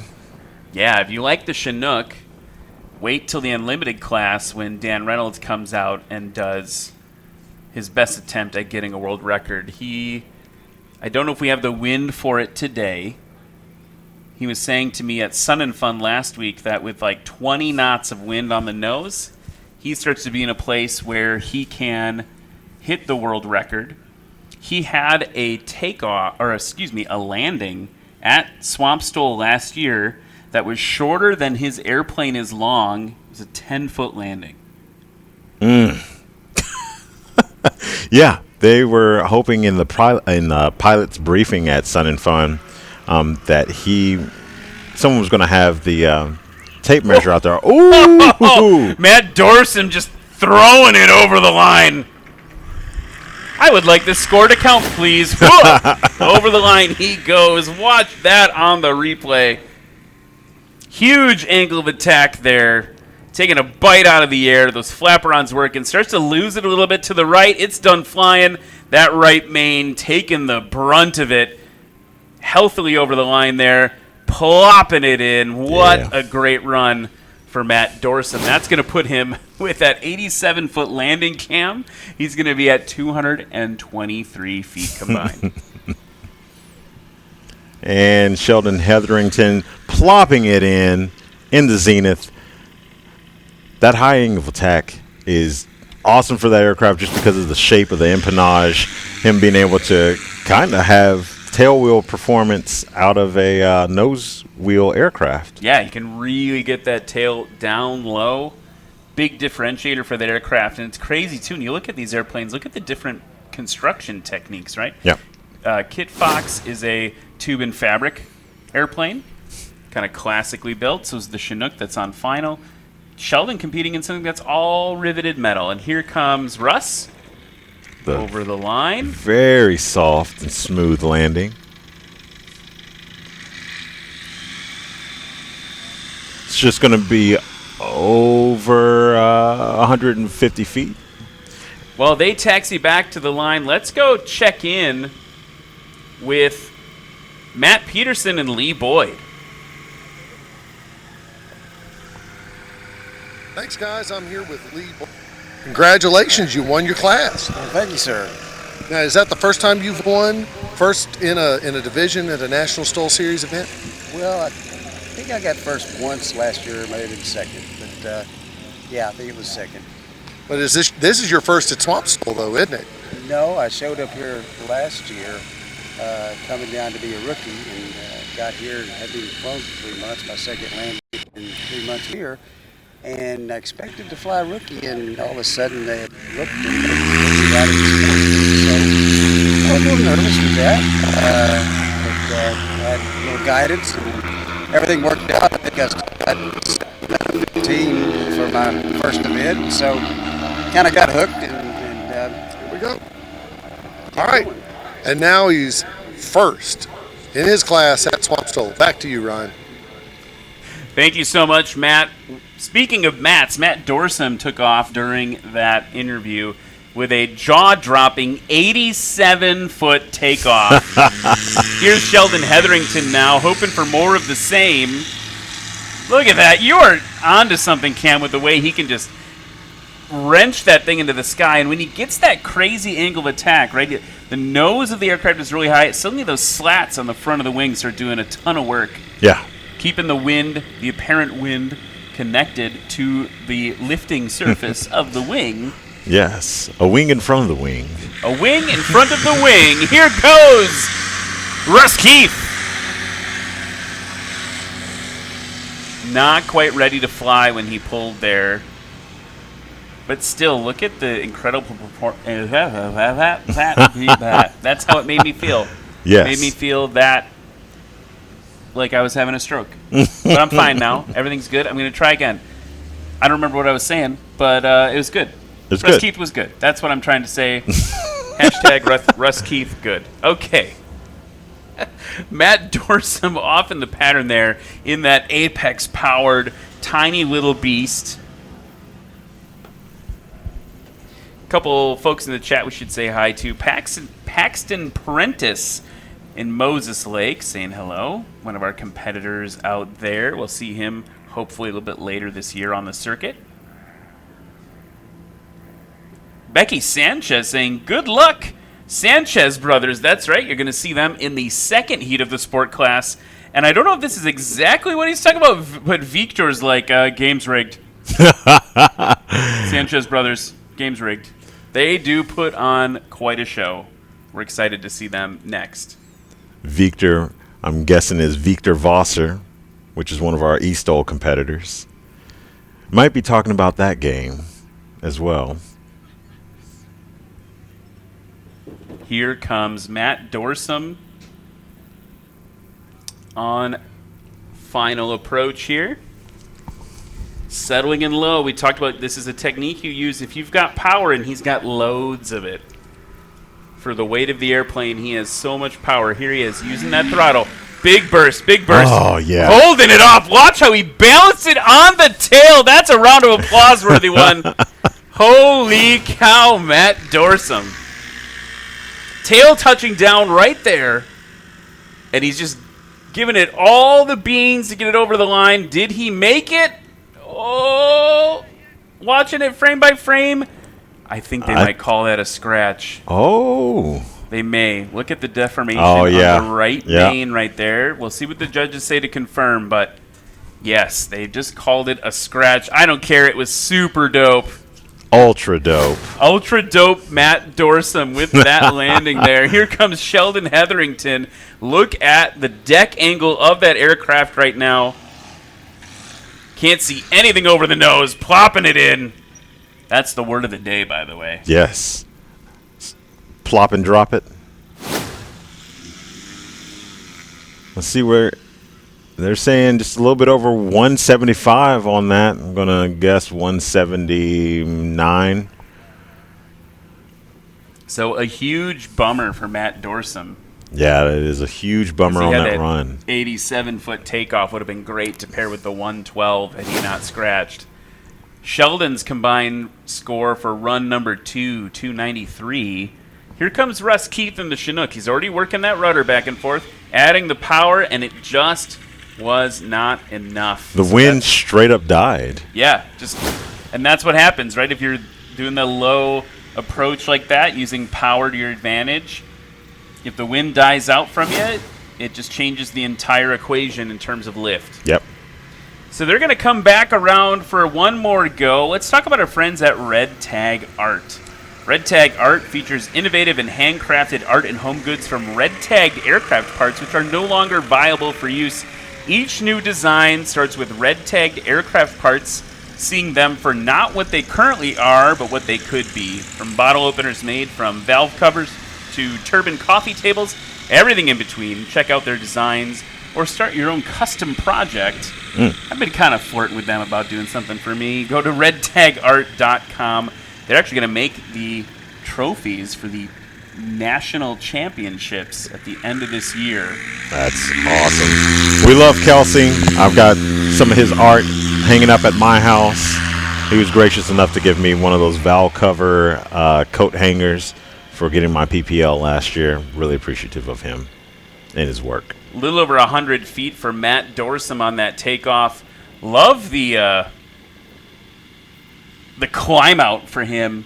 And I also love that he's being responsible with it, right? Like, this is not, once you're off the ground, we're not clearing any obstacles. It's not a huge contest to see how quickly you can climb. Here's Sheldon Hetherington almost touching the tail on the grass on that one, and he's going to get it sped up and climb out. So that's one of the things they talk about in the pilot briefing, right? Is like, hey, you can't climb out at insane deck angles because you don't need to here, right? We don't have big trees on either end. We're not on the side of a mountain. So let's save that, save your airplane and be safe so we're not closer to stall speed. Let's get off the ground and then keep it safe. Here's Russ Keith. Up on the line, giving it the beans. The legendary Aviation coffee beans. Yeah. Hopefully some espresso beans. So that Chinook, you're going to see another Chinook later today, very different airplane. The Chinook that Dan Reynolds flies, more highly modified, but this one that Russ is flying, Rotax 912. 100 horsepower engine. Airplane only weighs 611 pounds with a gross weight of 1,120 pounds. Gross weight for folks who are new to aviation is like kind of the max weight between the airplane and all the stuff in it. Gas, oil, people, cargo. All the things. That's all you can put in it. So for the purposes of National STOL, really the number sometimes that can help predict competitiveness is the empty weight of the airplane, because it kind of helps you understand what everyone's working with as a base. So 611 pounds for Russ Keith in the Chinook Plus 2. Matt Dorsum now on final approach. Coming off that DQ on that perfect takeoff. Such a bummer there for him on that one, but still holding his own.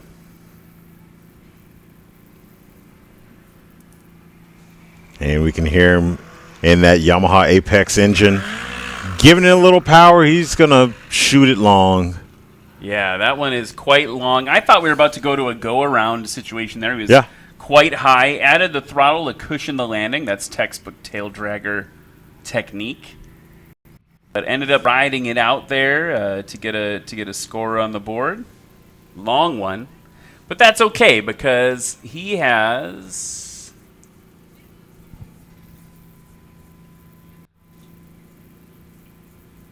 Currently, his first run was his best run with 223 feet combined. Here comes Sheldon Hetherington now. The only one who hasn't scratched yet this heat. It's because he got plenty of scratches in Sun and Fun. He worked him out of his system. He's going to be good over the line as well. A little bit long. And look at the wind condition changes, Cam. Yeah. Completely calm. It's all done. For a little bit, at least. We want it to come back. But so I think that's part of it, too, for Matt Dorsum, right? He had wind, and then he didn't have wind. Yeah. And that changes your approach as you come in. Last but not least for this heat, Russ Keith puttering along in the Chinook. Flew from Texas. He said it was a long one. She only goes like 60, 70 miles an hour at cruise. Yeah. It's got to be somewhat infuriating when you're flying with traffic and everyone on the interstate is passing you. 15 minutes ago, local winds was 100 degrees at 4 knots. And, you know, interesting, Russ Keith is going to go really long as well. Yeah. Something going on with the wind or the approach right now for these pilots. All three of them that last run landed quite long. Yeah. I wonder if it's just our wind's calm environment shifting the amount of power and speed.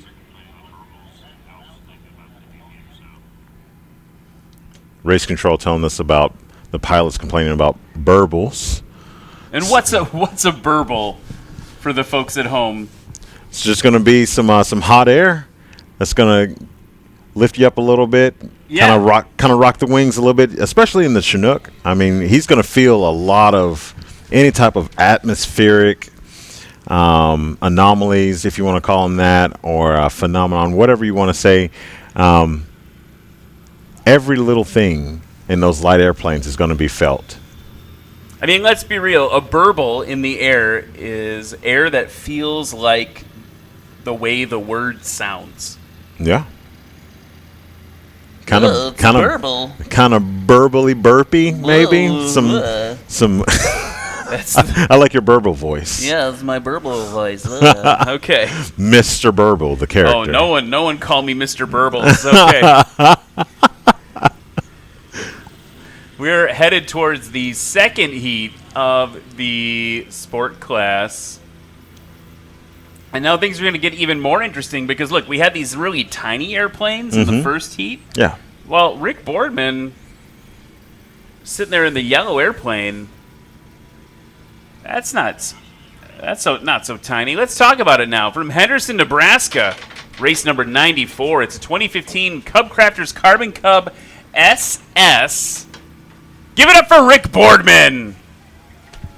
Rick Boardman is longtime competitor. Him and his wife are here on the field. Obviously, Rick is here, but his wife Mary is here with him, flown in from Nebraska. They are lovely people. He has a very extensive flying service, agricultural business out of Nebraska. All right, that's Rick Boardman in the Carbon Cub.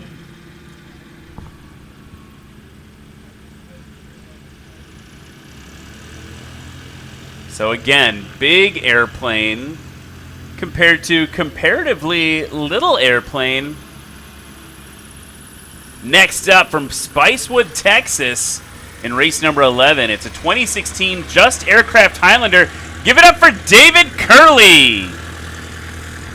David discovered flying in later on in life. He's fascinated by the capabilities of bush planes for exploring untracked and crowded areas. David Curley running a modified Rotax 912 with over 150 horsepower. Give it up for the Grasshopper. That airplane also has supercharged, got crazy fuel injection things happening. Yeah, you can see the knobs and bubbles on the side of the cowling, on his left cowling. Sometimes you just got to make a little room for a little thing. Yeah. Next up, from Willis, Texas, in race number 48, it's a 2023 Just Aircraft Highlander. Give it up for Eddie Sanchez. Eddie is a 777 captain for United Airlines, lives in a hangar home with crew chief and partner Sherry, who is one of my favorite people here at the competition. That airplane running a Yamaha 998T Sidewinder turbo, making over 270 horsepower. Behind him, not to be outdone, from Montgomery, Texas, it's race number 75. Let's give it up for Anthony Sanchez. Mr. Tony Sanchez has over 40 years in the airline industry. He's a lifelong general aviation enthusiast and has 33 years with Southwest Airlines. He's flying with a 160 horsepower version of the Rotax. So I don't know if there's any between the two brothers. I don't know. It would be cool with my brothers having 100 more horsepower than me. Yeah, I wouldn't be happy about it. Yeah, sorry guys. Hey, speaking of, they taxied to the line here. Speaking of the Sanchez brothers, got someone hanging out behind us. Can I hand you a microphone? Sure. Yeah, there we go. Josh Richling is here in the booth. He's crew chiefing for these guys this weekend, yeah? Well, I'm just hanging out, just being friendly, as they've been awful friendly to me. Like you said, they have this beautiful hangar home in Willis, Texas, and since Steve is taking this weekend off, I thought I'd come out here and see if I can give a helping hand to somebody else, and out here with the Sanchez's. So, Sherry has been gracious and having me out there, and Eddie's been just so awesome to work with and helping get their plane over here. But they don't need me, but I've been there giving them a hand anyway. So. Well, and we're about to kick things off for the second heat of the sport class with Rick Boardman now. So right now, the score to beat Matt Dorson with a combined score of 223. Getting that tail up nice and high. Nice aggressive climb out for Rick Boardman. Yes, some dramatic fashion on that takeoff, but it is well calculated. David Curley at the line now. Pulling up in Grasshopper.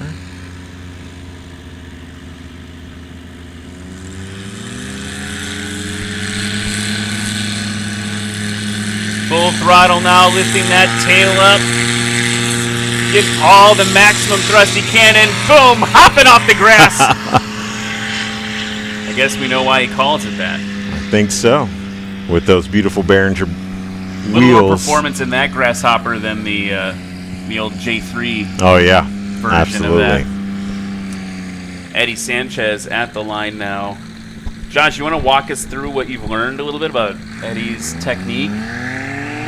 Yeah, so as he starts to roll out here,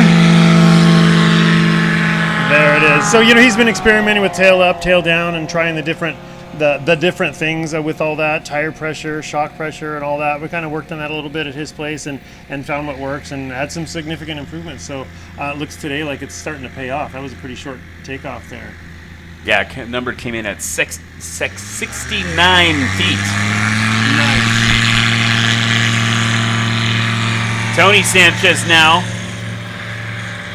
A little bit longer. But just a little bit. I mean, it's very competitive numbers right now. So that is going to be, I believe, the first sub 70-foot takeoff for Swamp STOL 2025. Eddie Sanchez coming in at 69 feet off the ground. Rick Boardman now on short final, coming in low. Lexi Duncan calling out Rick, telling him, come on. Heavy on the throttle. Oh. Heavy. Not enough for Rick Boardman. No scratch horn, but that was a scratch. That won't discourage Mary from there being in the stands, cheering him on. Number 1 fan. Number 2. I'm pretty close in there, too. Rick is just an awesome dude. I feel like I just heard her yell. Next up, David Curley, who I believe last year at Appalachian Mountain STOL brought some hardware home. Yeah. Among others. Yeah, it was pretty nice watching him practice, Eddie practice, and Tony all at the same strip over there in Willis, Texas. Giving up a little bit there. Yeah, gave up a little bit past the line, maybe about a plane length or so. But a very nice 3-point landing. Most of the energy directed into the ground. So a scratch for Rick Boardman is going to leave an opening. He had a 72-foot takeoff. We were all gushing over Eddie's takeoff, but only 3 feet behind him was Rick Boardman on that one. David Curley now up into first place with a combined score of 206. Eddie Sanchez on final approach. That nose high attitude, dragging it in. I mean, so I don't even remember what show it was at last year, but my favorite Eddie Sanchez memory is when he popped the tail down, gave it a bunch of throttle, and he drug that tail before the line maybe 70 feet, shot the throttle, call it good. He's always good for style points. We went flying with him, and he was able to do that in one of the local airports there, and that is not an easy thing to do. That Yamaha gives it enough power to keep him holding that up, but that is definitely a lot of skill. And don't count his brother Tony out, because he can stop shorter often. And we talked a lot about Tony being someone who likes to show the belly of that airplane. He's always ready to just show what the bottom of the airplane looks like. So now we've had a bit of a reshuffle of the places. Eddie Sanchez now in first place with 179. Tony Sanchez in second. It's a 1-2 punch from the Sanchez brothers. He's got 193. David Curley in third place with 206. So Matt Dorsam's quite impressive 223, knocking him down into fourth. The real wild card right now is Rick Boardman. A 72-foot takeoff in an airplane like that is nothing to sneeze at. And once he gets on the board, I wouldn't be surprised if we have some more shuffling of the podium.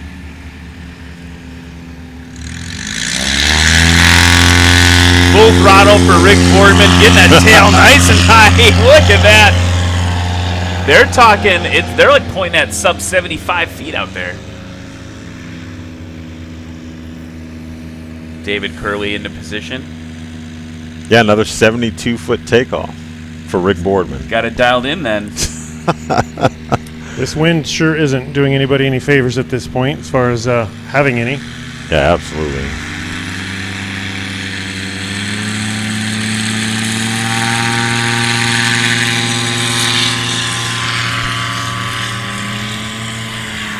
A little bit over 125 is what I saw, but we'll see what the judges say. I think they're pointing a little bit closer due to the parallax from the booth here. Eddie Sanchez, I don't even need to see it on the line. I can just hear it. It's got a cool sound.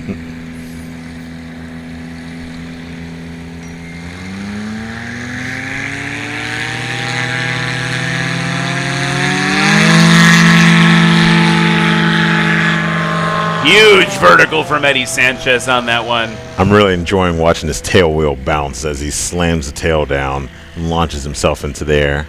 Oh, yeah, that's that Tundra tail wheel. Can sure take a beating, right? Yes, sir. Yes, so sir. We're going to talk about that in a second, but I wanted to make sure that I knew which planes it was on. It's on this one as well. Actually, 3 of them out of the 4, I think, of this one.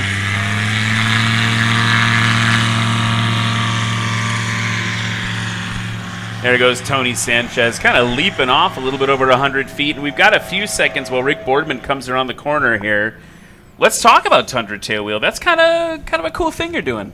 Yeah, we got some new innovations in being able to integrate with the TK1 suspension as well as the Acme Aero suspension, and so we're doing that. It's our newest thing, and the next thing we're going to be doing is looking at the RV market and see if there's anything that we can do to help people out with the lighter planes with the smaller wheels, and just keep growing from there. We're gonna. Wow. Okay. We call that the lawn dart style. Yeah, that is definitely lawn dart style. Rick Boardman was like, "No scratches for me. I'm landing exactly here. This is exactly where I'm coming in. Look at this on the replay. Whoa, working those gear." And you know, he's one of the best in the business about being able to get the highest angle of attack coming in and be able to float in, but just it didn't work for him this time. So sporting a Tundra tailwheel, here comes David Curley. Also sporting some Behringer brakes and wheels.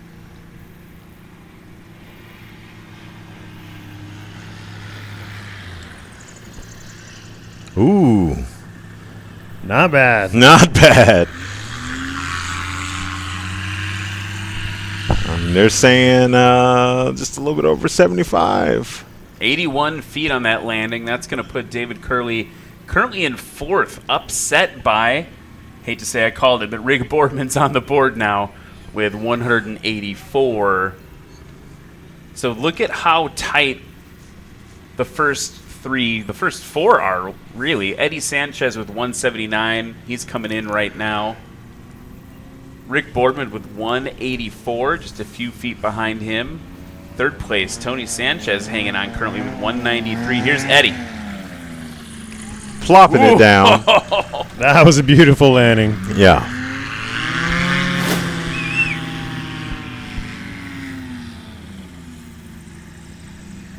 I'm really enjoying watching these Tundra tail wheels take a beating. Thank you. Me too. You know, we haven't never had to warranty one yet, but I hope we don't have to. 11 years in the business, and they're going quite strong. Tony Sanchez now hanging his down close to the grass, and boop, over he goes. Wow. Stop sub 100. Yeah. I mean, he gave up just a little bit, but... So, if folks want to look at a Tundra tailwheel, where do they find you guys? They can go to tundratailwheel.com. That's easy enough to remember. Super easy. The other thing I want to ask you about is there was you guys were wrenching on Eddie's plane a little bit yesterday. He had a prop issue during practice. And I noticed you guys switching back and forth between different prop configurations. Is there anything secret squirrel stuff you can talk about there with the decision to go from maybe 3 to 4? Well, generally you go with the more blades, the more power you add, so it divides it up among the blades so that you don't have too much power stress in one blade. And these are all tricks that Steve Henry's kind of led the way on all this stuff in this business. But as we go along, some of the airports, you worry about animals jumping out in the field.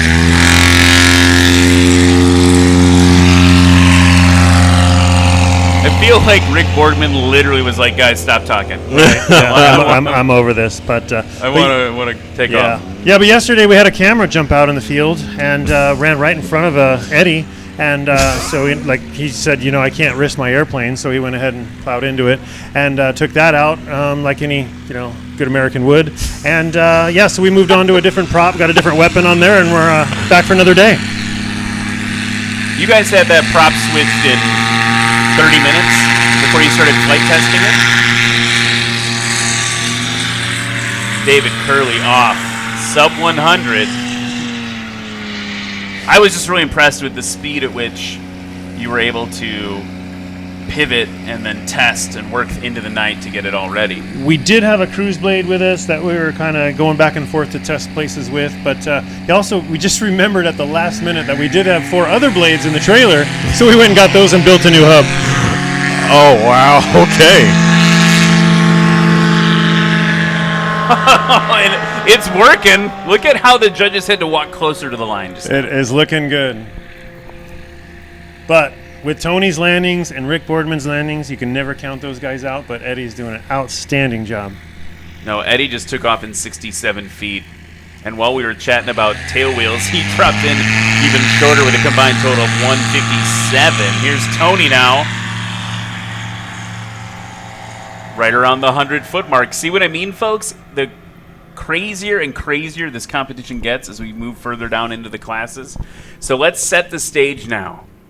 Eddie Sanchez, currently in first place with 157 feet combined. He just threw down a 67-foot takeoff. But guess who else did a 67-foot takeoff? In second place, Rick Boardman with 184, also with a 67-foot takeoff. So it could be either of them. Speaking of Rick Boardman, nice! Yes, very nice. Not going to give up very much. Going to get it stopped. Somewhere around the 115 mark.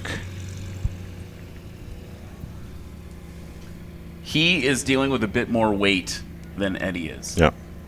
But also more wing, so he does have the ability to get a little bit slower, so it's kind of a trade-off there. But yes, he absolutely is. All right, 115 on that landing for Rick Boardman, which is going to give him a total of 182 for his shortest combined total. That will be the number to beat. Dave Curley hanging it out. Tail down before the line. Nice.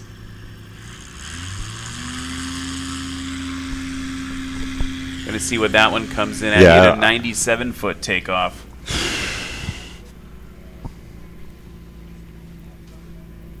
Currently in fourth place. See what the score comes in. 98 feet on that landing. Woo-hoo! So he's at 195, which is still only good for fourth place. Yep. So now it's up to Eddie and Tony to see what they can do. Eddie's pretty solidly in first place at this point. Rick, though, in danger from Tony, potentially. Here comes Eddie.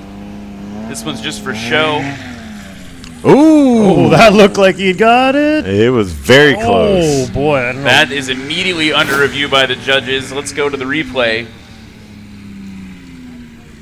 Oh. I think that would be a scratch for Eddie on the last one. It's okay. Would be. No matter, though. 157-foot combined. So that's the last person who can upset this is his brother, Tony. His best score so far, 193.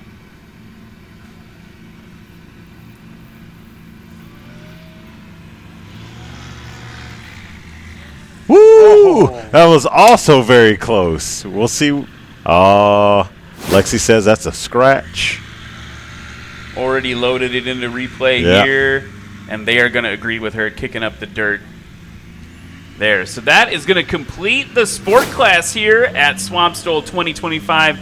Josh, thanks so much for hanging out with us and talking about tail wheels. Again, anything else you want to say about Tundra tail wheels or the guys you've been working with this weekend? No, just working with a great group of guys, and had really good success with those. And like I said, we're expanding our catalog. Come check us out on tundratailwheel.com. And thank you everybody out there for enjoying the watching. I've been getting text messages from England and Africa, and everybody out there who's watching saying things about the planes we're working on. So thank you so much for watching National STOL, and we really appreciate it and helping this sport grow. And if you want to see me, I'll probably be in France at the French Championship coming up here on July 5th and 6th, but maybe also the European one in England. So look out for me there, and I'd come up and say hi. I'd love to meet with you guys and meet some new people in the sport and keep it growing. You'd love to say bonjour. I would. I'd be faking it. Okay. We will be back with more STOL action, folks, right after this. Looking for a more affordable entry into bush plane flying? How about paramotoring, aka the dirt bike of the sky? Paramotoring STOL is the next best thing, and this adventure motor that you wear on your back is your ticket to getting airborne quick. At Aviator Paramotor, our 2-week training takes you from zero to hero. Sunrise this morning, it was beautiful. There was a thin layer of fog flying. It's just like all the stress and all that kind of just floats away. It's really peaceful. From no experience to feeling confident and competent flying on your own. Let the team at Aviator Paramotor in Lake Wales, Florida, teach you your new superpower of running into the sky. Classes are filling up quick, but there are spots available today, so call now. Side effects include, but not limited to, significant life changes, foot drags, ear-to-ear smiles. Find the extreme freedoms of ripping around the skies in your new adventure motor with friends.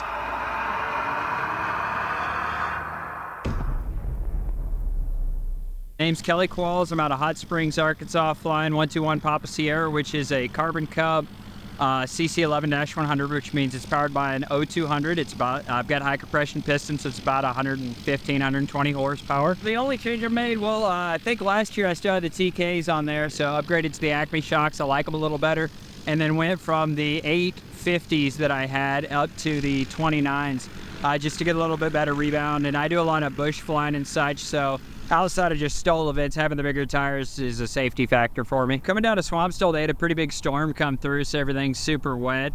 Some of the planes taxiing through were like 3 or 4 inches of water, it looked like. So they're splashing around. The crown on the runway is about the tallest part, so it should be good for an event perspective. But yeah, taxiing through is going to be a little bit wet and muddy. Last year when I was here, I was in the rookie class. There were 3 of us, Chris, Nick, and I ended up in first place in there, so they kicked me out. I'm no longer allowed to be called a rookie, so they bumped me over to the sport class, which is going to have the 12 or 13 pilots, and with that, it's going to be pretty stiff competition. I think out of all the classes, it's the one that has the most people in it.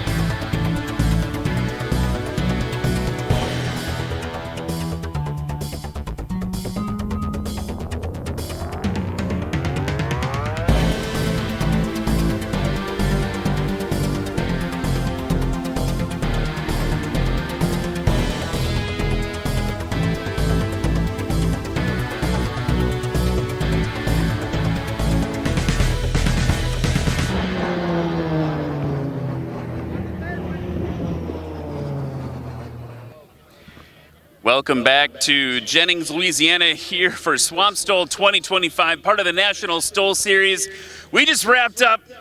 Dude, the sport class every time, so tight. Let's give it a round of applause for the sport class pilots behind me. 2 heats of absolute excitement, and we got to talk about how it all ended up. I just want to make a point here. Our 4th place competitor missed 3rd place by 2 feet. Whoa, right? You can go, whoa. Thank you, appreciate it. That was Dave Curley with 195 in 4th by 2 feet, Dave. In 3rd place with 193 feet combined. Give it up for Tony Sanchez. In 2nd place, I mean, these numbers are stupid. With a combined score of 182 feet, give it up for Rick Boardman. Which means with a combined score of 157 feet, Eddie Sanchez is in 1st.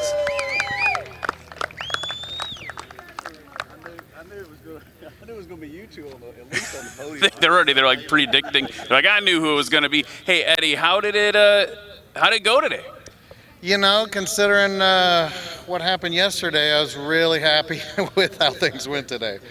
So the question is Is this the new prop configuration you're going to be running? No, I lost a little bit of pull with this prop. It's a little bit smaller than the one I busted up yesterday, so not a lot, but I'll see if I can round up another one that'll work better for the next one. So.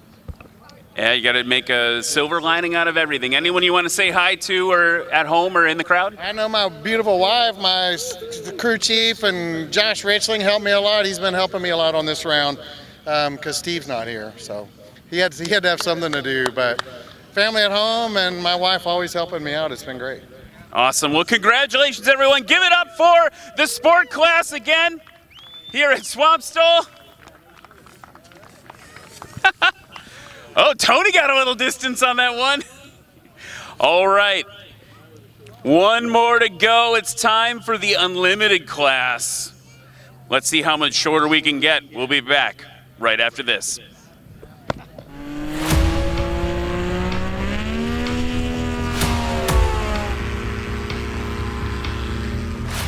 He pushes me and I push him, and same with Hal.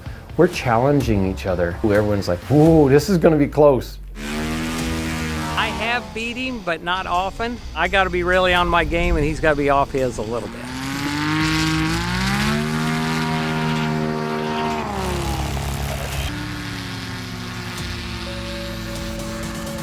The hard work happens with the majority of what Steve does before we get here. It's the innovations, the development of the new parts, testing them, all that. And a lot of that has to do with what Steve does before we get here. Really excited. I just hung my weights and got everything ready for traditional STOL, and I'm just excited to get going. I usually fly a Highlander, but I sold it. I'm rebuilding a new one that's going to be pretty competitive at both National STOL and STOL Drag, so I'm excited about that, but it ain't ready yet. I fly my Rands off a grass strip in airport about 15 minutes from my house. Rick and Colin Kadiva, both really good friends of mine. Colin has a place with a strip behind his house. I've flown in and out of there. Patrick and I, we got a little bit of a grudge match going. Come on, get it stopped, Charles. Get it stopped, Charles. No! You know, had to let it all hang out. Oh, man, One way or another, we're going to stop it, even if it's sideways. It was so fun. I got to fly the unlimited. You can't beat it.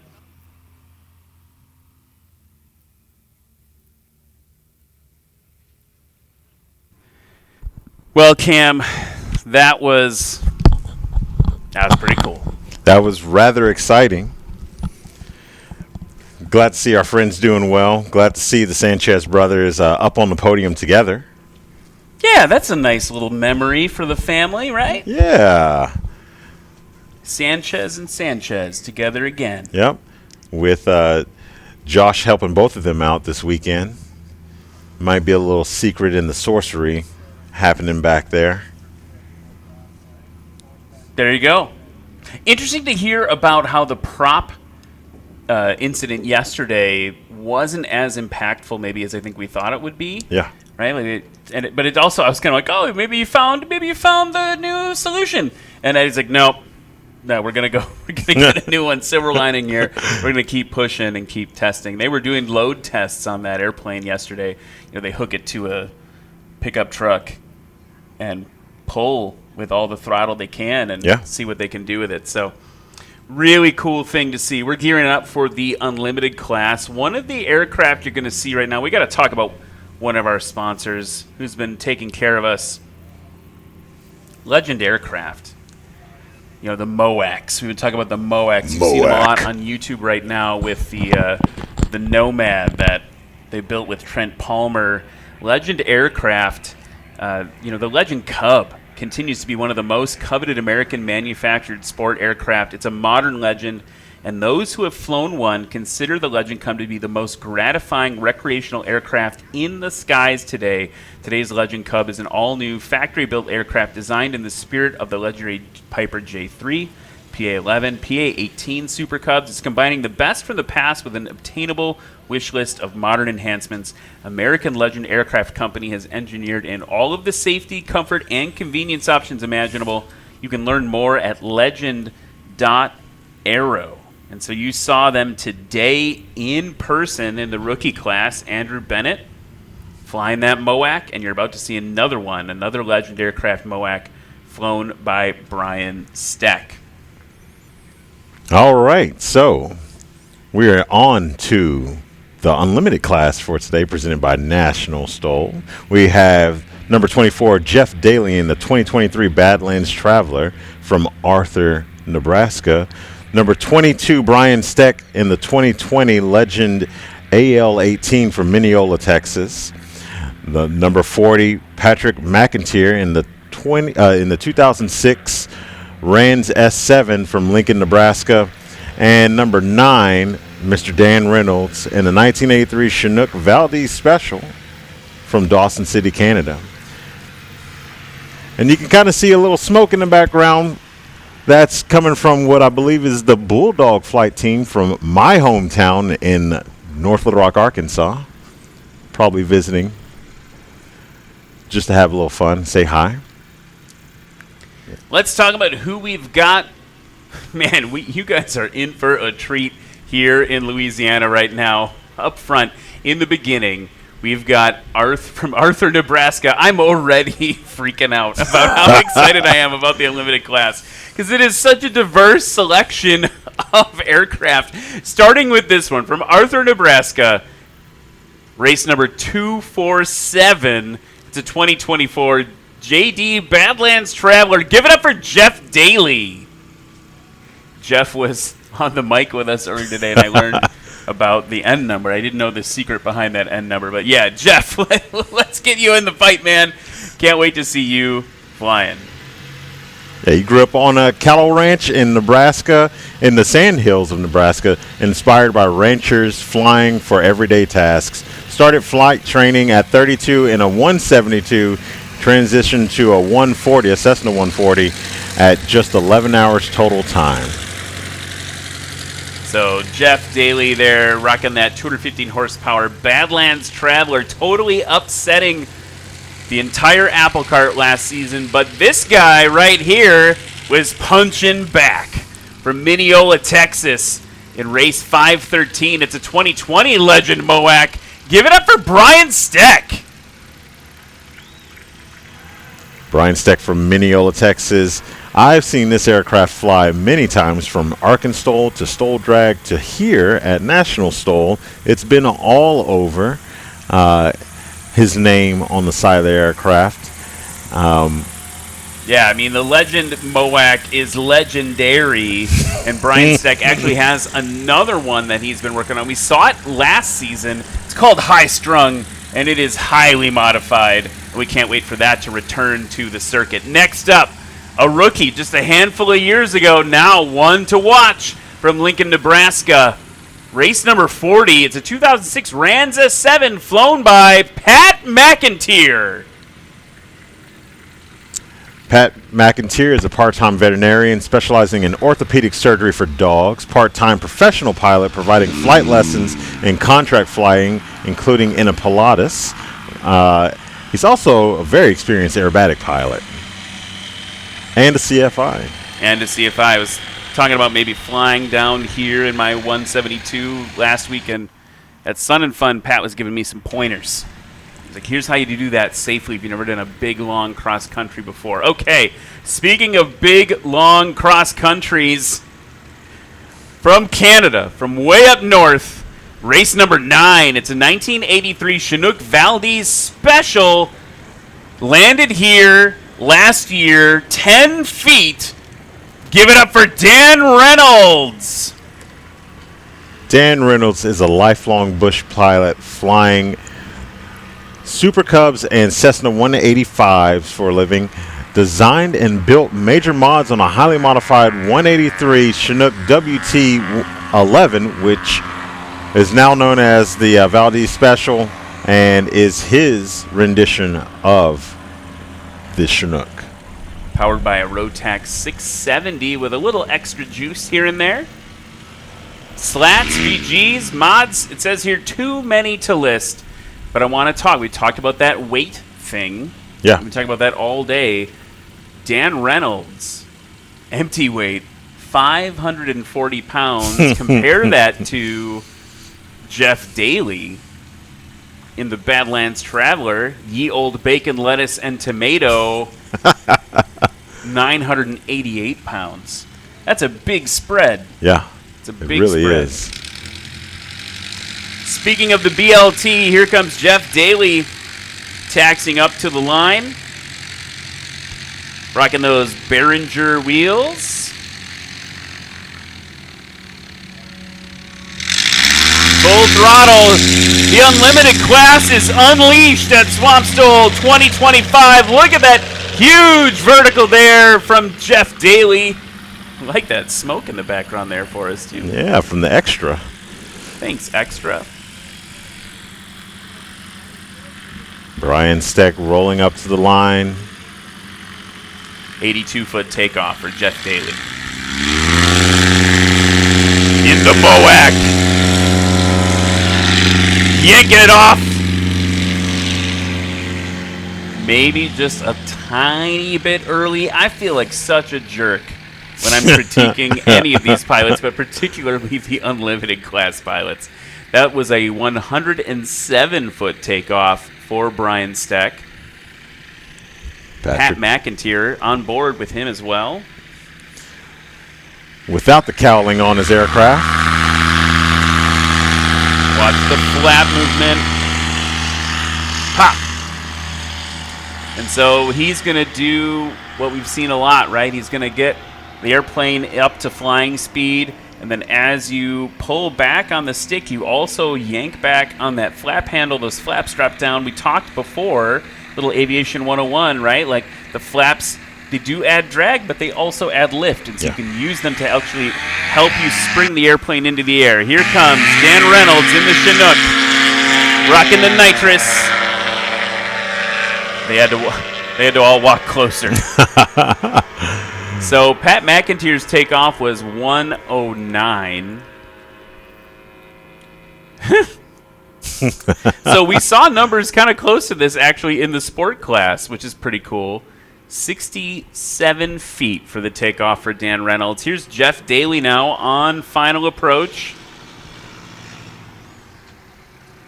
Oh, unfortunately, that's going to be a scratch. Needed like half a second more of that burst of throttle. Yeah. Just a little bit extra to get him over the line. Like a pate instead of a potato.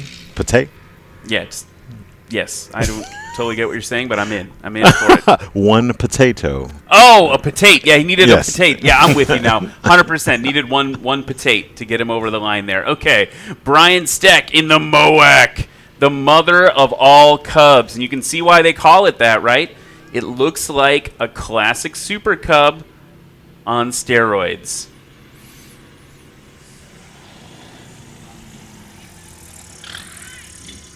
He's diving it in, and the reverse pitch propeller is ready to go.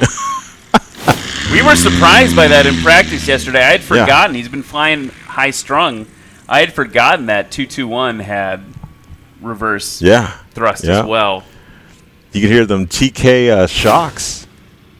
Or I guess they're TKs. I don't think they're monster. Or I think that's You could hear the shocks. You could hear the shocks. Doing Most shock definitely. things. They were clanking.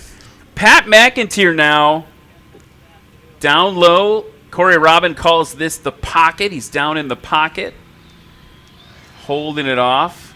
Watch the workload in that cockpit view. Whoa, nice one for Pat McIntyre, getting it stopped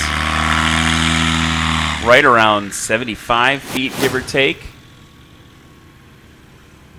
Let's watch that again.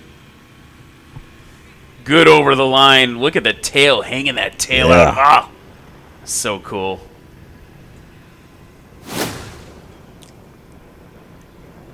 Pat currently in first place with a combined score of 188. Brian Steck holding up second place with 230.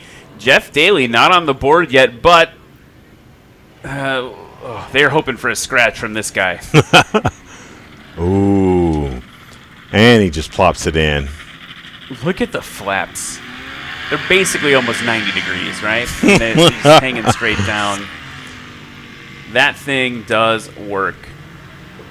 It reminds me of that photo of the C-130 that you had showed me with the flaps 50.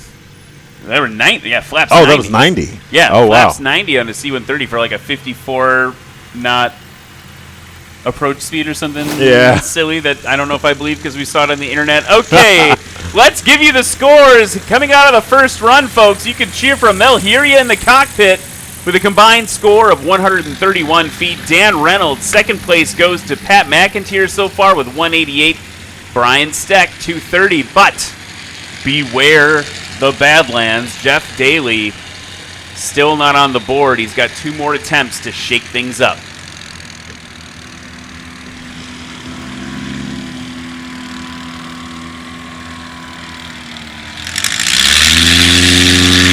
And Jeff Daly on the run in the Badlands Traveler.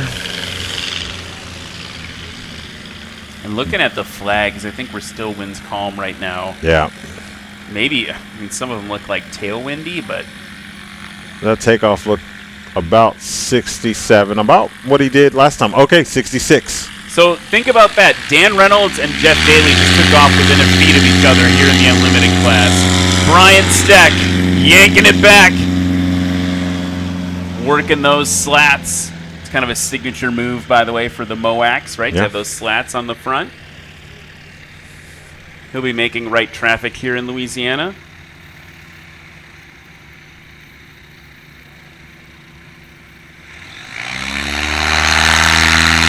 Pat McIntyre getting that tail up nice and high. Oh, well timed for Pat McIntyre. That was... When we say, oh, well timed, it's because the plane flew immediately. Yes. They time it just right, the plane will just fly. There's none of that hanging around on the ground, none of that fighting back into the air. It's just ready to go. Dan Reynolds. Dropping in the flats, pulling back on the elevator. Okay. No one was even down by where it was. Jeff Pohl's got his eyes on the grass, so. Yeah, he did like knife hands. Yeah. It's like, I see exactly where it is. The other thing that's new for this season is we have judges with cameras out there recording every takeoff, and they can pinpoint the exact point, not to be redundant, that the aircraft leaves the ground. That's a new additional accuracy item. Here comes Jeff Daly working that throttle, snarling.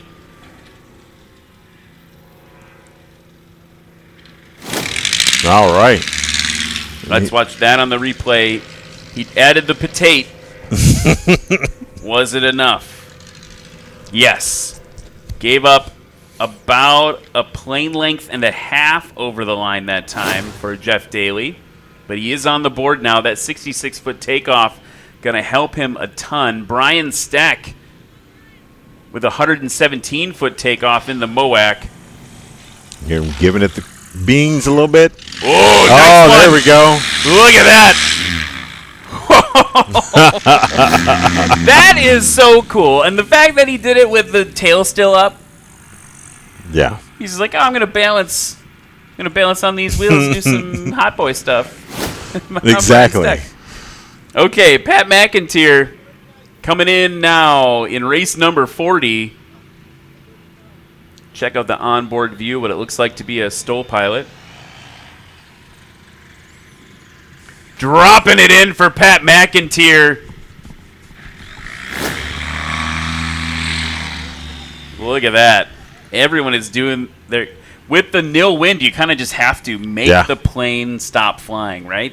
There's not a lot of ways to make it work like that when you don't have anything helping you out on the nose. Dan Reynolds now absolutely just hovering in. Working that little Rotax engine that he's putting all the beans through. Oh, yeah, that was awesome. He did not give up very much, not even half a length of his aircraft. I mean, look at how short he just landed. Talk about an improvement for Dan Reynolds. Down to 82 feet combined. That is worth a cheer, folks.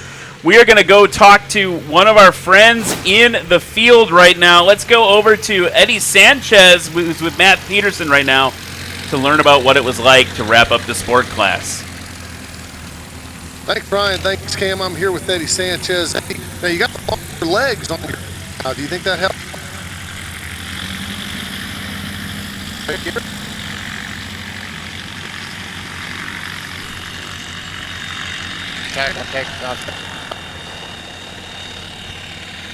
So it sounds like we're having a little bit of Follow that technical line. difficulty getting them out there in the field. So we'll try again in just a moment. Let's recap the scores now as we come in. Dan Reynolds currently in first place with 82 feet. This guy, Jeff Daly, just took third place, and look how short that one was. Oh my goodness. Sub 50 feet for Jeff Daly. Currently in third place with a combined score of 199, but he is coming for everyone. Brian Steck now pushed down into fourth. It's the last chance for glory for him here at Swamp STOL.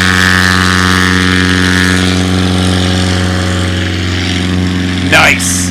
Really clean and considerably shorter for Brian Steck. His shortest previous was 107. We definitely saw a sub 100 for Brian Steck that time. Pat McIntyre reading the flags, reading the conditions, trying to cheat into any knot of wind he can over the nose. He slid the aircraft to the left. Full throttle. And Pat McIntyre off impressively short. Everyone now has taken off sub 100 feet. Oh, man. What is going to happen here at Louisiana in Swamp STOL? Dan Reynolds, with memories of 10-foot landings coursing through his veins.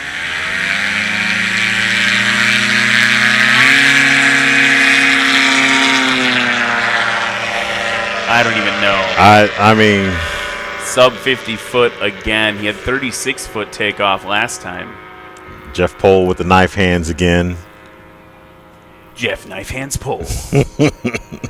So that is incredible. This whole thing is incredible. The other thing that's incredible that you should know about if you're a pilot is iFly EFB by Adventure Pilot. Ooh.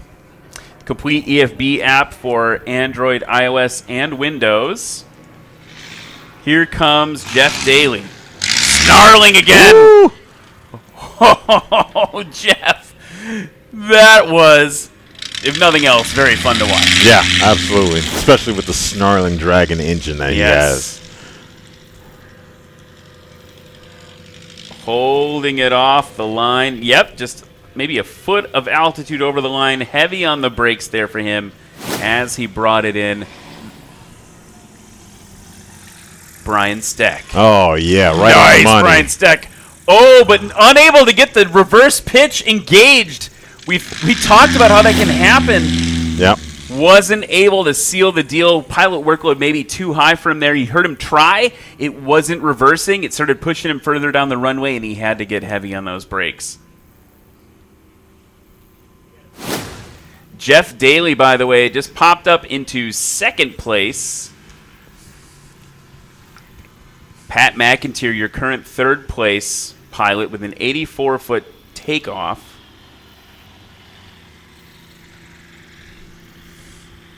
Whew. Yeah, I mean, it's so smooth, but a nice plop. Word of the day, Cam and Ryan's word of the day, Swamp STOL 2025 is plop. Plopper. That's what you got to do, especially when you have no wind. You got to plop it, you got to drop it, and then you got to stop it. Plop, drop, and stop it? Is it drop, plop, and stop? It's probably drop first. Drop, plop, then stop. Yep. Okay, it's time to get serious here, Cam. Dan Reynolds' takeoff this run was 40 feet. His best today was 36. He is comfortably in first place. You're now watching one of the legends of STOL flight. Just bring it home. Just bringing it home, and bring it home he did. That is going to wrap up the Unlimited class here at Swamp STOL 2025. Again, a big shout out to our sponsor the final one we have to mention, helping us bring this to all of you here in Louisiana and across the world, iFly EFB. Fly your freedom. It's different up there.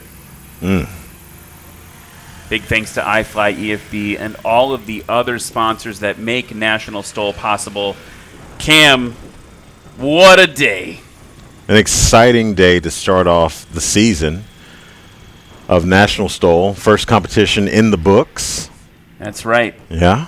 In the books, and now we need to go figure out who got what trophy in the unlimited class. But since I'm going to be out there, I just want to say thank you to you for all of the hard work on the mic with me today. Oh, thank you for allowing me to sit pretty next to you. Oh, man, that's not how this works, man. We are together in this the rest of the season. Okay, everyone, we will be right back after this. Legend Aircraft. What? Clemens Insurance. Behringer Aero. Sarasota Avionics. Lift Aviation USA. Flying Eyes Optics. Red Tag Art. Legendary Aviation Coffee Company. iFly EFB by Adventure Pilot. Tundra Tailwheel. Orca. Jeff Davis Parish Tourism and the City of Jennings. Commemorative Air Force Gulf Coast Wing. Bayou Rum. Ultra Industrial. Leo & Sons. Freedom Sky Truck Rentals. Jet Boats of Texas. Clay and Domingue. Quality Kiln and Dryer. Clemens Insurance. Kaisik Coolers. Aeroplex Labs.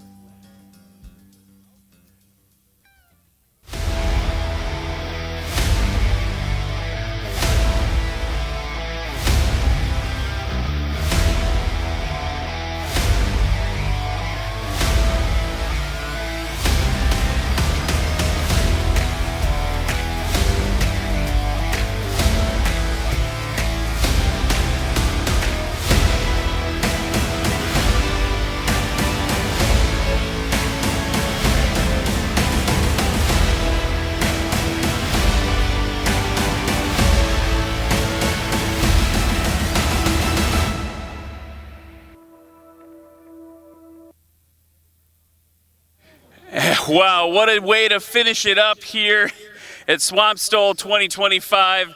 Thank you so much to everyone here in the crowd in Jennings. You guys have been great. You deserve a round of applause. Give your best round of applause. You guys are the best. Swamp STOL is the best. And I know we had good weather this weekend, but you've been with us through thick and thin for the last 5 years, and we really appreciate it. Let's talk about the Unlimited class. Let's give it up for these Unlimited class competitors. The cream of the crop, the best of the best behind me right now. Let's talk about where the chips fell. With a combined score of 162 feet, give it up for Pat McIntyre. Congrats, Pat. This one was pretty close with a combined score of 157 feet. That's 5 feet. Woo! Give it up for Jeff Daly. And with a combined score, 82 feet. That's a small number. Dan Reynolds, get up here.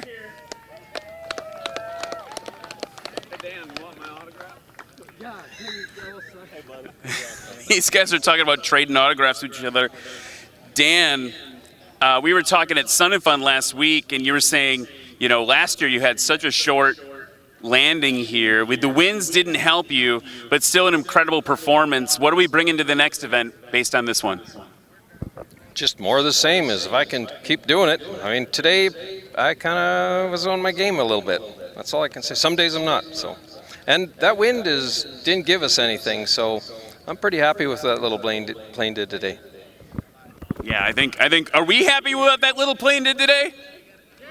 All right. Well, congratulations to the Unlimited class. Look at these guys. Holy cow. If that's the first stop of the season, what are we going to see by the end of this year, right?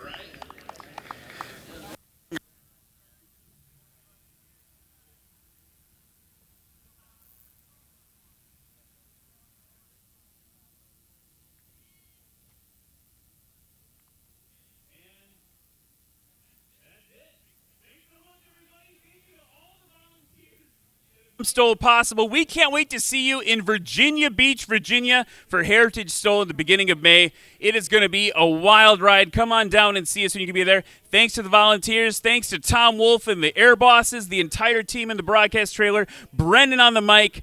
Not on the mic, on the camera. Brendan on the camera, and of course, Cam Walton on the mic with me today. We can't wait to see you in a few weeks. National STOL 2025. We'll see you then.